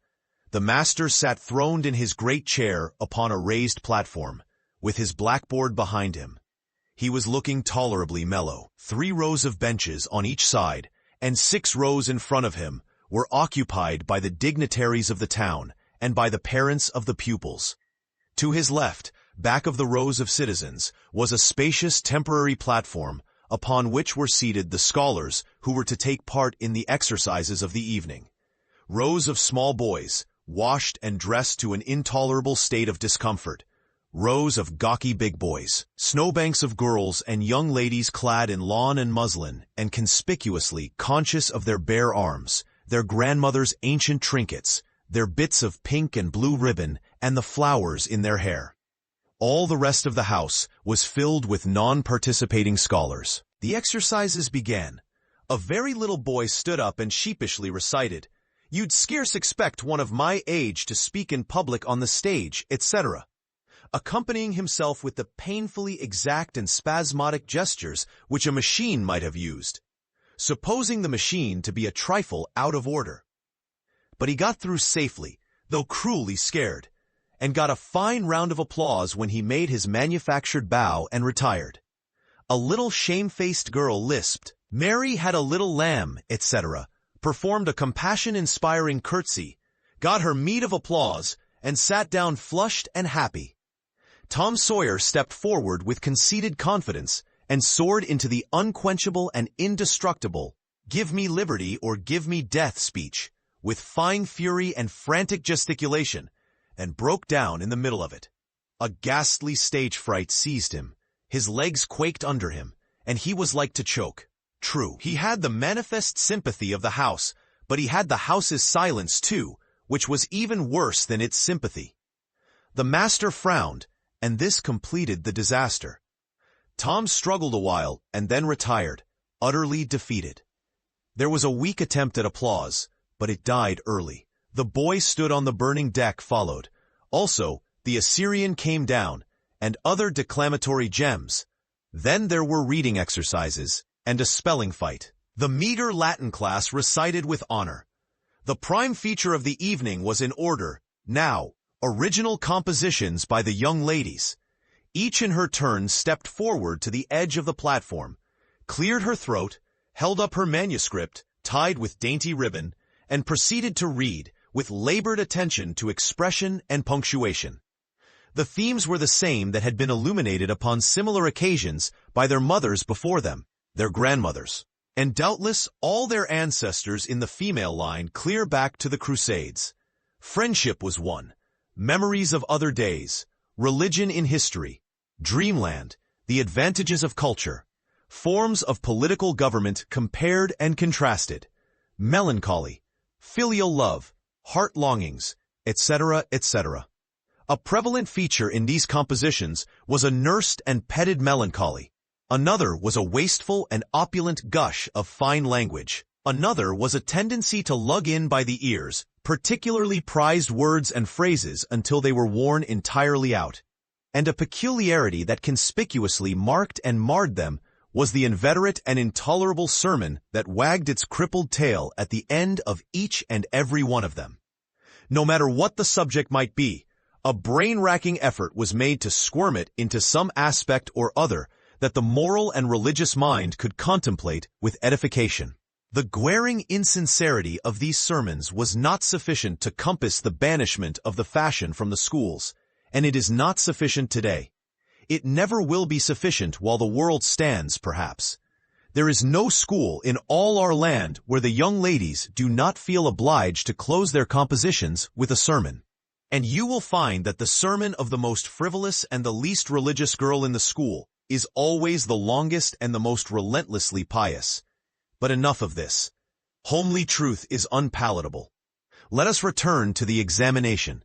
The first composition that was read was one entitled, "Is This Then Life?" Perhaps the reader can endure an extract from it. In the common walks of life, with what delightful emotions does the youthful mind look forward to some anticipated scene of festivity. Imagination is busy sketching rose-tinted pictures of joy. In fancy, the voluptuous votary of fashion sees herself amid the festive throng, the observed of all observers. Her graceful form, arrayed in snowy robes, is whirling through the mazes of the joyous dance. Her eye is brightest, her step is lightest in the gay assembly. In such delicious fancies, time quickly glides by, and the welcome hour arrives for her entrance into the Elysian world, of which she has had such bright dreams. How fairy-like does everything appear to her enchanted vision. Each new scene is more charming than the last. But after a while, she finds that beneath this goodly exterior, all is vanity. The flattery which once charmed her soul now grates harshly upon her ear. The ballroom has lost its charms. And with wasted health and embittered heart, she turns away with the conviction that earthly pleasures cannot satisfy the longings of the soul. And so forth and so on. There was a buzz of gratification from time to time during the reading, accompanied by whispered ejaculations of, "How sweet, how eloquent, so true," etc. And after the thing had closed with a peculiarly afflicting sermon, the applause was enthusiastic. Then arose a slim, melancholy girl, whose face had the interesting paleness that comes of pills and indigestion, and read a poem. 2 stanzas of it will do. A Missouri maiden's farewell to Alabama. Alabama, goodbye, I love thee well, but yet for a while do I leave thee now. Sad, yes, sad thoughts of thee my heart doth swell, and burning recollections throng my brow. For I have wandered through thy flowery woods, have roamed and read near Tallapoosa's stream, have listened to Tallahassie's warring floods, and wooed on Coosa's side Arola's beam. Yet shame I not to bear an o'erfull heart, nor blush to turn behind my tearful eyes. 'Tis from no stranger land I now must part, 'tis to no strangers left I yield these sighs. Welcome and home were mine within this state, whose vales I leave, whose spires fade fast from me, and cold must be mine eyes, and heart, and tet, when, dear Alabama, they turn cold on thee. There were very few there who knew what tet meant, but the poem was very satisfactory, nevertheless. Next appeared a dark-complexioned, black-eyed, black-haired young lady, who paused an impressive moment, assumed a tragic expression, and began to read in a measured, solemn tone. A vision, dark and tempestuous was night. Around the throne on high, not a single star quivered, but the deep intonations of the heavy thunder constantly vibrated upon the ear, whilst the terrific lightning reveled in angry mood through the cloudy chambers of heaven, seeming to scorn the power exerted over its terror by the illustrious Franklin. Even the boisterous winds unanimously came forth from their mystic homes, and blustered about as if to enhance by their aid the wildness of the scene. At such a time, so dark, so dreary, for human sympathy my very spirit sighed, but instead thereof, my dearest friend, my counselor, my comforter and guide, my joy in grief, my second bliss in joy, came to my side. She moved like one of those bright beings pictured in the sunny walks of fancy's Eden by the romantic and young, a queen of beauty unadorned save by her own transcendent loveliness. So soft was her step, it failed to make even a sound, and but for the magical thrill imparted by her genial touch, as other unobtrusive beauties, she would have glided away, unperceived, unsought. A strange sadness rested upon her features, like icy tears upon the robe of December, as she pointed to the contending elements without, and bade me contemplate the 2 beings presented. This nightmare occupied some 10 pages of manuscript, and wound up with a sermon so destructive of all hope to non-Presbyterians, that it took the first prize. This composition was considered to be the very finest effort of the evening, the mayor of the village, in delivering the prize to the author of it. made a warm speech in which he said that it was by far the most eloquent thing he had ever listened to, and that Daniel Webster himself might well be proud of it. It may be remarked in passing that the number of compositions in which the word beauteous was overfondled and human experience referred to as life's page was up to the usual average. Now the master, mellow almost to the verge of geniality, put his chair aside, turned his back to the audience and began to draw a map of America on the blackboard to exercise the geography class upon. But he made a sad business of it with his unsteady hand, and a smothered titter rippled over the house. He knew what the matter was, and set himself to write it. He sponged out lines and remade them, but he only distorted them more than ever, and the tittering was more pronounced. He threw his entire attention upon his work now, as if determined not to be put down by the mirth. He felt that all eyes were fastened upon him. He imagined he was succeeding, and yet the tittering continued. It even manifestly increased, and well it might. There was a garret above, pierced with a scuttle over his head, and down through this scuttle came a cat, suspended around the haunches by a string. She had a rag tied about her head and jaws to keep her from mewing. As she slowly descended, she curved upward and clawed at the string. She swung downward and clawed at the intangible air. The tittering rose higher and higher. The cat was within 6 inches of the absorbed teacher's head. Down, down, a little lower, and she grabbed his wig with her desperate claws, clung to it, and was snatched up into the garret in an instant with her trophy still in her possession. And how the light did blaze abroad from the master's bald pate, for the sign-painter's boy had gilded it. That broke up the meeting. The boys were avenged. Vacation had come. Note: the pretended compositions quoted in this chapter are taken without alteration from a volume entitled Prose and Poetry by a Western Lady. But they are exactly and precisely after the schoolgirl pattern, and hence are much happier than any mere imitations could be. Chapter 22. Tom joined the new order of cadets of temperance, being attracted by the showy character of their regalia. He promised to abstain from smoking, chewing, and profanity as long as he remained a member.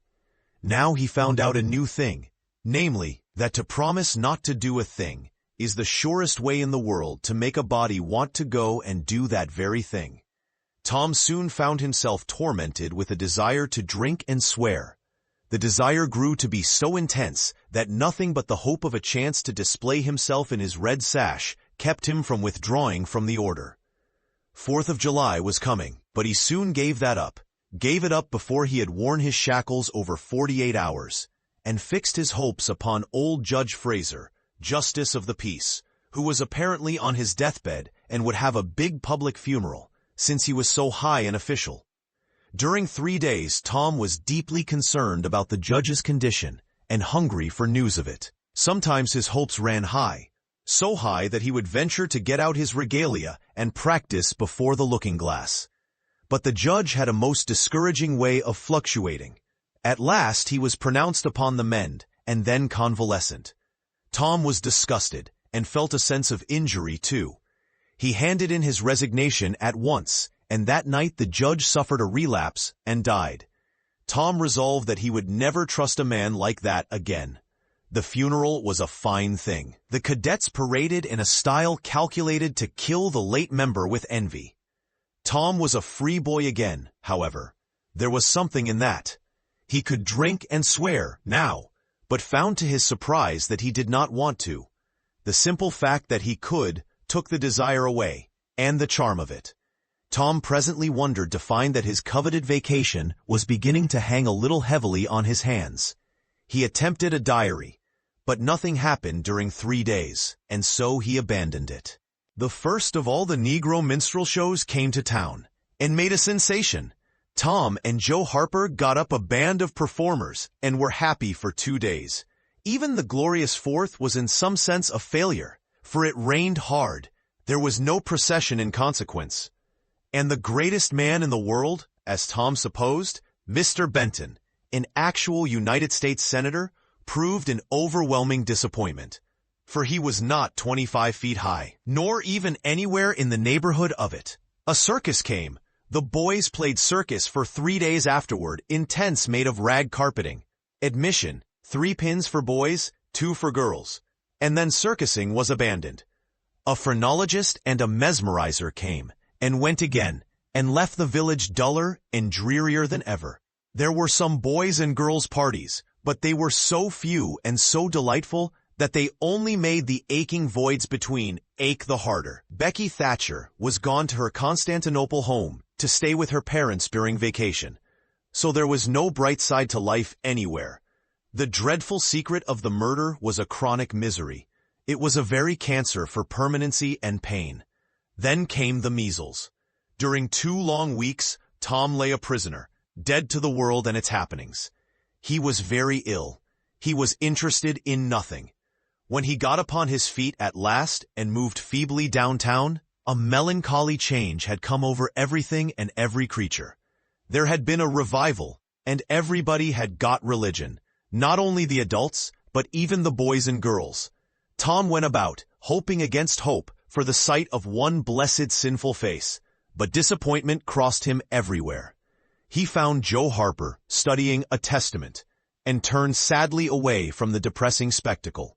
He sought Ben Rogers, and found him visiting the poor with a basket of tracts. He hunted up Jim Hollis, who called his attention to the precious blessing of his late measles as a warning. Every boy he encountered added another ton to his depression, and when, in desperation, he flew for refuge at last to the bosom of Huckleberry Finn, and was received with a scriptural quotation, his heart broke and he crept home and to bed, realizing that he alone of all the town was lost, forever and forever. And that night there came on a terrific storm, with driving rain, awful claps of thunder, and blinding sheets of lightning. He covered his head with the bedclothes and waited in a horror of suspense for his doom, for he had not the shadow of a doubt that all this hubbub was about him. He believed he had taxed the forbearance of the powers above to the extremity of endurance, and that this was the result. It might have seemed to him a waste of pomp and ammunition to kill a bug with a battery of artillery, but there seemed nothing incongruous about the getting up such an expensive thunderstorm as this, to knock the turf from under an insect like himself. By and by, the tempest spent itself and died without accomplishing its object. The boy's first impulse was to be grateful and reform. His second was to wait, for there might not be any more storms. The next day the doctors were back. Tom had relapsed. The 3 weeks he spent on his back this time seemed an entire age. When he got abroad at last, he was hardly grateful that he had been spared, remembering how lonely was his estate, how companionless and forlorn he was. He drifted listlessly down the street and found Jim Hollis acting as judge in a juvenile court that was trying a cat for murder, in the presence of her victim, a bird. He found Joe Harper and Huck Finn up an alley, eating a stolen melon. Poor lads, they, like Tom, had suffered a relapse. Chapter 23. At last the sleepy atmosphere was stirred, and vigorously, the murder trial came on in the court. It became the absorbing topic of village talk immediately. Tom could not get away from it. Every reference to the murder sent a shudder to his heart, for his troubled conscience and fears almost persuaded him that these remarks were put forth in his hearing as feelers. He did not see how he could be suspected of knowing anything about the murder. But still he could not be comfortable in the midst of this gossip. It kept him in a cold shiver all the time. He took Huck to a lonely place to have a talk with him.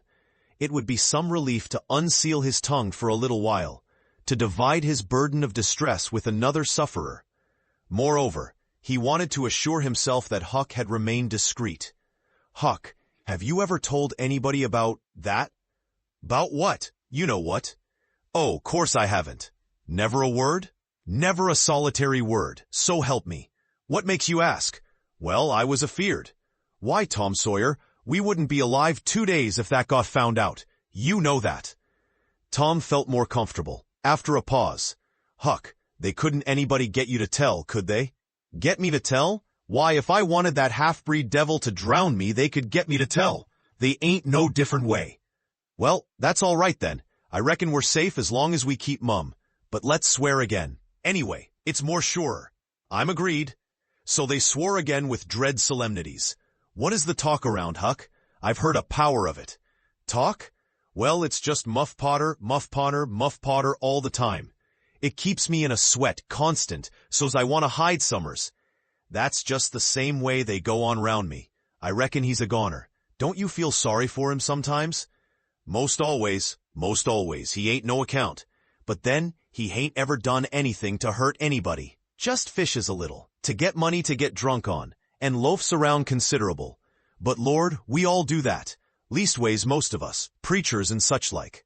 But he's kinda good. He give me half a fish once, when there weren't enough for two. And lots of times he's kind of stood by me when I was out of luck. Well, he's mended kites for me, Huck, and knitted hooks onto my line. I wish we could get him out of there. My, we couldn't get him out, Tom. And besides, it wouldn't do any good. They'd catch him again. Yes, so they would. But I hate to hear him abuse him so like the Dickens, when he never done that. I do too, Tom. Lord, I hear him say he's the bloodiest-looking villain in this country, and they wonder he wasn't ever hung before. Yes, they talk like that, all the time. I've heard him say that if he was to get free, they'd lynch him. And they'd do it too. The boys had a long talk, but it brought them little comfort. As the twilight drew on, they found themselves hanging about the neighborhood of the little isolated jail, perhaps with an undefined hope that something would happen that might clear away their difficulties. But nothing happened. There seemed to be no angels or fairies interested in this luckless captive. The boys did as they had often done before, went to the cell grating and gave Potter some tobacco and matches. He was on the ground floor and there were no guards. His gratitude for their gifts had always smote their consciences before. It cut deeper than ever this time. They felt cowardly and treacherous to the last degree when Potter said, "You've been mighty good to me, boys, better than anybody else in this town. And I don't forget it, I don't. Often I says to myself, says I used to mend all the boys' kites and things, and show 'em where the good fishin' places was, and befriend 'em what I could. And now they've all forgot old Muff when he's in trouble. But Tom don't, and Huck don't. They don't forget him, says I, and I don't forget them. Well, boys, I done an awful thing, drunk and crazy at the time. That's the only way I account for it. And now I got to swing for it, and it's right. Right and best, too, I reckon. Hope so, anyway. Well, we won't talk about that. I don't want to make you feel bad. You've befriended me. But what I want to say is don't you ever get drunk. Then you won't ever get here. Stand a little further west, so that's it. It's a prime comfort to see faces that's friendly when a body's in such a muck of trouble, and there don't none come here but yourn. Good friendly faces. Good friendly faces. Get up on one another's backs, and let me touch 'em. That's it. Shake hands. Yourn'll come through the bars, but mine's too big. Little hands and weak. But they've helped Muff Potter a power, and they'd help him more if they could. Tom went home miserable, and his dreams that night were full of horrors. The next day and the day after, he hung about the courtroom, drawn by an almost irresistible impulse to go in, but forcing himself to stay out. Huck was having the same experience. They studiously avoided each other. Each wandered away, from time to time, but the same dismal fascination always brought them back presently. Tom kept his ears open when idlers sauntered out of the courtroom, but invariably heard distressing news. The toils were closing more and more relentlessly around poor Potter. At the end of the second day, the village talk was to the effect that Injun Joe's evidence stood firm and unshaken, and that there was not the slightest question as to what the jury's verdict would be. Tom was out late that night and came to bed through the window. He was in a tremendous state of excitement. It was hours before he got to sleep. All the village flocked to the courthouse the next morning, for this was to be the great day. Both sexes were about equally represented in the packed audience. After a long wait, the jury filed in and took their places. Shortly afterward, Potter, pale and haggard, timid and hopeless, was brought in, with chains upon him, and seated where all the curious eyes could stare at him. No less conspicuous was Injun Joe, stolid as ever. There was another pause, and then the judge arrived, and the sheriff proclaimed the opening of the court. The usual whisperings among the lawyers and gathering together of papers followed. These details and accompanying delays worked up an atmosphere of preparation that was as impressive as it was fascinating. Now a witness was called who testified that he found Muff Potter washing in the brook at an early hour of the morning that the murder was discovered, and that he immediately sneaked away. After some further questioning, counsel for the prosecution said, "Take the witness." The prisoner raised his eyes for a moment, but dropped them again when his own counsel said, "I have no questions to ask him." The next witness proved the finding of the knife near the corpse. Counsel for the prosecution said, "Take the witness." "I have no questions to ask him," Potter's lawyer replied. A third witness swore he had often seen the knife in Potter's possession. "Take the witness." Counsel for Potter declined to question him. The faces of the audience began to betray annoyance. Did this attorney mean to throw away his client's life without an effort? Several witnesses deposed concerning Potter's guilty behavior when brought to the scene of the murder. They were allowed to leave the stand without being cross-questioned. Every detail of the damaging circumstances that occurred in the graveyard upon that morning, which all present remembered so well, was brought out by credible witnesses, but none of them were cross-examined by Potter's lawyer. The perplexity and dissatisfaction of the House expressed itself in murmurs and provoked a reproof from the bench. Counsel for the prosecution now said, "By the oaths of citizens whose simple word is above suspicion, we have fastened this awful crime, beyond all possibility of question, upon the unhappy prisoner at the bar. We rest our case here." A groan escaped from poor Potter, and he put his face in his hands and rocked his body softly to and fro, while a painful silence reigned in the courtroom. Many men were moved, and many women's compassion testified itself in tears. Counsel for the defense rose and said, "Your Honor, in our remarks at the opening of this trial, we foreshadowed our purpose to prove that our client did this fearful deed while under the influence of a blind and irresponsible delirium produced by drink. We have changed our mind. We shall not offer that plea." Then to the clerk, "Call Thomas Sawyer." A puzzled amazement awoke in every face in the house, not even excepting Potter's. Every eye fastened itself with wondering interest upon Tom as he rose and took his place upon the stand. The boy looked wild enough, for he was badly scared. The oath was administered. "Thomas Sawyer, where were you on the 17th of June, about the hour of midnight?" Tom glanced at Injun Joe's iron face, and his tongue failed him. The audience listened breathless, but the words refused to come. After a few moments, however, the boy got a little of his strength back, and managed to put enough of it into his voice to make part of the house hear. "In the graveyard." "A little bit louder, please. Don't be afraid. You were in the graveyard." A contemptuous smile flitted across Injun Joe's face.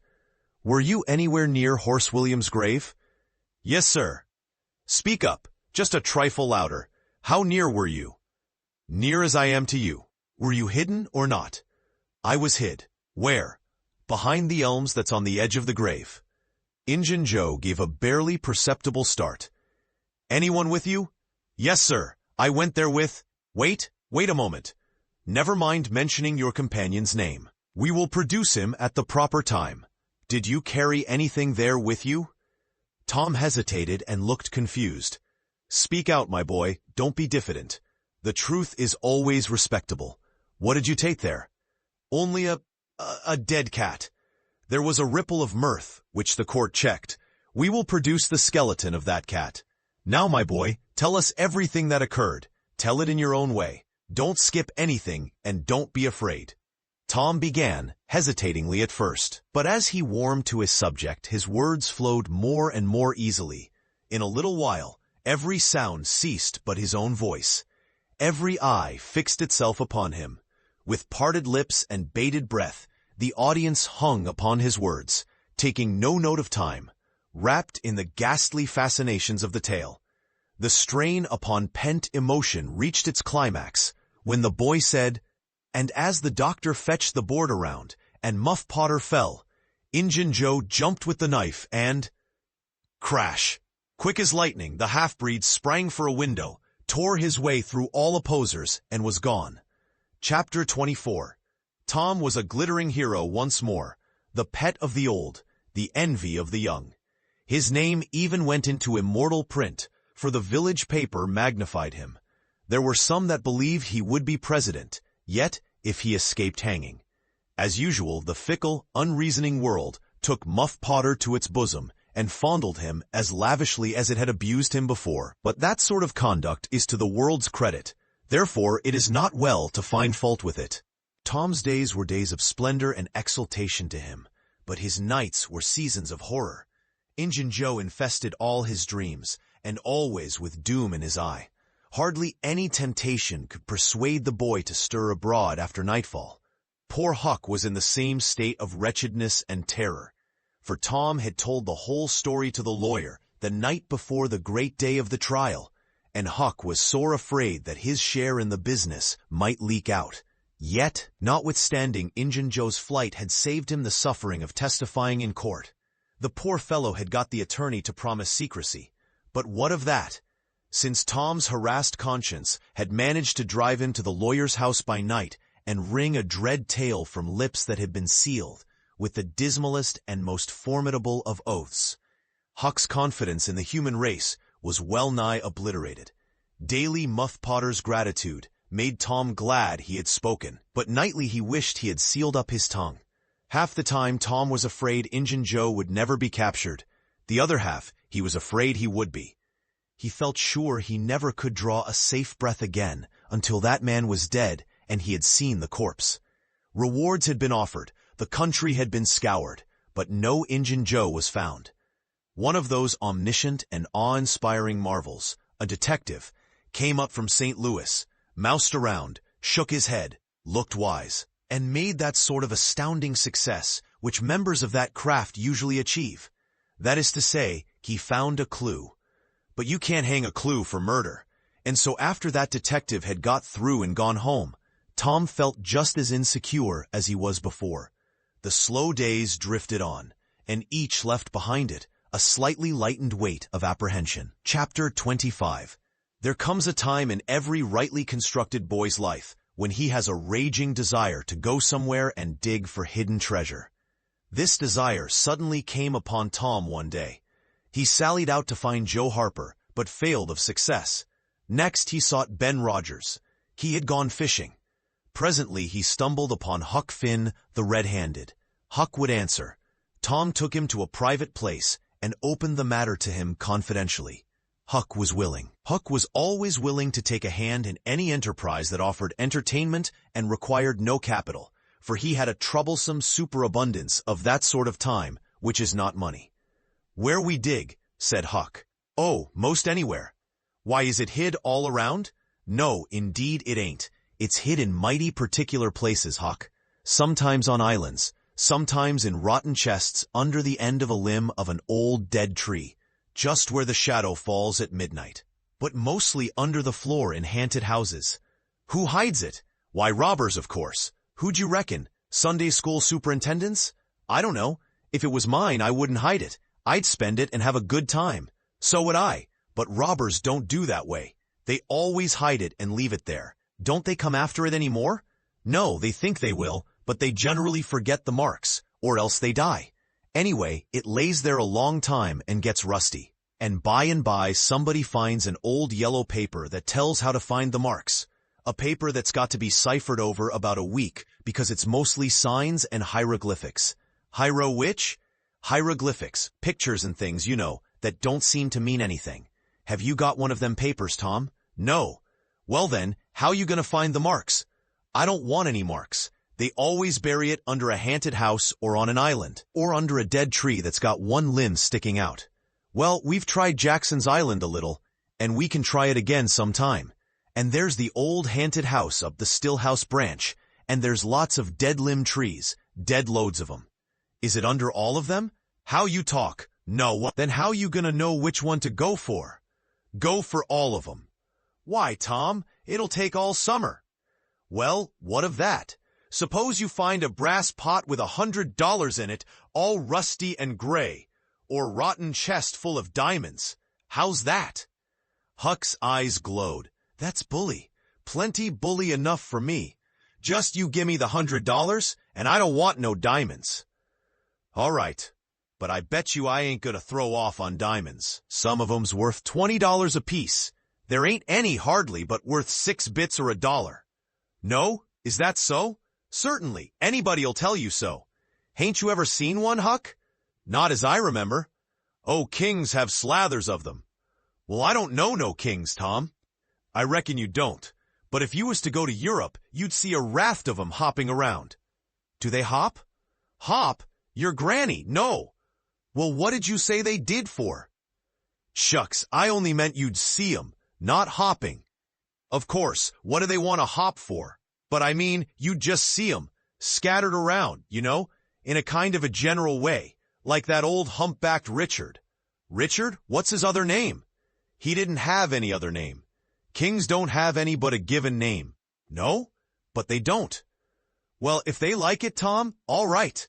But I don't want to be a king and have only just a given name like a nigger. But say, where are you going to dig first?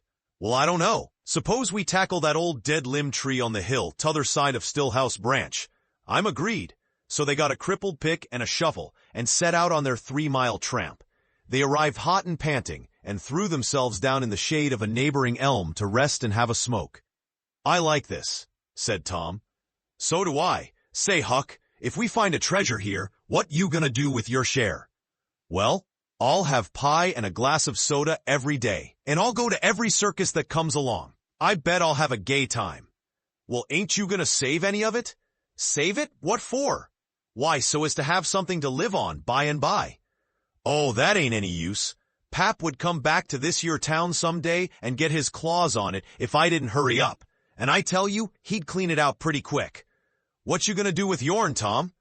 I'm gonna buy a new drum and a sure enough sword and a red necktie and a bullpup and get married. Married? That's it. Tom, why you ain't in your right mind? Wait, you'll see. Well, that's the foolishest thing you could do. Look at Pap and my mother. Fight? Why, they used to fight all the time. I remember mighty well. That ain't anything. The girl I'm gonna marry won't fight. Tom, I reckon they're all alike. They'll all comb a body. Now you better think about this a while. I tell you, you better. What's the name of the gal? It ain't a gal at all. It's a girl. It's all the same, I reckon. Some says gal, some says girl. Both's right, like enough. Anyway, what's her name, Tom? I'll tell you sometime. Not now. All right, that'll do. Only if you get married, I'll be more lonesomer than ever. No, you won't. You'll come and live with me. Now stir out of this, and we'll go to digging. They worked and sweated for half an hour. No result. They toiled another half hour. Still no result. Huck said, do they always bury it as deep as this? Sometimes. Not always. Not generally. I reckon we haven't got the right place. So they chose a new spot and began again. The labor dragged a little, but still they made progress. They pegged away in silence for some time. Finally, Huck leaned on his shovel, swabbed the beaded drops from his brow with his sleeve, and said, where are you gonna dig next, after we get this one? I reckon maybe we'll tackle the old tree that's over yonder on Cardiff Hill back of the widow's. I reckon that'll be a good one. But won't the widow take it away from us, Tom? It's on her land. She take it away. Maybe she'd like to try it once. Whoever finds one of these hid treasures, it belongs to him. It don't make any difference whose land it's on. That was satisfactory. The work went on. By and by, Huck said, blame it. We must be in the wrong place again. What do you think? It is mighty curious, Huck. I don't understand it. Sometimes witches interfere. I reckon maybe that's what's the trouble now. Shucks. Witches ain't got no power in the daytime. Well, that's so. I didn't think of that. Oh, I know what the matter is. What a blamed lot of fools we are. You got to find out where the shadow of the limb falls at midnight, and that's where you dig. Then consound it, we fooled away all this work for nothing. Now hang it all, we got to come back in the night. It's an awful long way. Can you get out? I bet I will. We've got to do it tonight too, Because if somebody sees these holes, they'll know in a minute what's here, and they'll go for it. Well, I'll come around and mow tonight. All right, let's hide the tools in the bushes. The boys were there that night, about the appointed time. They sat in the shadow waiting. It was a lonely place, and an hour made solemn by old traditions. Spirits whispered in the rustling leaves. Ghosts lurked in the murky nooks. The deep baying of a hound floated up out of the distance. An owl answered with his sepulchral note. The boys were subdued by these solemnities, and talked little. By and by they judged that 12 had come. They marked where the shadow fell, and began to dig. Their hopes commenced to rise. Their interest grew stronger, and their industry kept pace with it. The hole deepened and still deepened. But every time their hearts jumped to hear the pick strike upon something, they only suffered a new disappointment. It was only a stone or a chunk. At last Tom said, "It ain't any use, Huck. We're wrong again." "Well, but we can't be wrong. We spotted the shatter to a dot." "I know it. But then there's another thing." "What's that?" "Why, we only guessed at the time. Like enough it was too late or too early." Huck dropped his shovel. "That's it," said he. "That's the very trouble. We gotta give this one up. We can't ever tell the right time. And besides, this kind of thing's too awful. Here this time of night with witches and ghosts a-fluttering around so. I feel as if something's behind me all the time, and I'm afeared to turn around, because maybe there's others in front a-waiting for a chance. I've been creeping all over, ever since I got here." "Well, I've been pretty much so too, Huck. They most always put in a dead man when they bury a treasure under a tree, to look out for it." "Lordy." "Yes, they do. I've always heard that." "Tom, I don't like to fool around much where there's dead people. A body's bound to get into trouble with them, sure. I don't like to stir 'em up either. Suppose this one here was to stick his skull out and say something." "Don't, Tom. It's awful." "Well, it just is, Huck. I don't feel comfortable a bit. Say, Tom, let's give this place up and try somewheres else." "All right, I reckon we better." "What'll it be?" Tom considered a while, and then said, "The haunted house. That's it. Blame it. I don't like haunted houses, Tom. Why, they're a darn sight worse'n dead people. Dead people might talk, maybe, but they don't come sliding around in a shroud when you ain't noticing, and peep over your shoulder all of a sudden and grit their teeth the way a ghost does. I couldn't stand such a thing as that, Tom. Nobody could." "Yes, but Huck, ghosts don't travel around only at night. They won't hinder us from digging there in the daytime." "Well, that's so. But you know mighty well people don't go about that haunted house in the day nor the night." "Well, that's mostly because they don't like to go where a man's been murdered, anyway. But nothing's ever been seen around that house except in the night. Just some blue lights slipping by the windows. No regular ghosts."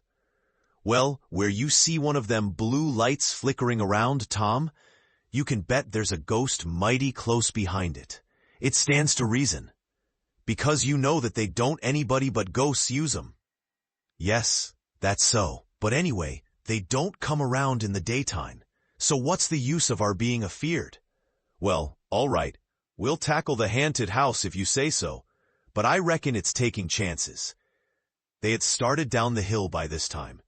There in the middle of the moonlit valley below them stood the haunted house, utterly isolated, its fences gone long ago, rank weeds smothering the very doorsteps. The chimney crumbled to ruin, the window sashes vacant. A corner of the roof caved in. The boys gazed a while, half expecting to see a blue light flit past a window. Then, talking in a low tone, as befitted the time and the circumstances, they struck far off to the right to give the haunted house a wide berth, and took their way homeward through the woods that adorned the rearward side of Cardiff Hill. Chapter 26. About noon the next day, the boys arrived at the dead tree. They had come for their tools. Tom was impatient to go to the haunted house. Huck was measurably so also, but suddenly said, "Looky here, Tom, do you know what day it is?" Tom mentally ran over the days of the week, and then quickly lifted his eyes with a startled look in them. "My, I never once thought of it, Huck." "Well, I didn't either, but all at once it popped onto me that it was Friday. Blame it, A body can't be too careful, Huck.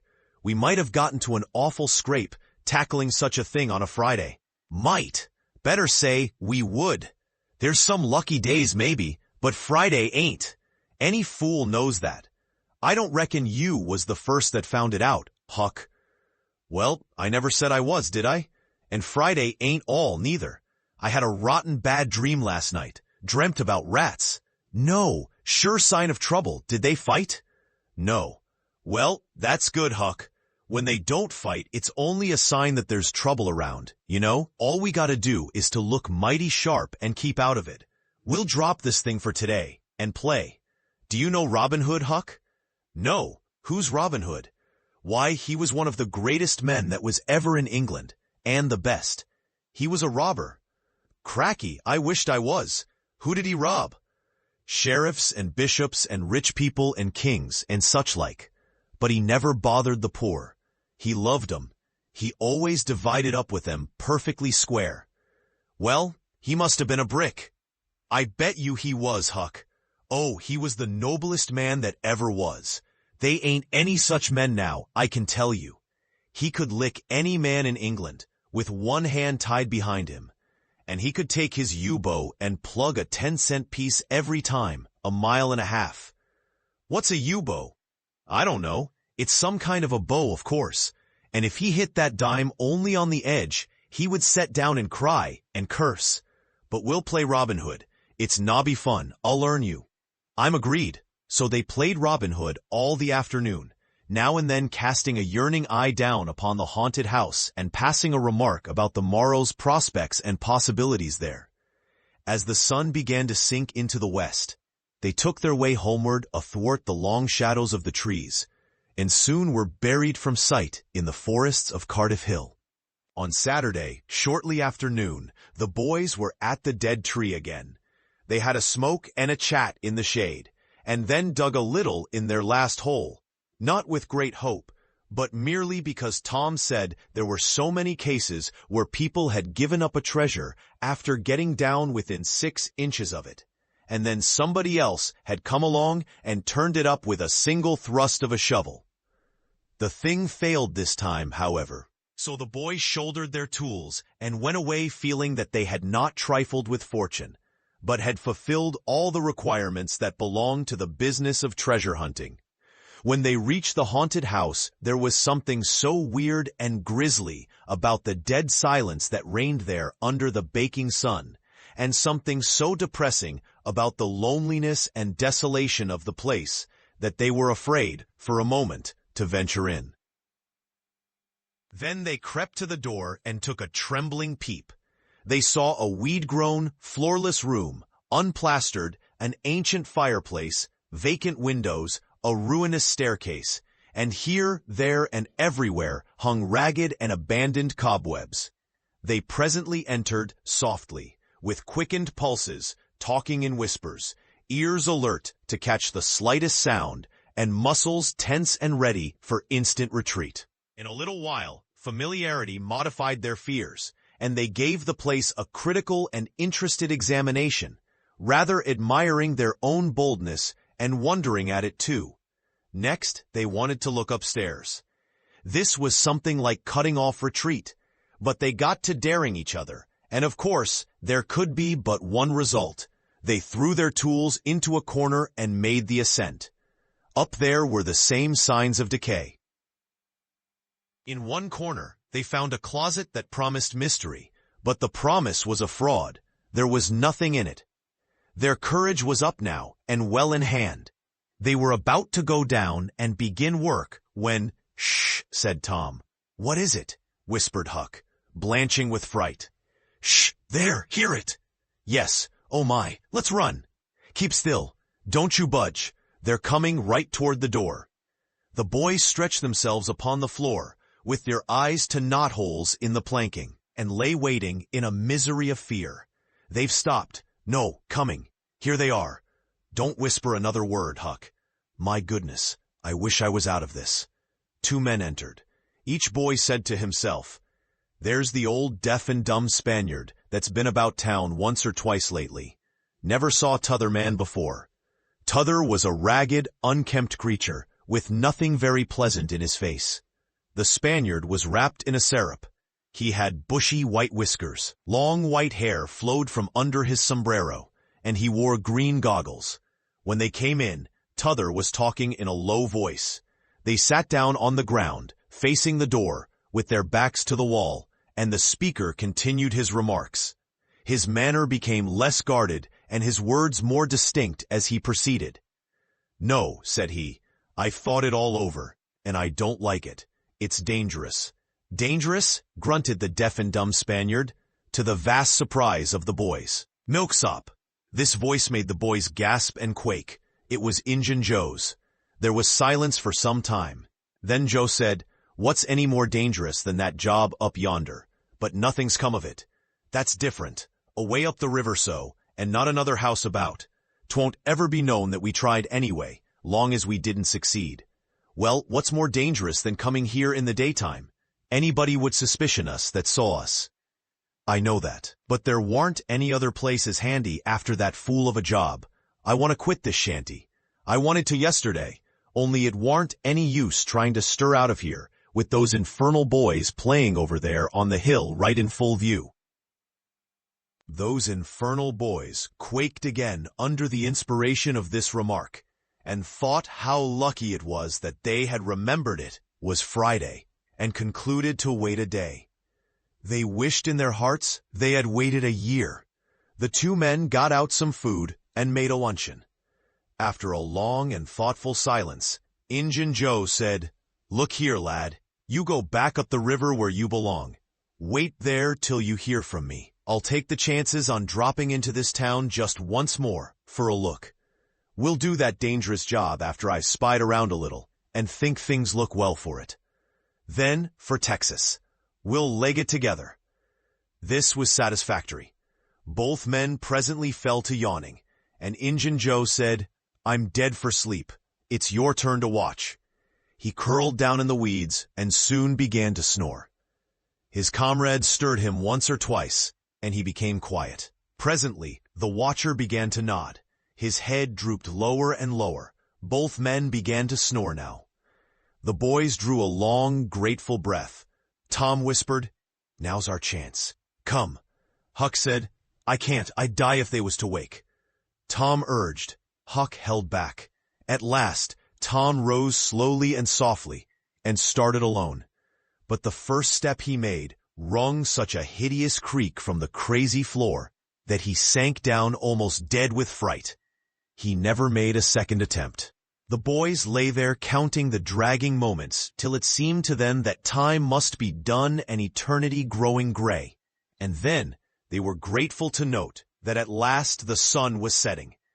Now one snore ceased. Injun Joe sat up, stared around, smiled grimly upon his comrade, whose head was drooping upon his knees, stirred him up with his foot, and said, "Here, you're a watchman, ain't you? All right, though, nothing's happened. My, have I been asleep?" "Oh, partly. Nearly time for us to be moving, pard. What'll we do with what little swag we've got left?" "I don't know. Leave it here as we've always done, I reckon. No use to take it away till we start south. 650 in silver's something to carry." "Well, all right, it won't matter to come here once more." "No, but I'd say come in the night as we used to do, it's better." "Yes, but look here. It may be a good while before I get the right chance at that job. Accidents might happen. 'Tain't in such a very good place. We'll just regularly bury it, and bury it deep." "Good idea," said the comrade, who walked across the room, knelt down, raised one of the rearward hearthstones, and took out a bag that jingled pleasantly. He subtracted from it $20 or $30 for himself, and as much for Injun Joe, and passed the bag to the latter, who was on his knees in the corner, now, digging with his bowie knife. The boys forgot all their fears, all their miseries in an instant. With gloating eyes they watched every movement. Luck, the splendor of it was beyond all imagination. $600 was money enough to make half a dozen boys rich. Here was treasure hunting under the happiest auspices. There would not be any bothersome uncertainty as to where to dig. They nudged each other every moment, eloquent nudges and easily understood, for they simply meant, "Oh, but ain't you glad now we're here?" Joe's knife struck upon something. "Hello," said he. "What is it?" said his comrade. "Half-rotten plank. No, it's a box, I believe. Here, bear a hand and we'll see what it's here for. Never mind, I've broke a hole." He reached his hand in and drew it out. "Man, it's money." The two men examined the handful of coins. They were gold. The boys above were as excited as themselves, and as delighted. Joe's comrade said, "We'll make quick work of this. There's an old rusty pick over amongst the weeds in the corner, the other side of the fireplace. I saw it a minute ago." He ran and brought the boys' pick and shovel. Injun Joe took the pick, looked it over critically, shook his head, muttered something to himself, and then began to use it. The box was soon unearthed. It was not very large. It was iron-bound and had been very strong before the slow years had injured it. The men contemplated the treasure a while in blissful silence. "Pard, there's thousands of dollars here," said Injun Joe. "'Twas always said that Merle's gang used to be around here one summer," the stranger observed. "I know it," said Injun Joe, "and this looks like it, I should say." "Now you won't need to do that job." The half-breed frowned. Said he, "You don't know me. Least you don't know all about that thing. 'Tain't robbery altogether. It's revenge," and a wicked light flamed in his eyes. "I'll need your help in it. When it's finished, then Texas. Go home to your Nance and your kids, and stand by till you hear from me." "Well, if you say so. What'll we do with this? Bury it again?" "Yes." Ravishing delight overhead. "No, by the great sachem, no." Profound distress overhead. "I'd nearly forgot. That pick had fresh earth on it." The boys were sick with terror in a moment. "What business has a pick and a shovel here? What business with fresh earth on them? Who brought them here, and where are they gone? Have you heard anybody? Seen anybody? What, bury it again and leave them to come and see the ground disturbed?" "Not exactly. Not exactly. We'll take it to my den." "Why, of course. Might have thought of that before. You mean number 1? "No, number 2, under the cross. The other place is bad, too common." "All right, it's nearly dark enough to start." Injun Joe got up and went about from window to window, cautiously peeping out. Presently he said, "Who could have brought those tools here? Do you reckon they can be upstairs?" The boys' breath forsook them. Injun Joe put his hand on his knife, halted a moment, undecided, and then turned toward the stairway. The boys thought of the closet, but their strength was gone. The steps came creaking up the stairs. The intolerable distress of the situation woke the stricken resolution of the lads. They were about to spring for the closet, when there was a crash of rotten timbers, and Injun Joe landed on the ground amid the debris of the ruined stairway. He gathered himself up, cursing, and his comrade said, "Now what's the use of all that? If it's anybody, and they're up there, let them stay there. Who cares? If they want to jump down, now, and get into trouble, who objects? It will be dark in 15 minutes, and then let them follow us if they want to. I'm willing. In my opinion, whoever hove those things in here caught a sight of us and took us for ghosts or devils or something. I'll bet they're running yet." Joe grumbled a while. Then he agreed with his friend that what daylight was left ought to be economized in getting things ready for leaving. Shortly afterward, they slipped out of the house in the deepening twilight and moved toward the river with their precious box. Tom and Huck rose up, weak but vastly relieved, and stared after them through the chinks between the logs of the house. Follow? Not they. They were content to reach ground again without broken necks and take the townward track over the hill. They did not talk much. They were too much absorbed in hating themselves, hating the ill luck that made them take the spade and the pick there. But for that, Injun Joe never would have suspected. He would have hidden the silver with the gold to wait there till his revenge was satisfied, and then he would have had the misfortune to find that money turn up missing. Bitter, bitter luck that the tools were ever brought there. They resolved to keep a lookout for that Spaniard when he should come to town, spying out for chances to do his revengeful job, and follow him to number 2, wherever that might be. Then a ghastly thought occurred to Tom. "Revenge? What if he means us, Huck?" "Oh, don't," said Huck, nearly fainting. They talked it all over, and as they entered town, they agreed to believe that he might possibly mean somebody else, At least, that he might at least mean nobody but Tom, since only Tom had testified. Very, very small comfort it was to Tom to be alone in danger. Company would be a palpable improvement, he thought. Chapter 27. The adventure of the day mightily tormented Tom's dreams that night. 4 times he had his hands on that rich treasure, and 4 times it wasted to nothingness in his fingers, as sleep forsook him, and wakefulness brought back the hard reality of his misfortune. As he lay in the early morning, recalling the incidents of his great adventure, he noticed that they seemed curiously subdued and far away, somewhat as if they had happened in another world, or in a time long gone by. Then it occurred to him that the great adventure itself must be a dream. There was one very strong argument in favor of this idea, namely, that the quantity of coin he had seen was too vast to be real. He had never seen as much as $50 in one mass before, and he was like all boys of his age and station in life, in that he imagined that all references to hundreds and thousands were mere fanciful forms of speech, and that no such sums really existed in the world. He never had supposed for a moment that so large a sum as $100 was to be found in actual money in anyone's possession. If his notions of hidden treasure had been analyzed, they would have been found to consist of a handful of real dimes and a bushel of vague, splendid, ungraspable dollars. But the incidents of his adventure grew sensibly sharper and clearer under the attrition of thinking them over, and so he presently found himself leaning to the impression that the thing might not have been a dream after all. This uncertainty must be swept away. He would snatch a hurried breakfast and go and find Huck. Huck was sitting on the gunwale of a flatboat, listlessly dangling his feet in the water and looking very melancholy. Tom concluded to let Huck lead up to the subject. If he did not do it, then the adventure would be proved to have been only a dream. "Hello, Huck. Hello yourself." Silence for a minute. "Tom, if we'd a left the blame tools at the dead tree, we'd a got the money." "Oh, ain't it awful." "'Tain't a dream then. 'Tain't a dream." "Somehow I most wish it was. Dogged if I don't, Huck." "What ain't a dream?" "Oh, that thing yesterday. I been half thinking it was. Dream. If them stairs hadn't broke down, you'd a seen how much dream it was. I've had dreams enough all night, with that patch-eyed Spanish devil going for me all through 'em. Rot him.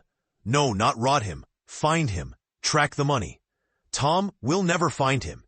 A feller don't have only one chance for such a pile, and that one's lost. I'd feel mighty shaky if I was to see him anyway." "Well, so'd I, but I'd like to see him anyway, and track him out. To his number 2. "Number 2? Yes, that's it. I've been thinking about that, but I can't make nothing out of it. What do you reckon it is?" "I don't know. It's too deep. Say, Huck, maybe it's the number of a house." "Goody. No, Tom, that ain't it. If it is, it ain't in this one-horse town. They ain't no numbers here." "Well, that's so. Let me think a minute. Here, it's the number of a room. In a tavern, you know." "Oh, that's the trick. They ain't only 2 taverns. We can find out quick. You stay here, Huck, till I come." Tom was off at once. He did not care to have Huck's company in public places. He was gone half an hour. He found that in the best tavern, number 2 had long been occupied by a young lawyer, and was still so occupied. In the less ostentatious house, number 2 was a mystery.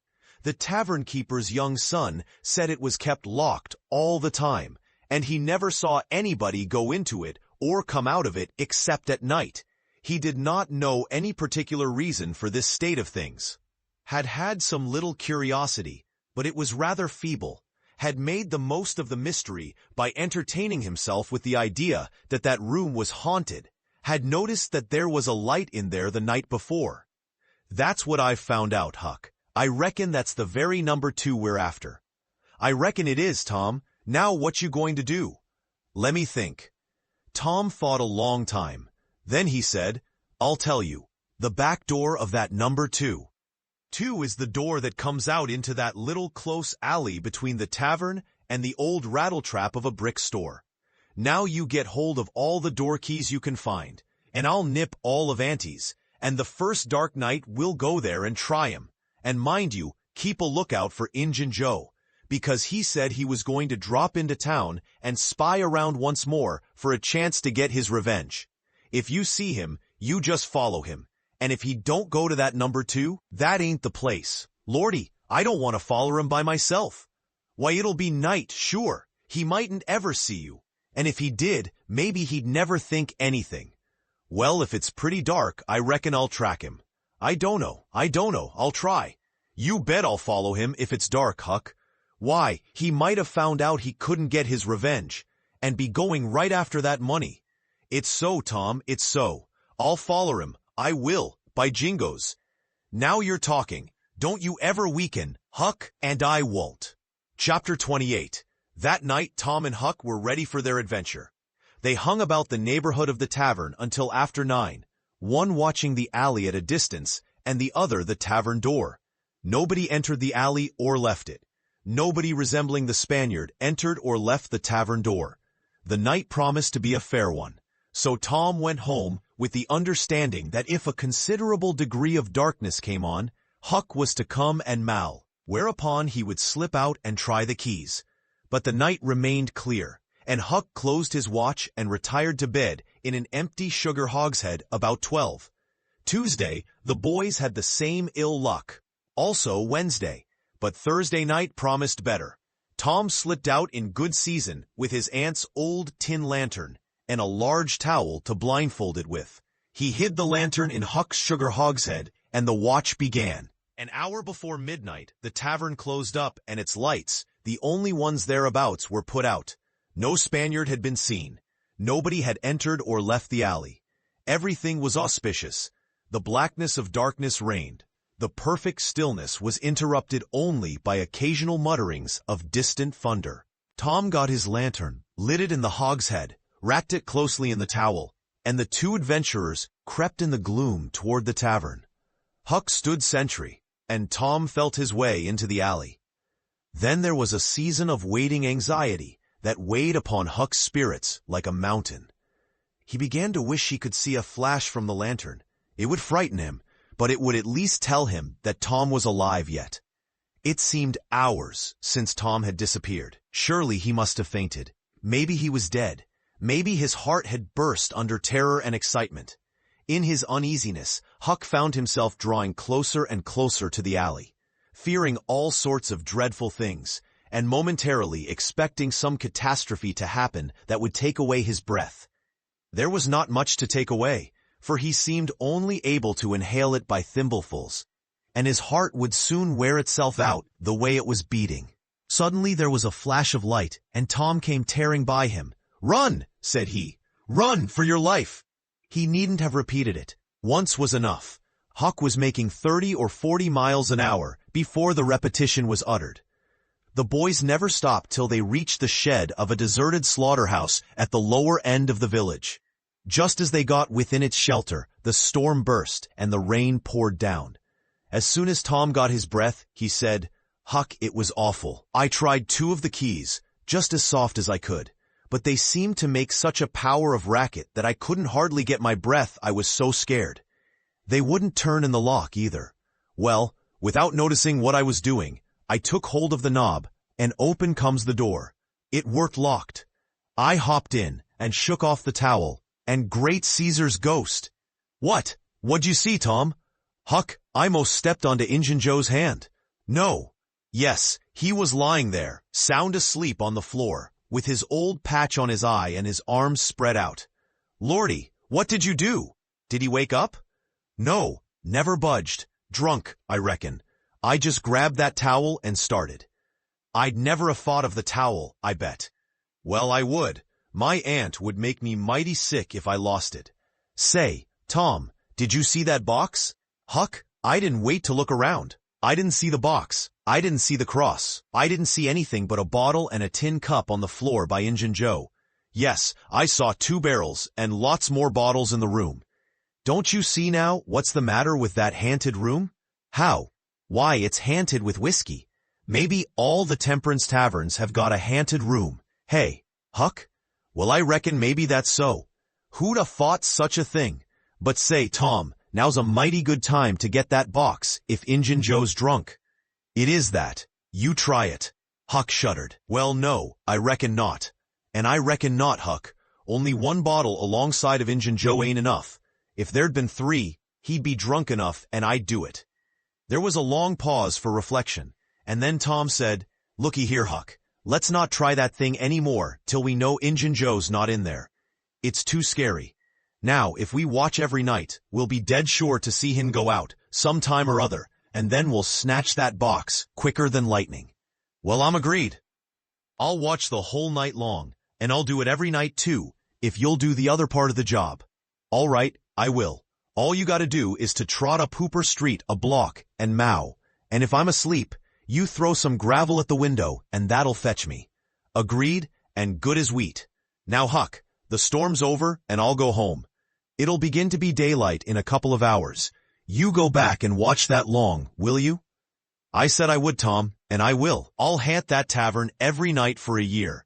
I'll sleep all day, and I'll stand watch all night." "That's all right. Now, where are you going to sleep?" "In Ben Rogers' hayloft. He lets me, and so does his pap's nigger man, Uncle Jake. I tote water for Uncle Jake whenever he wants me to, and any time I ask him, he gives me a little something to eat if he can spare it. That's a mighty good nigger, Tom.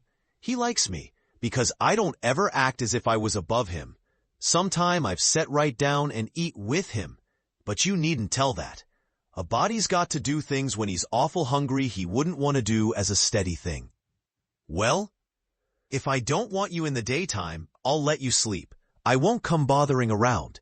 Anytime you see something's up, in the night, just skip right around and mow." Chapter 29. The first thing Tom heard on Friday morning was a glad piece of news. Judge Thatcher's family had come back to town the night before. Both Injun Joe and the treasure sunk into secondary importance for a moment, and Becky took the chief place in the boy's interest. He saw her, and they had an exhausting good time playing hispy and gully keeper with a crowd of their schoolmates. The day was completed and crowned in a peculiarly satisfactory way. Becky teased her mother to appoint the next day for the long-promised and long-delayed picnic, and she consented. The child's delight was boundless, and Tom's not more moderate. The invitations were sent out before sunset, and straightway the young folks of the village were thrown into a fever of preparation and pleasurable anticipation. Tom's excitement enabled him to keep awake until a pretty late hour, and he had good hopes of hearing Huck's mow, and of having his treasure to astonish Becky and the picnickers with next day. But he was disappointed. No signal came that night.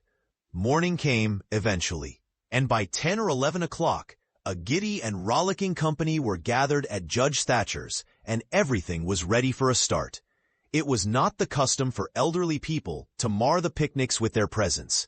The children were considered safe enough under the wings of a few young ladies of 18, and a few young gentlemen of 23 or thereabouts.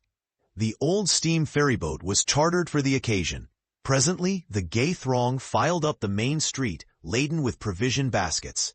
Sid was sick and had to miss the fun. Mary remained at home to entertain him. The last thing Mrs. Thatcher said to Becky was, "You'll not get back till late. Perhaps you'd better stay all night with some of the girls that live near the ferry landing, child?" "Then I'll stay with Susie Harper, Mama." "Very well. And mind and behave yourself, and don't be any trouble." Presently, as they tripped along, Tom said to Becky, "Say, I'll tell you what we'll do. 'Stead of going to Joe Harper's, we'll climb right up the hill and stop at the Widow Douglas.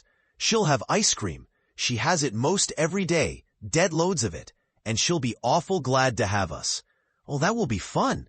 Then Becky reflected a moment and said, "But what will Mama say? How'll she ever know?" The girl turned the idea over in her mind and said reluctantly, "I reckon it's wrong, but shucks. Your mother won't know, and so what's the harm?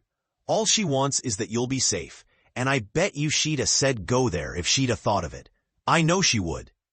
The Widow Douglas's splendid hospitality was a tempting bait. It and Tom's persuasions presently carried the day. So it was decided to say nothing to anybody about the night's program.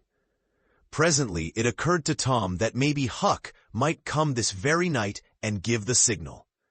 The thought took a deal of the spirit out of his anticipations. Still, he could not bear to give up the fun at Widow Douglas's. And why should he give it up? He reasoned, the signal did not come the night before, so why should it be any more likely to come tonight? The sure fun of the evening outweighed the uncertain treasure, and boylike, he determined to yield to the stronger inclination, and not allow himself to think of the box of money another time that day. 3 miles below town, the ferryboat stopped at the mouth of a woody hollow and tied up. The crowd swarmed ashore, and soon the forest distances and craggy heights echoed far and near with shoutings and laughter. All the different ways of getting hot and tired were gone through with. And by the rovers straggled back to camp, fortified with responsible appetites. And then the destruction of the good things began. After the feast, there was a refreshing season of rest and chat in the shade of spreading oaks. By, somebody shouted, "Who's ready for the cave?" Everybody was. Bundles of candles were procured, and straightway there was a general scamper up the hill. The mouth of the cave was up the hillside, an opening shaped like a letter A. Its massive oaken door stood unbarred. Within was a small chamber, chilly as an icehouse, and walled by nature with solid limestone that was dewy with a cold sweat. It was romantic and mysterious to stand here in the deep gloom and look out upon the green valley shining in the sun. But the impressiveness of the situation quickly wore off, and the romping began again. The moment a candle was lighted, there was a general rush upon the owner of it. A struggle and a gallant defense followed, but the candle was soon knocked down or blown out, and then there was a glad clamor of laughter and a new chase. But all things have an end. By the procession went filing down the steep descent of the main avenue, the flickering rank of lights dimly revealing the lofty walls of rock, almost to their point of junction, 60 feet overhead. This main avenue was not more than 8 or 10 feet wide. Every few steps, other lofty and still narrower crevices branched from it on either hand, for McDougal's cave was but a vast labyrinth of crooked aisles that ran into each other and out again, and led nowhere. It was said that one might wander days and nights together through its intricate tangle of rifts and chasms, and never find the end of the cave, and that he might go down, and still down into the earth, and it was just the same, labyrinth under labyrinth, and no end to any of them. No man knew the cave. That was an impossible thing. Most of the young men knew a portion of it, and it was not customary to venture much beyond this known portion. Tom Sawyer knew as much of the cave as anyone. The procession moved along the main avenue some 3/4 of a mile, and then groups and couples began to slip aside into branch avenues, fly along the dismal corridors, and take each other by surprise at points where the corridors joined again. Parties were able to elude each other for the space of half an hour without going beyond the known ground. By, one group after another came straggling back to the mouth of the cave, panting, hilarious, smeared from head to foot with tallow drippings, daubed with clay, and entirely delighted with the success of the day. Then they were astonished to find that they had been taking no note of time and that night was about at hand. The clanging bell had been calling for half an hour. However, this sort of close to the day's adventures was romantic and therefore satisfactory. When the ferry boat with her wild freight pushed into the stream, nobody cared sixpence for the wasted time but the captain of the craft. Huck was already upon his watch when the ferry boat's lights went glinting past the wharf. He heard no noise on board, for the young people were as subdued and still as people usually are who are nearly tired to death. He wondered what boat it was, and why she did not stop at the wharf, and then he dropped her out of his mind and put his attention upon his business. The night was growing cloudy and dark.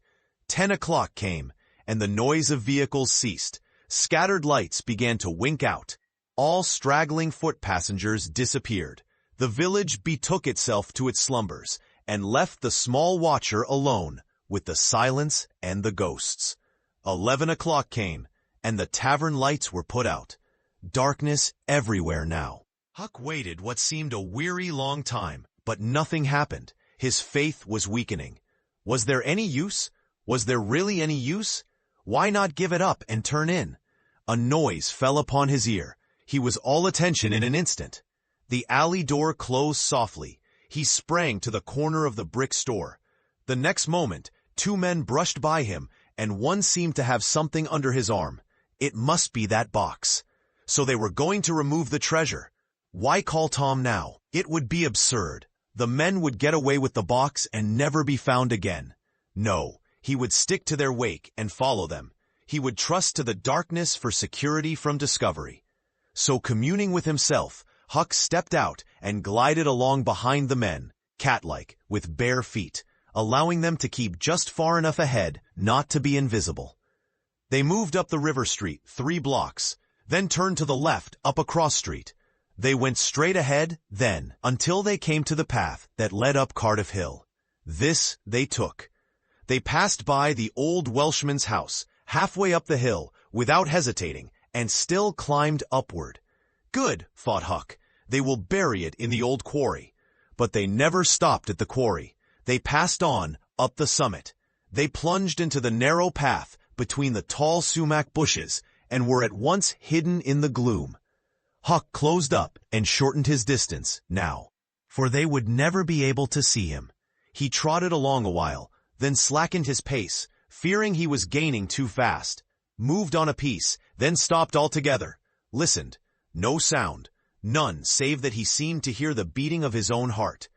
The hooting of an owl came over the hill, ominous sound, but no footsteps. Heavens, was everything lost? He was about to spring with winged feet, when a man cleared his throat not 4 feet from him. Huck's heart shot into his throat, but he swallowed it again, and then he stood there shaking as if a dozen agues had taken charge of him at once, and so weak that he thought he must surely fall to the ground. He knew where he was. He knew he was within 5 steps of the stile leading into Widow Douglas's grounds. Very well, he thought, let them bury it there.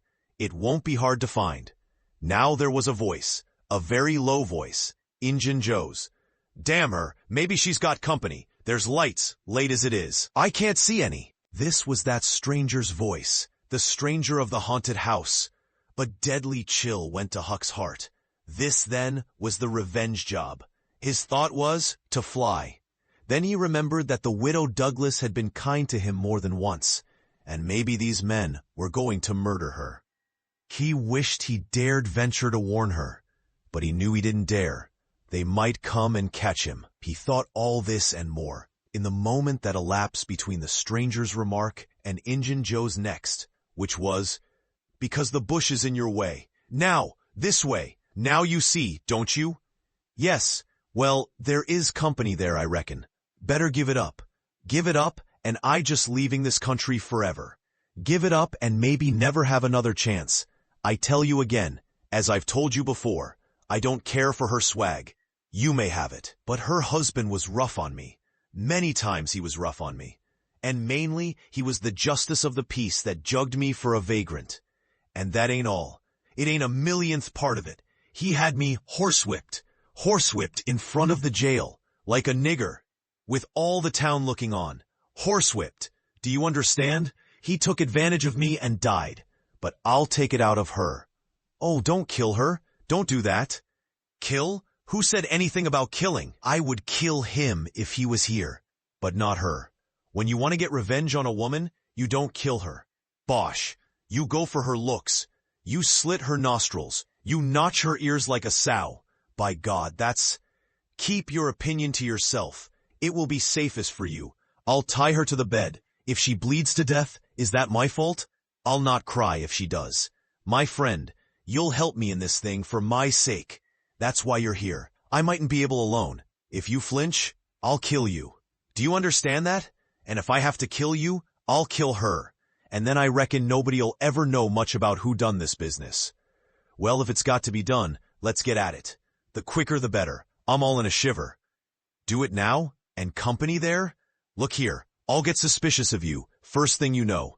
No, we'll wait till the lights are out, there's no hurry. Huck felt that a silence was going to ensue, a thing still more awful than any amount of murderous talk, so he held his breath and stepped gingerly back, planted his foot carefully and firmly, after balancing one-legged in a precarious way, and almost toppling over, first on one side and then on the other.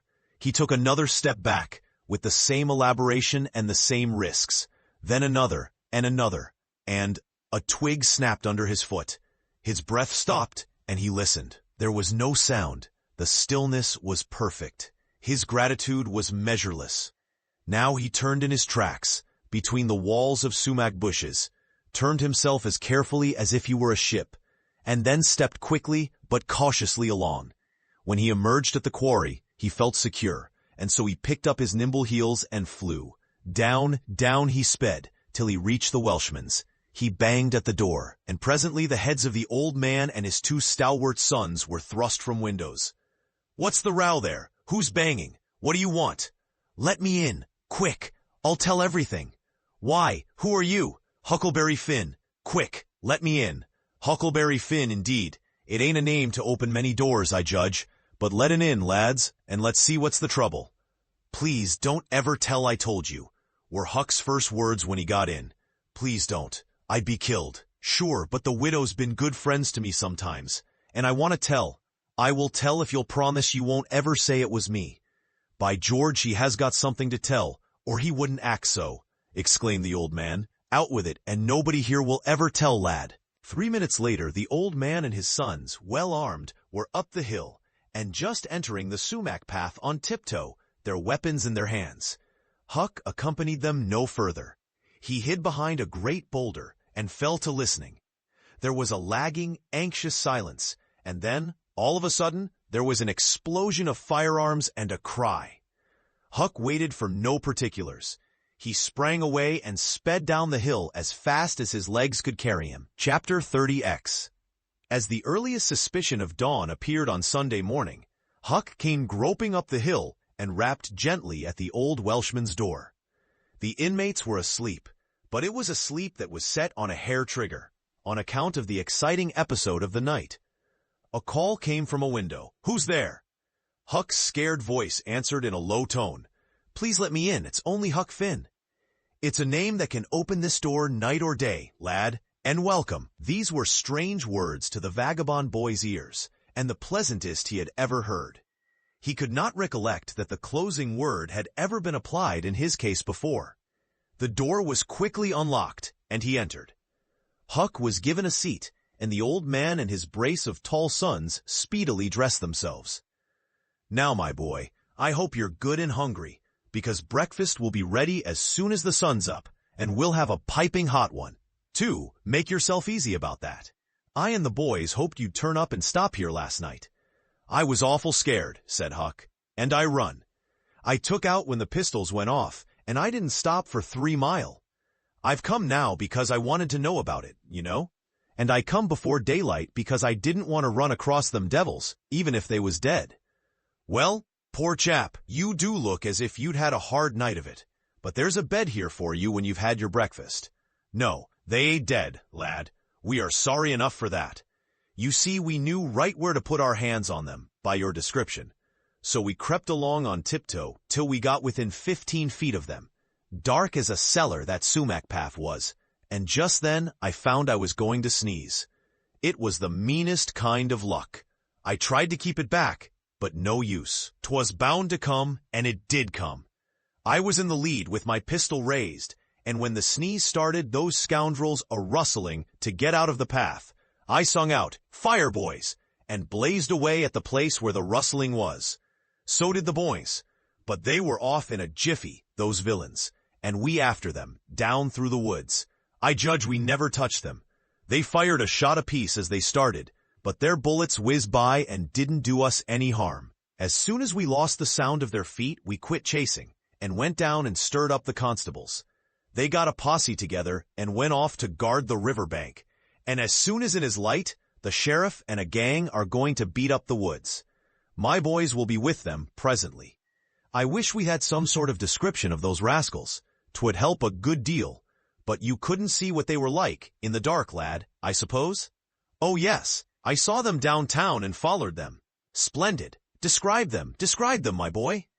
"One's the old deaf and dumb Spaniard that's been around here once or twice, and t'other's a mean-looking, ragged—" "That's enough, lad. We know the men.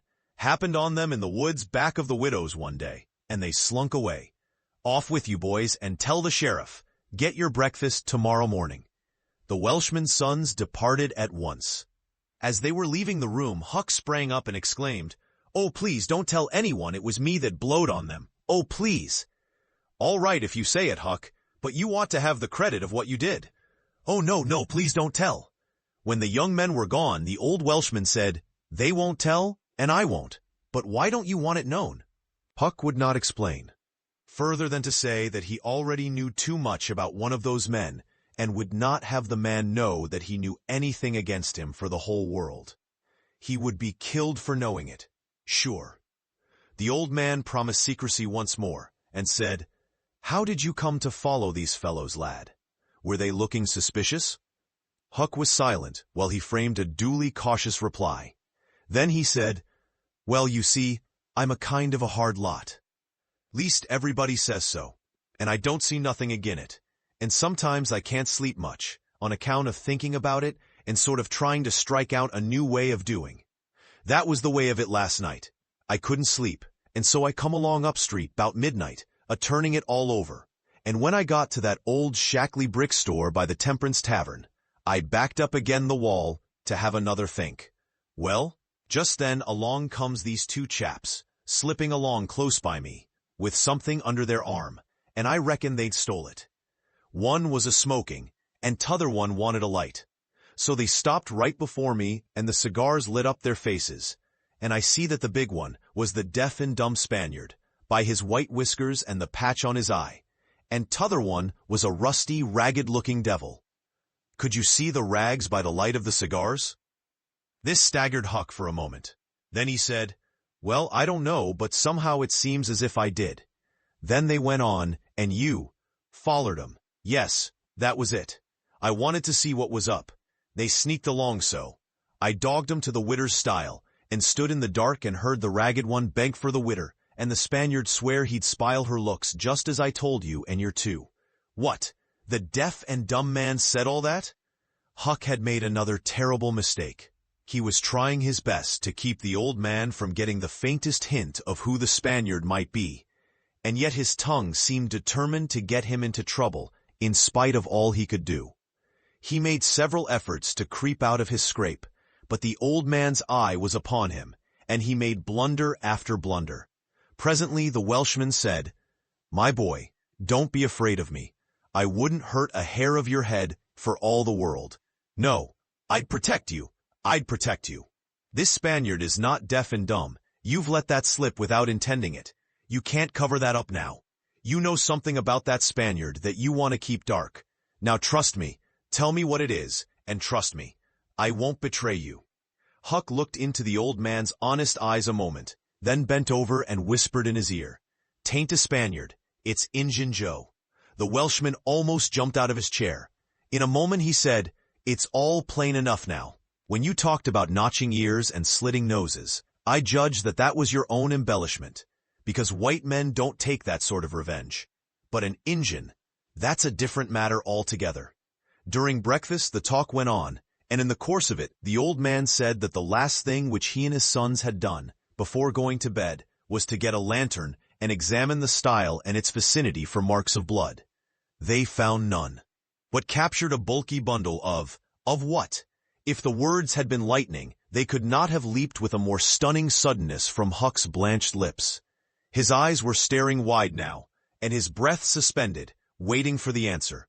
The Welshman started, stared in return, 3 seconds, 5 seconds, 10, then replied, "Of burglar's tools. Why, what's the matter with you?" Huck sank back, panting gently, but deeply, unutterably grateful. The Welshman eyed him gravely, curiously, and presently said, "Yes, burglar's tools. That appears to relieve you a good deal. But what'd give you that turn? What were you expecting we'd found?" Huck was in a close place. The inquiring eye was upon him. He would have given anything for material for a plausible answer. Nothing suggested itself. The inquiring eye was boring deeper and deeper. A senseless reply offered. There was no time to weigh it, so at a venture he uttered it feebly. "Sunday school books, maybe." Poor Huck was too distressed to smile. but the old man laughed loud and joyously, shook up the details of his anatomy from head to foot, and ended by saying that such a laugh was money in a man's pocket, because it cut down the doctor's bill like everything. Then he added, "Poor old chap, you're white and jaded. You ain't well a bit. No wonder you're a little flighty and off your balance. But you'll come out of it. Rest and sleep will fetch you out all right, I hope." Huck was irritated to think he had been such a goose and betrayed such a suspicious excitement, for he had dropped the idea that the parcel brought from the tavern was the treasure, as soon as he had heard the talk at the widow's stile. He had only thought it was not the treasure, however. He had not known that it wasn't, and so the suggestion of a captured bundle was too much for his self-possession. But on the whole, he felt glad the little episode had happened, for now he knew beyond all question that that bundle was not the bundle, and so his mind was at rest and exceedingly comfortable. In fact, everything seemed to be drifting just in the right direction now. The treasure must be still in number 2. The men would be captured and jailed that day, and he and Tom could seize the gold that night without any trouble or any fear of interruption. Just as breakfast was completed, there was a knock at the door. Huck jumped for a hiding place, for he had no mind to be connected even remotely with the late event. The Welshman admitted several ladies and gentlemen, among them the widow Douglas, and noticed that groups of citizens were climbing up the hill to stare at the stile. So the news had spread. The Welshman had to tell the story of the night to the visitors. The widow's gratitude for her preservation was outspoken. "Don't say a word about it, madam. There's another that you're more beholden to than you are to me and my boys, maybe. But he don't allow me to tell his name. We wouldn't have been there but for him." Of course, this excited a curiosity so vast that it almost belittled the main matter. But the Welshman allowed it to eat into the vitals of his visitors, and through them be transmitted to the whole town, for he refused to part with his secret. When all else had been learned, the widow said, "I went to sleep reading in bed, and slept straight through all that noise. Why didn't you come and wake me? We judged it weren't worth while. Those fellows weren't likely to come again. They hadn't any tools left to work with. And what was the use of waking you up and scaring you to death? My 3 Negro men stood guard at your house all the rest of the night. They've just come back." More visitors came, and the story had to be told and retold for a couple of hours more. There was no Sabbath school during day school vacation, but everybody was early at church. The stirring event was well canvassed. News came that not a sign of the 2 villains had been yet discovered. When the sermon was finished, Judge Thatcher's wife dropped alongside of Mrs. Harper as she moved down the aisle with the crowd, and said, "Is my Becky going to sleep all day? I just expected she would be tired to death." "Your Becky?" "Yes," with a startled look. "Didn't she stay with you last night?" "Why, no." Mrs. Thatcher turned pale and sank into a pew, just as Aunt Polly, talking briskly with a friend, passed by. Aunt Polly said, "Good morning, Mrs. Thatcher." "Good morning, Mrs. Harper. I've got a boy that's turned up missing. I reckon my Tom stayed at your house last night, one of you, and now he's afraid to come to church. I've got to settle with him." Mrs. Thatcher shook her head feebly and turned paler than ever. "He didn't stay with us," said Mrs. Harper, beginning to look uneasy. A marked anxiety came into Aunt Polly's face. "Joe Harper, have you seen my Tom this morning?" "No'm." "When did you see him last?" Joe tried to remember, but was not sure he could say. The people had stopped moving out of church. Whispers passed along, and a boding uneasiness took possession of every countenance. Children were anxiously questioned, and young teachers. They all said they had not noticed whether Tom and Becky were on board the ferryboat on the homeward trip. It was dark. No one thought of inquiring if anyone was missing. One young man finally blurted out his fear that they were still in the cave. Mrs. Thatcher swooned away. Aunt Polly fell to crying and wringing her hands. The alarm swept from lip to lip, from group to group, from street to street. And within 5 minutes the bells were wildly clanging, and the whole town was up.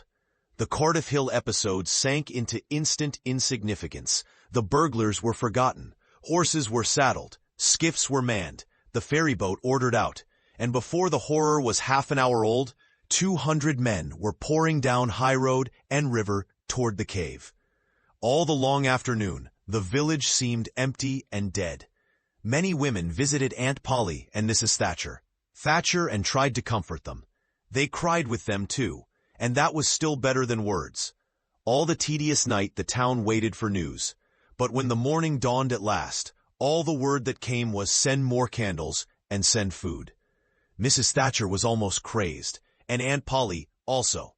Judge Thatcher sent messages of hope and encouragement from the cave, but they conveyed no real cheer. The old Welshman came home toward daylight, spattered with candle grease, smeared with clay, and almost worn out.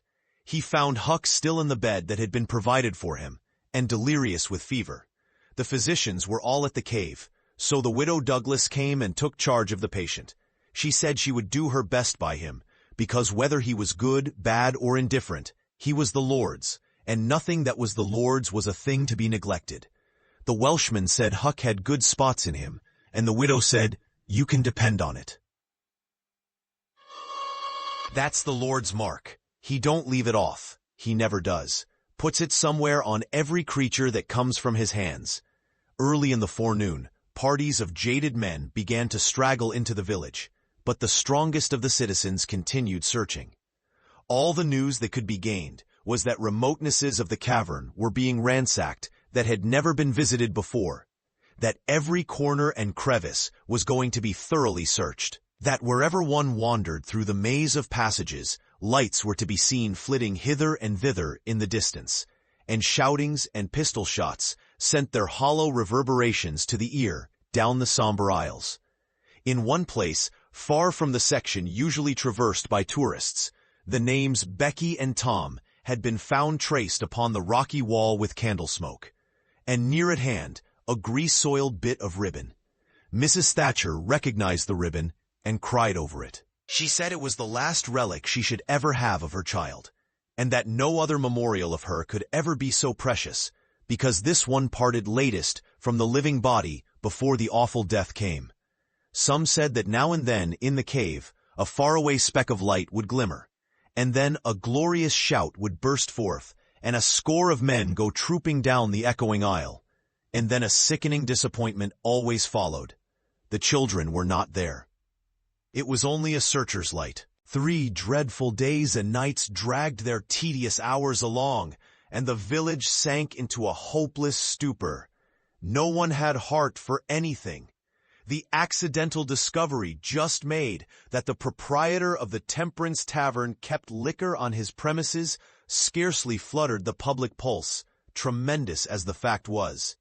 In a lucid interval, Huck feebly led up to the subject of taverns, and finally asked, dimly dreading the worst, if anything had been discovered at the Temperance Tavern since he had been ill. "Yes," said the widow. Huck started up in bed, wild-eyed. What was it?" "Liquor, and the place has been shut up. Lie down, child. What a turn you did give me.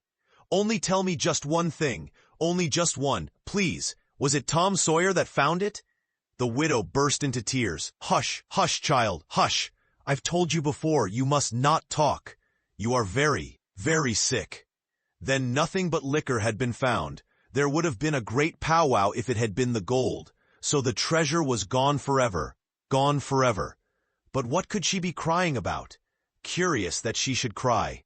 These thoughts worked their dim way through Huck's mind, and under the weariness they gave him, he fell asleep. The widow said to herself, "There, he's asleep, poor wreck. Tom Sawyer find it. Pity, but somebody could find Tom Sawyer. Ah, there ain't many left. Now, that's got hope enough, or strength enough, either, to go on searching." Chapter 31. Now to return to Tom and Becky's share in the picnic. They tripped along the murky aisles with the rest of the company, visiting the familiar wonders of the cave, wonders dubbed with rather over-descriptive names, such as the drawing room, the cathedral, Aladdin's palace, and so on. Presently the hide-and-seek frolicking began, and Tom and Becky engaged in it with zeal until the exertion began to grow a trifle wearisome. Then they wandered down a sinuous avenue, holding their candles aloft, and reading the tangled webwork of names, dates, post-office addresses, and mottos with which the rocky walls had been frescoed, in candle smoke. Still drifting along and talking, they scarcely noticed that they were now in a part of the cave whose walls were not frescoed. They smoked their own names under an overhanging shelf and moved on. Presently, they came to a place where a little stream of water, trickling over a ledge and carrying a limestone sediment with it, had, in the slow-dragging ages, formed a laced and ruffled Niagara in gleaming and imperishable stone. Tom squeezed his small body behind it in order to illuminate it for Becky's gratification. He found that it curtained a sort of steep natural stairway which was enclosed between narrow walls, and at once the ambition to be a discoverer seized him. Becky responded to his call, and they made a stroke mark for future guidance, and started upon their quest. They wound this way and that, far down into the secret depths of the cave, made another mark, and branched off in search of novelties to tell the upper world about. In one place they found a spacious cavern, from whose ceiling depended a multitude of shining stalactites of the length and circumference of a man's leg. They walked all about it, wondering and admiring, and presently left it by one of the numerous passages that opened into it. This shortly brought them to a bewitching spring, whose basin was encrusted with a frostwork of glittering crystals. It was in the midst of a cavern whose walls were supported by many fantastic pillars, which had been formed by the joining of great stalactites and stalagmites together, the result of the ceaseless water drip of centuries. Under the roof, vast knots of bats had packed themselves together, thousands in a bunch. The lights disturbed the creatures, and they came flocking down by hundreds, squeaking and darting furiously at the candles. Tom knew their ways and the danger of this sort of conduct. He seized Becky's hand and hurried her into the first corridor that offered. And none too soon, for a bat struck Becky's light out with its wing while she was passing out of the cavern. The bats chased the children a good distance, but the fugitives plunged into every new passage that offered, and at last got rid of the perilous things. Tom found a subterranean lake, shortly, which stretched its dim length away until its shape was lost in the shadows. He wanted to explore its borders, but concluded that it would be best to sit down and rest a while first. Now, for the first time, the deep stillness of the place laid a clammy hand upon the spirits of the children. Becky said, "Why, I didn't notice, but it seems ever so long since I heard any of the others. Come to think, Becky, we are away down below them, and I don't know how far away north, or south, or east, or whichever it is. We couldn't hear them here." Becky grew apprehensive. "I wonder how long we've been down here, Tom. We better start back." "Yes, I reckon we better. P'raps we better. Can you find the way, Tom? It's all a mixed-up crookedness to me." "I reckon I could find it, but then the bats. If they put our candles out, it will be an awful fix. Let's try some other way, so as not to go through there." "Well, but I hope we won't get lost. It would be so awful." And the girl shuddered at the thought of the dreadful possibilities. They started through a corridor, and traversed it in silence a long way, glancing at each new opening, to see if there was anything familiar about the look of it. But they were all strange. Every time Tom made an examination, Becky would watch his face for an encouraging sign, and he would say cheerily, "Oh, it's all right. This ain't the one, but we'll come to it right away." But he felt less and less hopeful with each failure, and presently began to turn off into diverging avenues at sheer random, in desperate hope of finding the one that was wanted. He still said it was all right, but there was such a leaden dread at his heart that the words had lost their ring, and sounded just as if he had said, "All is lost." Becky clung to his side in an anguish of fear, and tried hard to keep back the tears, but they would come. At last she said, "Oh, Tom, never mind the bats. Let's go back that way. We seem to get worse and worse off all the time." "Listen," said he. Profound silence. Silence so deep that even their breathings were conspicuous in the hush. Tom shouted. The call went echoing down the empty aisles and died out in the distance in a faint sound that resembled a ripple of mocking laughter. "Oh, don't do it again, Tom. It is too horrid," said Becky. "It is horrid, but I better, Becky. They might hear us, you know." And he shouted again. The might was even a chillier horror than the ghostly laughter. It so confessed a perishing hope. The children stood still and listened, but there was no result. Tom turned upon the back track at once and hurried his steps. It was but a little while before a certain indecision in his manner revealed another fearful fact to Becky. He could not find his way back. "Oh, Tom, you didn't make any marks." "Becky, I was such a fool. Such a fool. I never thought we might want to come back. No, I can't find the way. It's all mixed up. Tom, we're lost. We're lost. We never can get out of this awful place. Oh, why did we ever leave the others?" She sank to the ground and burst into such a frenzy of crying that Tom was appalled with the idea that she might die or lose her reason. He sat down by her and put his arms around her. She buried her face in his bosom. She clung to him. She poured out her terrors, her unavailing regrets, and the far echoes turned them all to jeering laughter. Tom begged her to pluck up hope again, and she said she could not. He fell to blaming and abusing himself for getting her into this miserable situation. This had a better effect. She said she would try to hope again. She would get up and follow wherever he might lead, if only he would not talk like that anymore. For he was no more to blame than she said. So they moved on again, aimlessly, simply at random. All they could do was to move, keep moving. For a little while, hope made a show of reviving, not with any reason to back it, but only because it is its nature to revive when the spring has not been taken out of it by age and familiarity with failure. By and by, Tom took Becky's candle and blew it out. This economy meant so much. Words were not needed. Becky understood, and her hope died again. She knew that Tom had a whole candle and 3 or 4 pieces in his pockets, yet he must economize.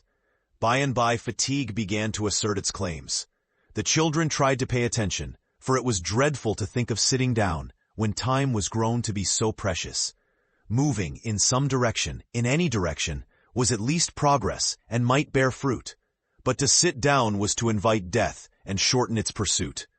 At last Becky's frail limbs refused to carry her farther. She sat down. Tom rested with her, and they talked of home, and the friends there, and the comfortable beds, and above all, the light. Becky cried, and Tom tried to think of some way of comforting her, but all his encouragements were grown threadbare with use, and sounded like sarcasms. Fatigue bore so heavily upon Becky that she drowsed off to sleep. Tom was grateful. He sat looking into her drawn face, and saw it grow smooth and natural, under the influence of pleasant dreams. And by a smile dawned and rested there. The peaceful face reflected somewhat of peace and healing into his own spirit, and his thoughts wandered away to bygone times and dreamy memories. While he was deep in his musings, Becky woke up with a breezy little laugh, but it was stricken dead upon her lips, and a groan followed it. "Oh, how could I sleep? I wish I never had waked. No, I don't, Tom. Don't look so. I won't say it again." "I'm glad you slept, Becky. You'll feel rested now, and we'll find the way out. We can try, Tom, but I've seen such a beautiful country in my dream. I reckon we are going there. Maybe not, maybe not. Cheer up, Becky, and let's go on trying." They rose up and wandered along, hand in hand and hopeless. They tried to estimate how long they had been in the cave, but all they knew was that it seemed days and weeks, and yet it was plain that this could not be, for their candles were not gone yet. A long time after this, they could not tell how long, Tom said they must go softly and listen for dripping water. They must find a spring.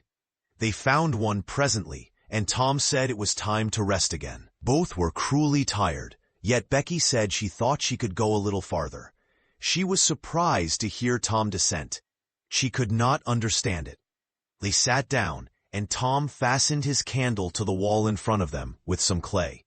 Thought was soon busy. Nothing was said for some time. Then Becky broke the silence. "Tom, I am so hungry." Tom took something out of his pocket. "Do you remember this?" said he. Becky almost smiled.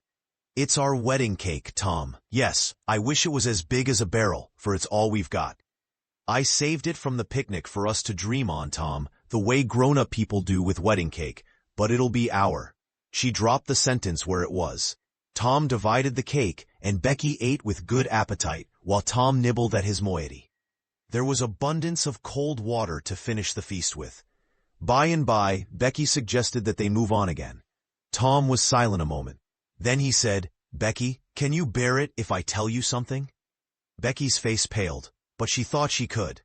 "Well then, Becky, we must stay here, where there's water to drink. That little piece is our last candle." Becky gave loose to tears and wailings. Tom did what he could to comfort her, but with little effect. At length Becky said, "Tom." "Well, Becky? They'll miss us and hunt for us." "Yes, they will. Certainly they will." "Maybe they're hunting for us now, Tom." "Why, I reckon maybe they are. I hope they are." "When would they miss us, Tom?" "When they get back to the boat, I reckon." "Tom, it might be dark then. Would they notice we hadn't come?" "I don't know. But anyway, your mother would miss you as soon as they got home." A frightened look in Becky's face brought Tom to his senses, and he saw that he had made a blunder. Becky was not to have gone home that night. The children became silent and thoughtful. In a moment, a new burst of grief from Becky showed Tom that the thing in his mind had struck hers also, that the Sabbath morning might be half spent before Mrs. Thatcher discovered that Becky was not at Mrs. Harper's. The children fastened their eyes upon their bit of candle and watched it melt slowly and pitilessly away, saw the half-inch of wick stand alone at last, saw the feeble flame rise and fall, climb the thin column of smoke, linger at its top a moment, and then the horror of utter darkness reigned. How long afterward it was that Becky came to a slow consciousness that she was crying in Tom's arms, neither could tell. All that they knew was that after what seemed a mighty stretch of time, both awoke out of a dead stupor of sleep and resumed their miseries once more. Tom said it might be Sunday now, maybe Monday. He tried to get Becky to talk, but her sorrows were too oppressive. All her hopes were gone. Tom said that they must have been missed long ago, and no doubt the search was going on. He would shout, and maybe someone would come. He tried it, but in the darkness the distant echoes sounded so hideously that he tried it no more. The hours wasted away, and hunger came to torment the captives again. A portion of Tom's half of the cake was left. They divided and ate it, but they seemed hungrier than before. The poor morsel of food only whetted desire. By and by, Tom said, "Shh, did you hear that?" Both held their breath and listened. There was a sound like the faintest far-off shout. Instantly, Tom answered it, and leading Becky by the hand, started groping down the corridor in its direction. Presently, he listened again. Again the sound was heard, and apparently a little nearer. "It's them," said Tom. "They're coming. Come along, Becky. We're all right now." The joy of the prisoners was almost overwhelming. Their speed was slow, however, because pitfalls were somewhat common, and had to be guarded against. They shortly came to one and had to stop. It might be 3 feet deep. It might be 100. There was no passing it at any rate. Tom got down on his breast and reached as far down as he could. No bottom. They must stay there and wait until the searchers came. They listened. Evidently the distant shoutings were growing more distant. The moment or two more and they had gone altogether. The heart-sinking misery of it. Tom whooped until he was hoarse, but it was of no use. He talked hopefully to Becky, but an age of anxious waiting passed and no sounds came again. The children groped their way back to the spring. The weary time dragged on. They slept again and awoke famished and woe-stricken. Tom believed it must be Tuesday by this time. Now an idea struck him. There were some side passages near at hand. It would be better to explore some of these than bear the weight of the heavy time in idleness. He took a kite line from his pocket, tied it to a projection, and he and Becky started, Tom in the lead, unwinding the line as he groped along. At the end of 20 steps, the corridor ended in a jumping-off place. Tom got down on his knees and felt below, and then as far around the corner as he could reach with his hands conveniently. He made an effort to stretch yet a little farther to the right, and at that moment, not 20 yards away, a human hand, holding a candle, appeared from behind a rock. Tom lifted up a glorious shout, and instantly that hand was followed by the body it belonged to, Injun Joe's. Tom was paralyzed. He could not move. He was vastly gratified the next moment to see the Spaniard take to his heels and get himself out of sight. Tom wondered that Joe had not recognized his voice and come over and killed him for testifying in court. but the echoes must have disguised the voice. Without doubt, that was it, he reasoned. Tom's fright weakened every muscle in his body. He said to himself that if he had strength enough to get back to the spring, he would stay there, and nothing should tempt him to run the risk of meeting Injun Joe again. He was careful to keep from Becky what it was he had seen. He told her he had only shouted for luck. But hunger and wretchedness rise superior to fears in the long run. Another tedious wait at the spring, and another long sleep brought changes. The children awoke tortured with a raging hunger. Tom believed that it must be Wednesday or Thursday or even Friday or Saturday now, and that the search had been given over. He proposed to explore another passage. He felt willing to risk Injun Joe and all other terrors. But Becky was very weak. She had sunk into a dreary apathy and would not be roused. She said she would wait now, where she was, and die. It would not be long. She told Tom to go with the kite line and explore if he chose, but she implored him to come back every little while and speak to her. And she made him promise that when the awful time came, he would stay by her and hold her hand until all was over. Tom kissed her, with a choking sensation in his throat, and made a show of being confident of finding the searchers or an escape from the cave. Then he took the kite line in his hand and went groping down one of the passages on his hands and knees, distressed with hunger and sick with bodings of coming doom. Chapter 32. Tuesday afternoon came and waned to the twilight. The village of St. Petersburg still mourned. The lost children had not been found. Public prayers had been offered up for them, and many a private prayer that had the petitioner's whole heart in it. But still no good news came from the cave. The majority of the searchers had given up the quest and gone back to their daily avocations, saying that it was plain the children could never be found. Mrs. Thatcher was very ill, and a great part of the time delirious. People said it was heartbreaking to hear her call her child, and raise her head and listen a whole minute at a time, then lay it wearily down again with a moan. Aunt Polly had drooped into a settled melancholy, and her gray hair had grown almost white. The village went to its rest on Tuesday night, sad and forlorn.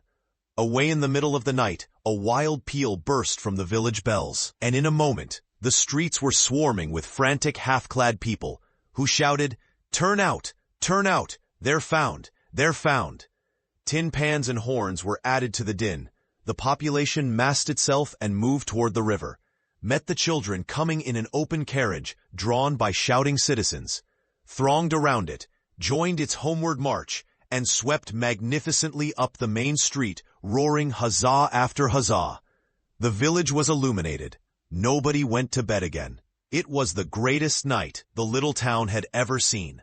During the first half hour, a procession of villagers filed through Judge Thatcher's house, seized the saved ones and kissed them, squeezed Mrs. Thatcher's hand, tried to speak but couldn't, and drifted out, raining tears all over the place. Aunt Polly's happiness was complete, and Mrs. Thatcher's nearly so. It would be complete, however, as soon as the messenger dispatched with the great news to the cave should get the word to her husband.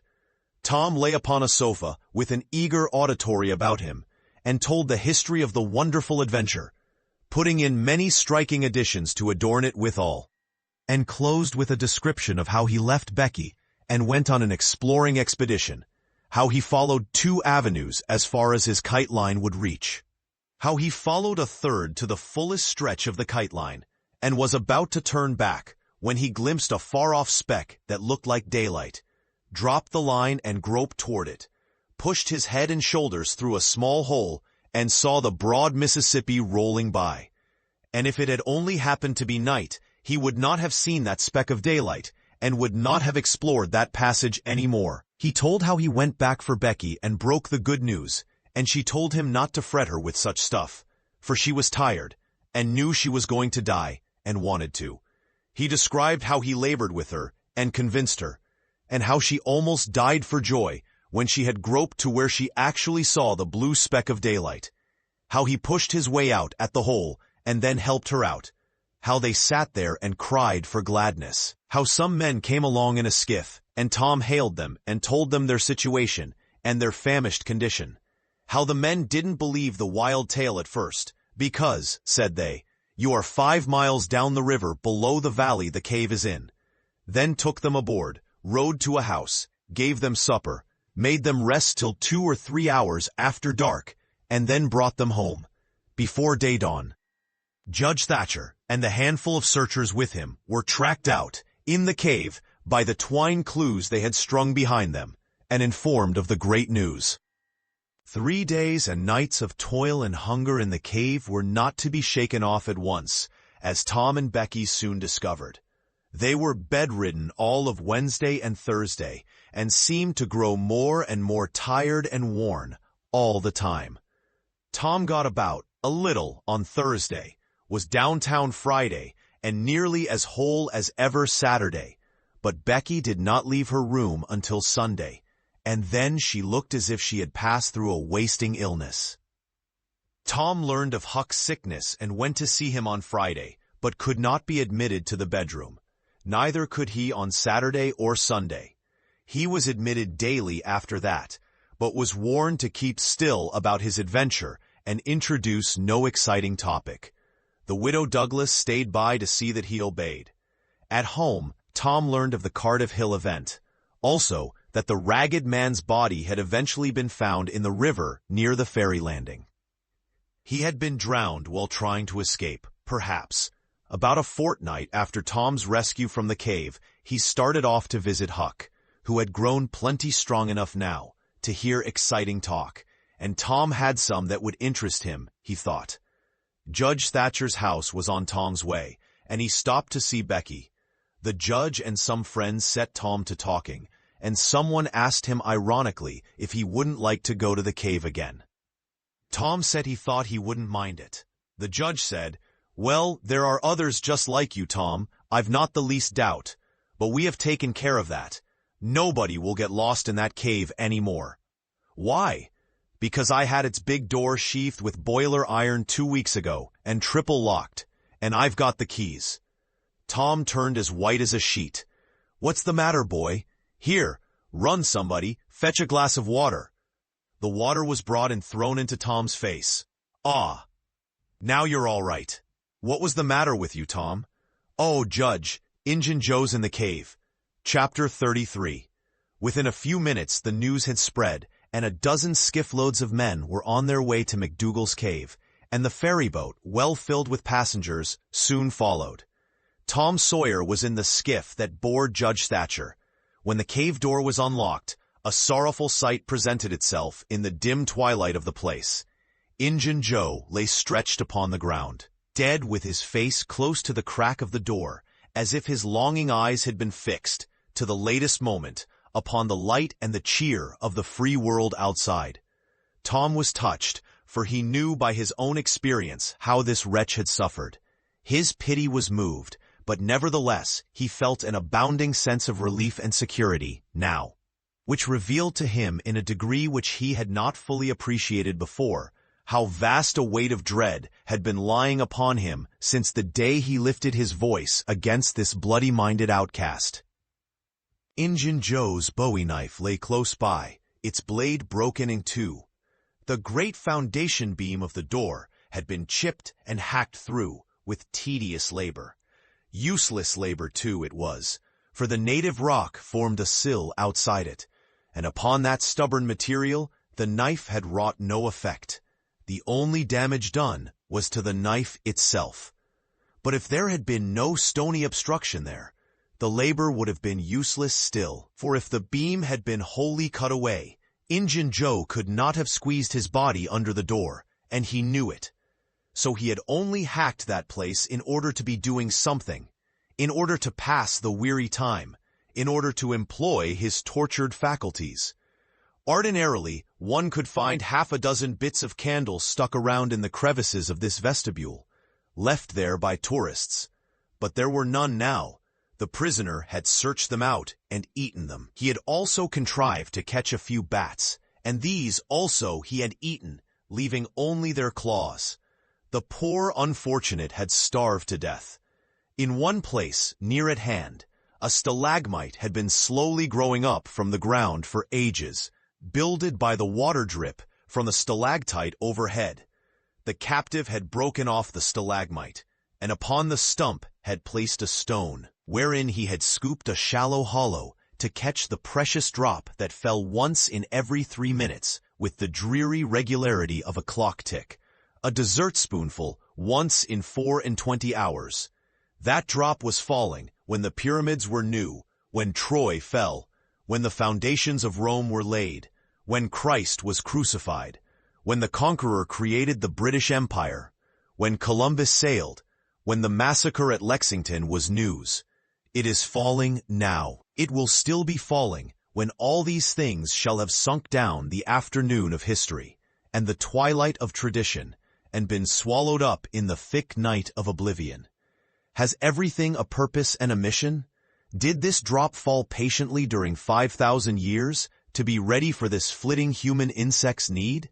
And has it another important object to accomplish 10,000 years to come? No matter. It is many and many a year since the hapless half-breed scooped out the stone to catch the priceless drops. But to this day, the tourist stares longest at that pathetic stone and that slow-dropping water when he comes to see the wonders of McDougal's cave. Injun Joe's cup stands first in the list of the cavern's marvels. Even Aladdin's palace cannot rival it. Injun Joe was buried near the mouth of the cave, and people flocked there in boats and wagons from the towns and from all the farms and hamlets for 7 miles around. They brought their children and all sorts of provisions, and confessed that they had had almost as satisfactory a time at the funeral as they could have had at the hanging. This funeral stopped the further growth of one thing, the petition to the governor for Injun Joe's pardon. The petition had been largely signed, many tearful and eloquent meetings had been held, and a committee of sappy women been appointed to go in deep mourning and wail around the governor, and implore him to be a merciful ass and trample his duty underfoot. Injun Joe was believed to have killed 5 citizens of the village. But what of that? If he had been Satan himself, there would have been plenty of weaklings ready to scribble their names to a pardon petition and drip a tear on it from their permanently impaired and leaky waterworks. The morning after the funeral, Tom took Huck to a private place to have an important talk. Huck had learned all about Tom's adventure from the Welshman and the widow Douglas by this time, but Tom said he reckoned there was one thing they had not told him. That thing was what he wanted to talk about now. Huck's face saddened. He said, "I know what it is. You got into number 2 and never found anything but whiskey. Nobody told me it was you, but I just knowed it must have been you, soon as I heard 'bout that whiskey business. And I knowed you hadn't got the money, because you'd have got at me some way or other and told me even if you was mum to everybody else. Tom, something's always told me we'd never get hold of that swag." "Why, Huck, I never told on that tavern keeper. You know his tavern was all right the Saturday I went to the picnic. Don't you remember you was to watch there that night?" "Oh, yes. Why, it seems 'bout a year ago. It was that very night that I follered Injun Joe to the Witters." "You followed him?" "Yes, but you keep mum. I reckon Injun Joe has left friends behind him, and I don't want 'em souring on me and doing me mean tricks. If it hadn't been for me, he'd be down in Texas now." All right, then Huck told his entire adventure in confidence to Tom, who had only heard of the Welshman's part of it before. "Well," said Huck, presently coming back to the main question, "whoever nipped the whiskey in number 2, nipped the money too, I reckon. Anyways, it's a goner for us, Tom." "Huck, that money wasn't ever in number 2. "What?" Huck searched his comrade's face keenly. "Tom, have you got on the track of that money again?" "Huck, it's in the cave." Huck's eyes blazed. "Say it again." "Calm, the money's in the cave." "Tom, honest Injun now, is it fun or earnest?" "Earnest, Huck, just as earnest as ever I was in my life. Will you go in there with me and help get it out?" "I bet I will. I will if it's where we can blaze our way to it and not get lost." "Huck, we can do that without the least little bit of trouble in the world." "Good as wheat. What makes you think the money's—" "Huck, you just wait till we get in there. If we don't find it, I'll agree to give you my drum and everything I've got in the world. I will, by jings." "All right, it's a whiz. When do you say?" "Right now if you say it. Are you strong enough? Is it far in the cave? I've been on my pins a little, 3 or 4 days now, but I can't walk more'n a mile, Tom. Least I don't think I could. It's about 5 mile into there the way anybody but me would go, Huck, but there's a mighty shortcut that they don't anybody but me know about. Huck, I'll take you right to it in a skiff. I'll float the skiff down there, and I'll pull it back again all by myself. You needn't ever turn your hand over. Let's start right off, Tom. All right, we want some bread and meat, and our pipes, and a little bag or two, and 2 or 3 kite strings, and some of these newfangled things they call lucifer matches. I tell you, many's the time I wished I had some when I was in there before. A trifle after noon, the boys borrowed a small skiff from a citizen who was absent, and got underway at once. When they were several miles below Cave Hollow, Tom said, "Now you see this bluff here looks all alike, all the way down from the Cave Hollow. No houses, no woodyards, bushes all alike. But do you see that white place up yonder where there's been a landslide? Well, that's one of my marks. We'll get ashore now." They landed. "Now, Huck, where we're standing you could touch that hole I got out of with a fishing pole. See if you can find it." Huck searched all the place about, and found nothing. Tom proudly marched into a thick clump of sumac bushes and said, "Here you are. Look at it, Huck. It's the snuggest hole in this country. You just keep mum about it.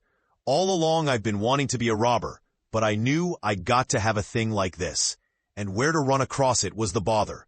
We've got it now, and we'll keep it quiet. Only we'll let Joe Harper and Ben Rogers in, because of course there's got to be a gang, or else there wouldn't be any style about it. Tom Sawyer's gang. It sounds splendid, don't it, Huck? Well, it just does, Tom. And wholly rob. Oh, most anybody. Waylay people. That's mostly the way. And kill them? No, not always. Hive them in the cave till they raise a ransom. What's a ransom? Money. You make them raise all they can, often their friends, and after you've kept them a year, if it ain't raise, then you kill them. That's the general way. Only you don't kill the women. You shut up the women, but you don't kill them. They're always beautiful and rich, and awfully scared. You take their watches and things, but you always take your hat off and talk polite. They ain't anybody as polite as robbers. You'll see that in any book. Well, the women get to loving you, and after they've been in the cave a week or 2 weeks, they stop crying, and after that, you couldn't get them to leave. If you drove them out, they'd turn right around and come back. It's so in all the books. Why, it's real bully, Tom. I believe it's better than be a pirate. Yes, it's better in some ways. Because it's close to home and circuses and all that. By this time, everything was ready, and the boys entered the hole, Tom in the lead. They toiled their way to the farther end of the tunnel, then made their spliced kite strings fast and moved on. A few steps brought them to the spring, and Tom felt a shudder quiver all through him. He showed Huck the fragment of candlewick perched on a lump of clay against the wall, and described how he and Becky had watched the flames struggle and expire. The boys began to quiet down to whispers now, for the stillness and gloom of the place oppressed their spirits. They went on, and presently entered and followed Tom's other corridor until they reached the jumping-off place. The candles revealed the fact that it was not really a precipice, but only a steep clay hill 20 or 30 feet high. Tom whispered, "Now I'll show you something, Huck." He held his candle aloft and said, "Look as far around the corner as you can. Do you see that? There, on the big rock over yonder, done with candle smoke. Tom, it's a cross. Now, where's your number 2? Under the cross, hey? Right yonder's where I saw Injun Joe poke up his candle, Huck." Huck stared at the mystic sign a while, and then said with a shaky voice, "Tom, let's get out of here." "What, and leave the treasure?" "Yes, leave it. Injun Joe's ghost is round about there, certain." "No, it ain't, Huck. No, it ain't. It would haunt the place where he died, away out at the mouth of the cave, 5 mile from here." "No, Tom, it wouldn't. It would hang round the money. I know the ways of ghosts, and so do you." Tom began to fear that Huck was right. Misgivings gathered in his mind. But presently an idea occurred to him. "Looky here, Huck. What fools we're making of ourselves. Injun Joe's ghost ain't a-going to come around where there's a cross." The point was well taken. It had its effect. "Tom, I didn't think of that, but that's so. It's luck for us, that cross is. I reckon we'll climb down there and have a hunt for that box." Tom went first, cutting rude steps in the clay hill as he descended. Huck followed. 4 avenues opened out of the small cavern which the great rock stood in. The boys examined 3 of them with no result. They found a small recess in the one nearest the base of the rock, with a pallet of blankets spread down in it, also an old suspender, some bacon rind, and the well-gnawed bones of 2 or 3 fowls. But there was no money box. The lads searched and researched this place, but in vain. Tom said, under the cross. Well, this comes nearest to being under the cross. It can't be under the rock itself, because that's set solid on the ground. They searched everywhere once more, and then sat down discouraged. Huck could suggest nothing. By and by, Tom said, "Looky here, Huck. There's footprints and some candle grease on the clay about one side of this rock, but not on the other sides. Now what's that for? I bet you the money is under the rock. I'm going to dig in the clay." "That ain't no bad notion, Tom," said Huck with animation. Tom's real Barlow was out at once, and he had not dug 4 inches before he struck wood. "Hey, Huck, you hear that?" Huck began to dig and scratch now. Some boards were soon uncovered and removed. They had concealed a natural chasm which led under the rock. Tom got into this and held his candle as far under the rock as he could, but said he could not see to the end of the rift. He proposed to explore. He stooped and passed under. The narrow way descended gradually. He followed its winding course, first to the right, then to the left, Huck at his heels. Tom turned a short curve, by and by, and exclaimed, "My goodness, Huck, looky here!"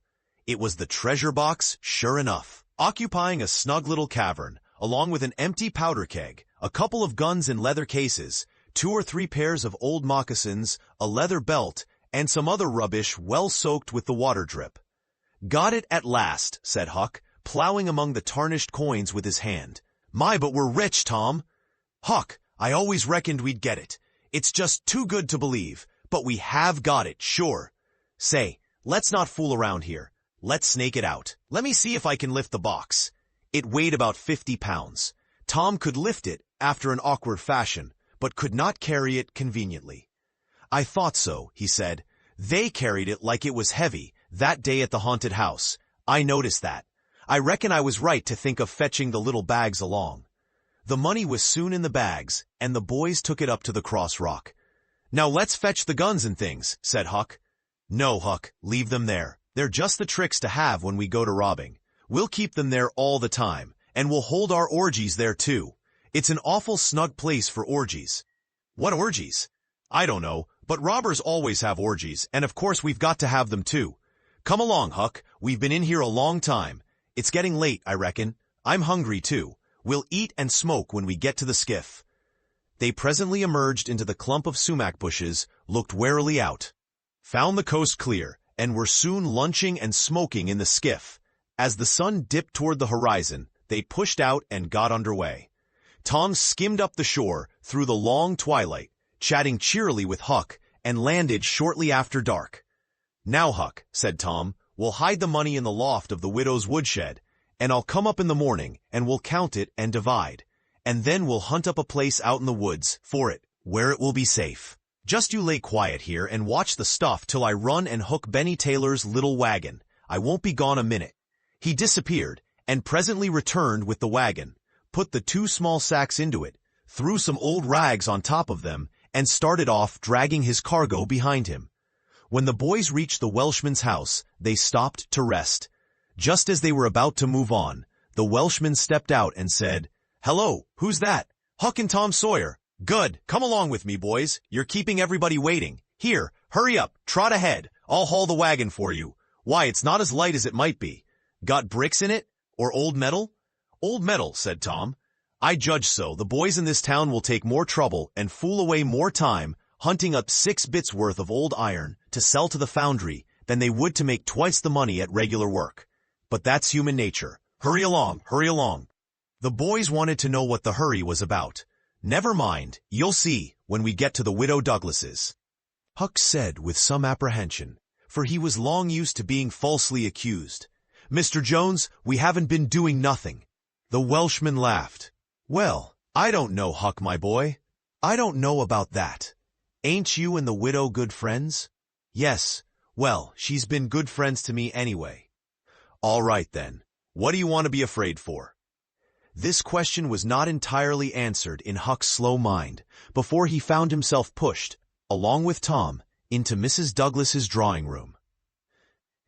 Mr. Bell Jones left the wagon near the door and followed. The place was grandly lighted, and everybody that was of any consequence in the village was there. The Thatchers were there, the Harpers, the Rogerses, Aunt Polly, Sid, Mary, the minister, the editor, and a great many more, and all dressed in their best. The widow received the boys as heartily as anyone could well receive two such-looking beings. They were covered with clay and candle grease. Aunt Polly blushed crimson with humiliation, and frowned and shook her head at Tom. Nobody suffered half as much as the two boys did, however. Mr. Jones said, "Tom wasn't at home yet, so I gave him up. But I stumbled on him and Huck right at my door, and so I just brought them along in a hurry." "And you did just right," said the widow. "Come with me, boys." She took them to a bedchamber and said, "Now wash and dress yourselves. Here are 2 new suits of clothes, shirts, socks, everything complete. They're Huck's. No thanks, Huck. Mr. Jones bought one and I the other. But they'll fit both of you. Get into them. We'll wait. Come down when you are slicked up enough." Then she left. Chapter 34. Huck said, "Tom, we can slope if we can find a rope. The window ain't high from the ground." "Shucks, what do you want to slope for?" "Well, I ain't used to that kind of a crowd. I can't stand it. I ain't going down there, Tom." "Oh, bother. It ain't anything. I don't mind it a bit. I'll take care of you." Sid appeared. "Tom," said he, "Auntie has been waiting for you all the afternoon. Mary got your Sunday clothes ready, and everybody's been fretting about you. Say, ain't this grease and clay on your clothes?" "Now, Mr. City, you just tend to your own business. What's all this blowout about anyway?" "It's one of the widow's parties that she's always having. This time it's for the Welshman and his sons. On account of that scrape they helped her out of the other night. And say, I can tell you something, if you want to know." "Well, what?" "Why, old Mr. Jones is going to try to spring something on the people here tonight. But I overheard him tell Auntie today about it, as a secret. But I reckon it's not much of a secret now. Everybody knows, the widow too, for all she tries to let on she don't. Jones was bound Huck should be here, couldn't get along with his grand secret without Huck, you know." "Secret about what, Sid?" "About Huck tracking the robbers to the widow's. I reckon Mr. Jones was going to make a grand time over his surprise, but I bet you it will drop pretty flat." Sid chuckled in a very contented and satisfied way. "Sid, was it you that told?" "Oh, never mind who it was. Somebody told, that's enough." "Sid, there's only one person in this town mean enough to do that, and that's you. If you had been in Huck's place, you'd have sneaked down the hill and never told anybody on the robbers. You can't do any but mean things, and you can't bear to see anybody praised for doing good ones. There, no thanks, as the widow says." And Tom cuffed Sid's ears and helped him to the door with several kicks. "Now go and tell Auntie if you dare, and tomorrow you'll catch it." Some minutes later, the widow's guests were at the supper table, and a dozen children were propped up at little side tables in the same room, after the fashion of that country and that day. At the proper time, Mr. Jones made his little speech, in which he thanked the widow for the honor she was doing himself and his sons, but said that there was another person whose modesty, and so forth and so on. He sprung his secret about Huck's share in the adventure in the finest dramatic manner he was master of, but the surprise it occasioned was largely counterfeit, and not as clamorous and effusive as it might have been under happier circumstances. However, the widow made a pretty fair show of astonishment, and heaped so many compliments and so much gratitude upon Huck that he almost forgot the nearly intolerable discomfort of his new clothes in the entirely intolerable discomfort of being set up as a target for everybody's gaze and everybody's laudations. The widow said she meant to give Huck a home under her roof and have him educated, and that when she could spare the money, she would start him in business in a modest way. Tom's chance was come. He said, "Huck don't need it. Huck's rich. Nothing but a heavy strain upon the good manners of the company kept back the due and proper complimentary laugh at this pleasant joke. But the silence was a little awkward. Tom broke it. "Huck's got money. Maybe you don't believe it, but he's got lots of it. Oh, you needn't smile. I reckon I can show you. You just wait a minute." Tom ran out of doors. The company looked at each other with a perplexed interest and inquiringly at Huck, who was tongue-tied. "Sid, what ails Tom?" said Aunt Polly. Well, there ain't ever any making of that boy out. I never." Tom entered, struggling with the weight of his sacks, and Aunt Polly did not finish her sentence. Tom poured the mass of yellow coin upon the table and said, "There, what did I tell you? Half of it's Huck's and half of it's mine." The spectacle took the general breath away. All gazed. Nobody spoke for a moment. Then there was a unanimous call for an explanation. Tom said he could furnish it, and he did. The tale was long but brimful of interest. There was scarcely an interruption from anyone to break the charm of its flow. When he had finished, Mr. Jones said, "I thought I had fixed up a little surprise for this occasion, but it don't amount to anything now. This one makes it sing mighty small, I'm willing to allow." The money was counted. The sum amounted to a little over $12,000. It was more than anyone present had ever seen at one time before, though several persons were there who were worth considerably more than that in property. Chapter 35. The reader may rest satisfied that Tom's and Huck's windfall made a mighty stir in the poor little village of St. Petersburg. So vast a sum, all in actual cash, seemed next to incredible. It was talked about, gloated over, glorified, until the reason of many of the citizens tottered under the strain of the unhealthy excitement. Every haunted house in St. Petersburg and the neighboring villages was dissected, plank by plank, and its foundations dug up and ransacked for hidden treasure. And not by boys, but men. Pretty grave, unromantic men too, some of them. Wherever Tom and Huck appeared, they were courted, admired, stared at. The boys were not able to remember that their remarks had possessed weight before, but now their sayings were treasured and repeated. Everything they did seemed somehow to be regarded as remarkable. They had evidently lost the power of doing and saying commonplace things. Moreover, their past history was raked up and discovered to bear marks of conspicuous originality. The village paper published biographical sketches of the boys. The widow Douglas put Huck's money out at 6%, and Judge Thatcher did the same with Tom's at Aunt Polly's request. Each lad had an income now that was simply prodigious. $1 for every weekday in the year and half of the Sundays. It was just what the minister got.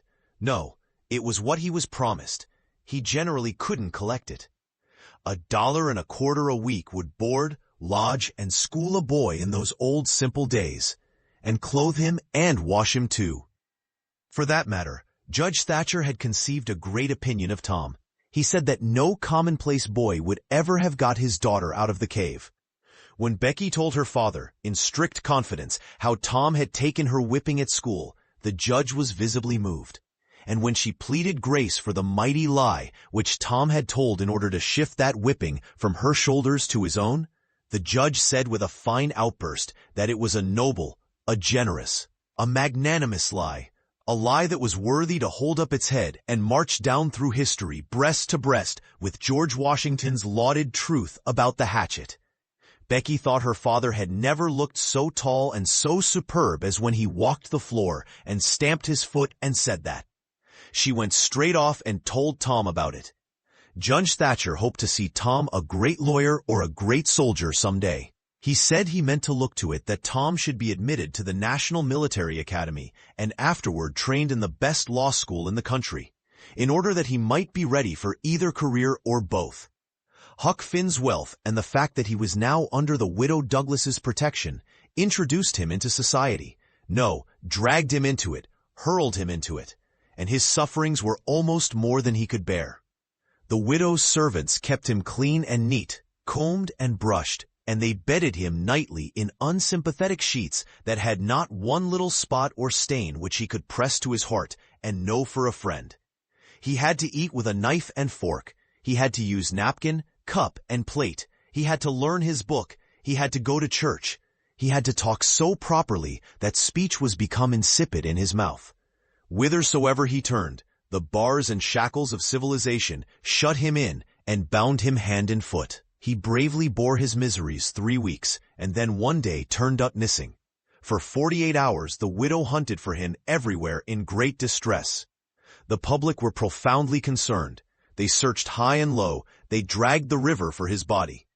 Early the third morning, Tom Sawyer wisely went poking among some old empty hogsheads down behind the abandoned slaughterhouse, and in one of them he found the refugee. Huck had slept there. He had just breakfasted upon some stolen odds and ends of food, and was lying off now, in comfort, with his pipe. He was unkempt, uncombed, and clad in the same old ruin of rags that had made him picturesque in the days when he was free and happy. Tom routed him out, told him the trouble he had been causing, and urged him to go home. Huck's face lost its tranquil content and took a melancholy cast. He said, "Don't talk about it, Tom. I've tried it, and it don't work. It don't work, Tom. It ain't for me. I ain't used to it. The widder's good to me and friendly, but I can't stand them ways. She makes me get up just at the same time every morning. She makes me wash. They comb me all to thunder. She won't let me sleep in the woodshed. I got to wear them blamed clothes that just smothers me, Tom. They don't seem to any air get through 'em somehow. And they're so rotten nice that I can't set down, nor lay down, nor roll around anywheres.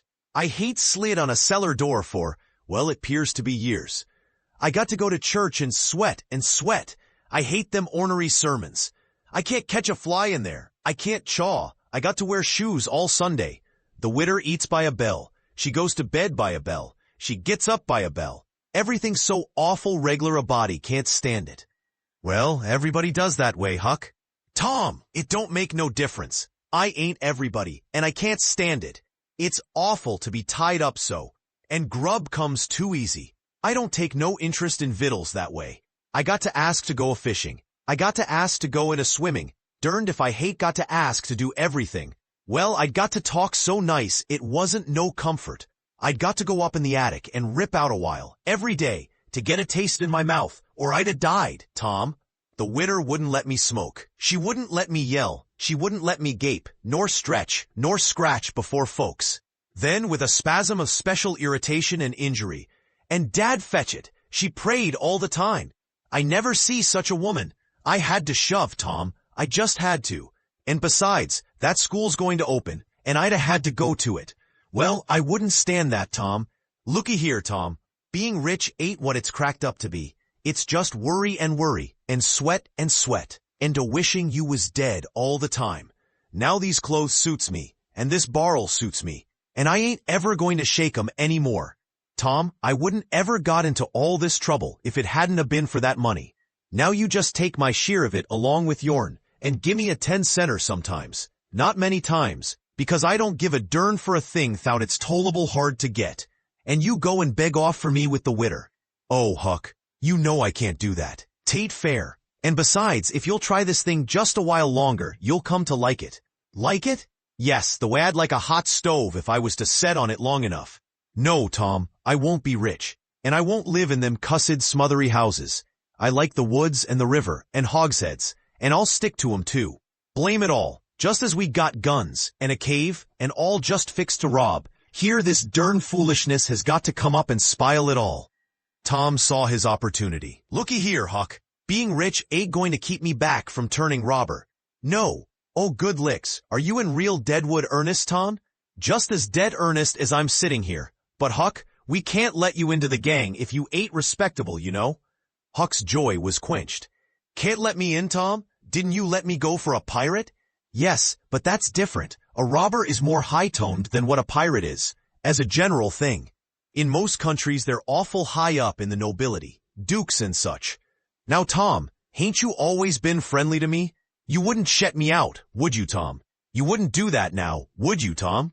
Huck, I wouldn't want to, and I don't want to, but what would people say? Why, they'd say, Tom Sawyer's gang, pretty low characters in it. They'd mean you, Huck. You wouldn't like that. And I wouldn't. Huck was silent for some time, engaged in a mental struggle. Finally, he said, well, I'll go back to the widder for a month and tackle it and see if I can come to stand it, if you'll let me belong to the gang, Tom. All right, Huck, it's a whiz. Come along, old chap, and I'll ask the widow to let up on you a little, Huck. Will you, Tom? Now, will you? That's good. If she'll let up on some of the roughest things, I'll smoke private and cuss private and crown through or bust. When you going to start the gang and turn robbers? Oh, right off. We'll get the boys together and have the initiation tonight, maybe. Have the which? Have the initiation. What's that? It's to swear to stand by one another and never tell the gang secrets, even if you're chopped all to flinders, and kill anybody and all his family that hurts one of the gang. That's gay. That's mighty gay, Tom, I tell you. Well, I bet it is. And all that swearing's got to be done at midnight, in the lonesomest, awfulest place you can find. A haunted house is the best, but they're all ripped up now. Well, midnight's good anyway, Tom. Yes, so it is. And you've got to swear on a coffin, and sign it with blood. Now that's something like. Why, it's 1,000,000 times bullier than pirating. I'll stick to the widder till I rot, Tom, and if I get to be a regular ripper of a robber, and everybody talking about it, I reckon she'll be proud she snaked me in out of the wet.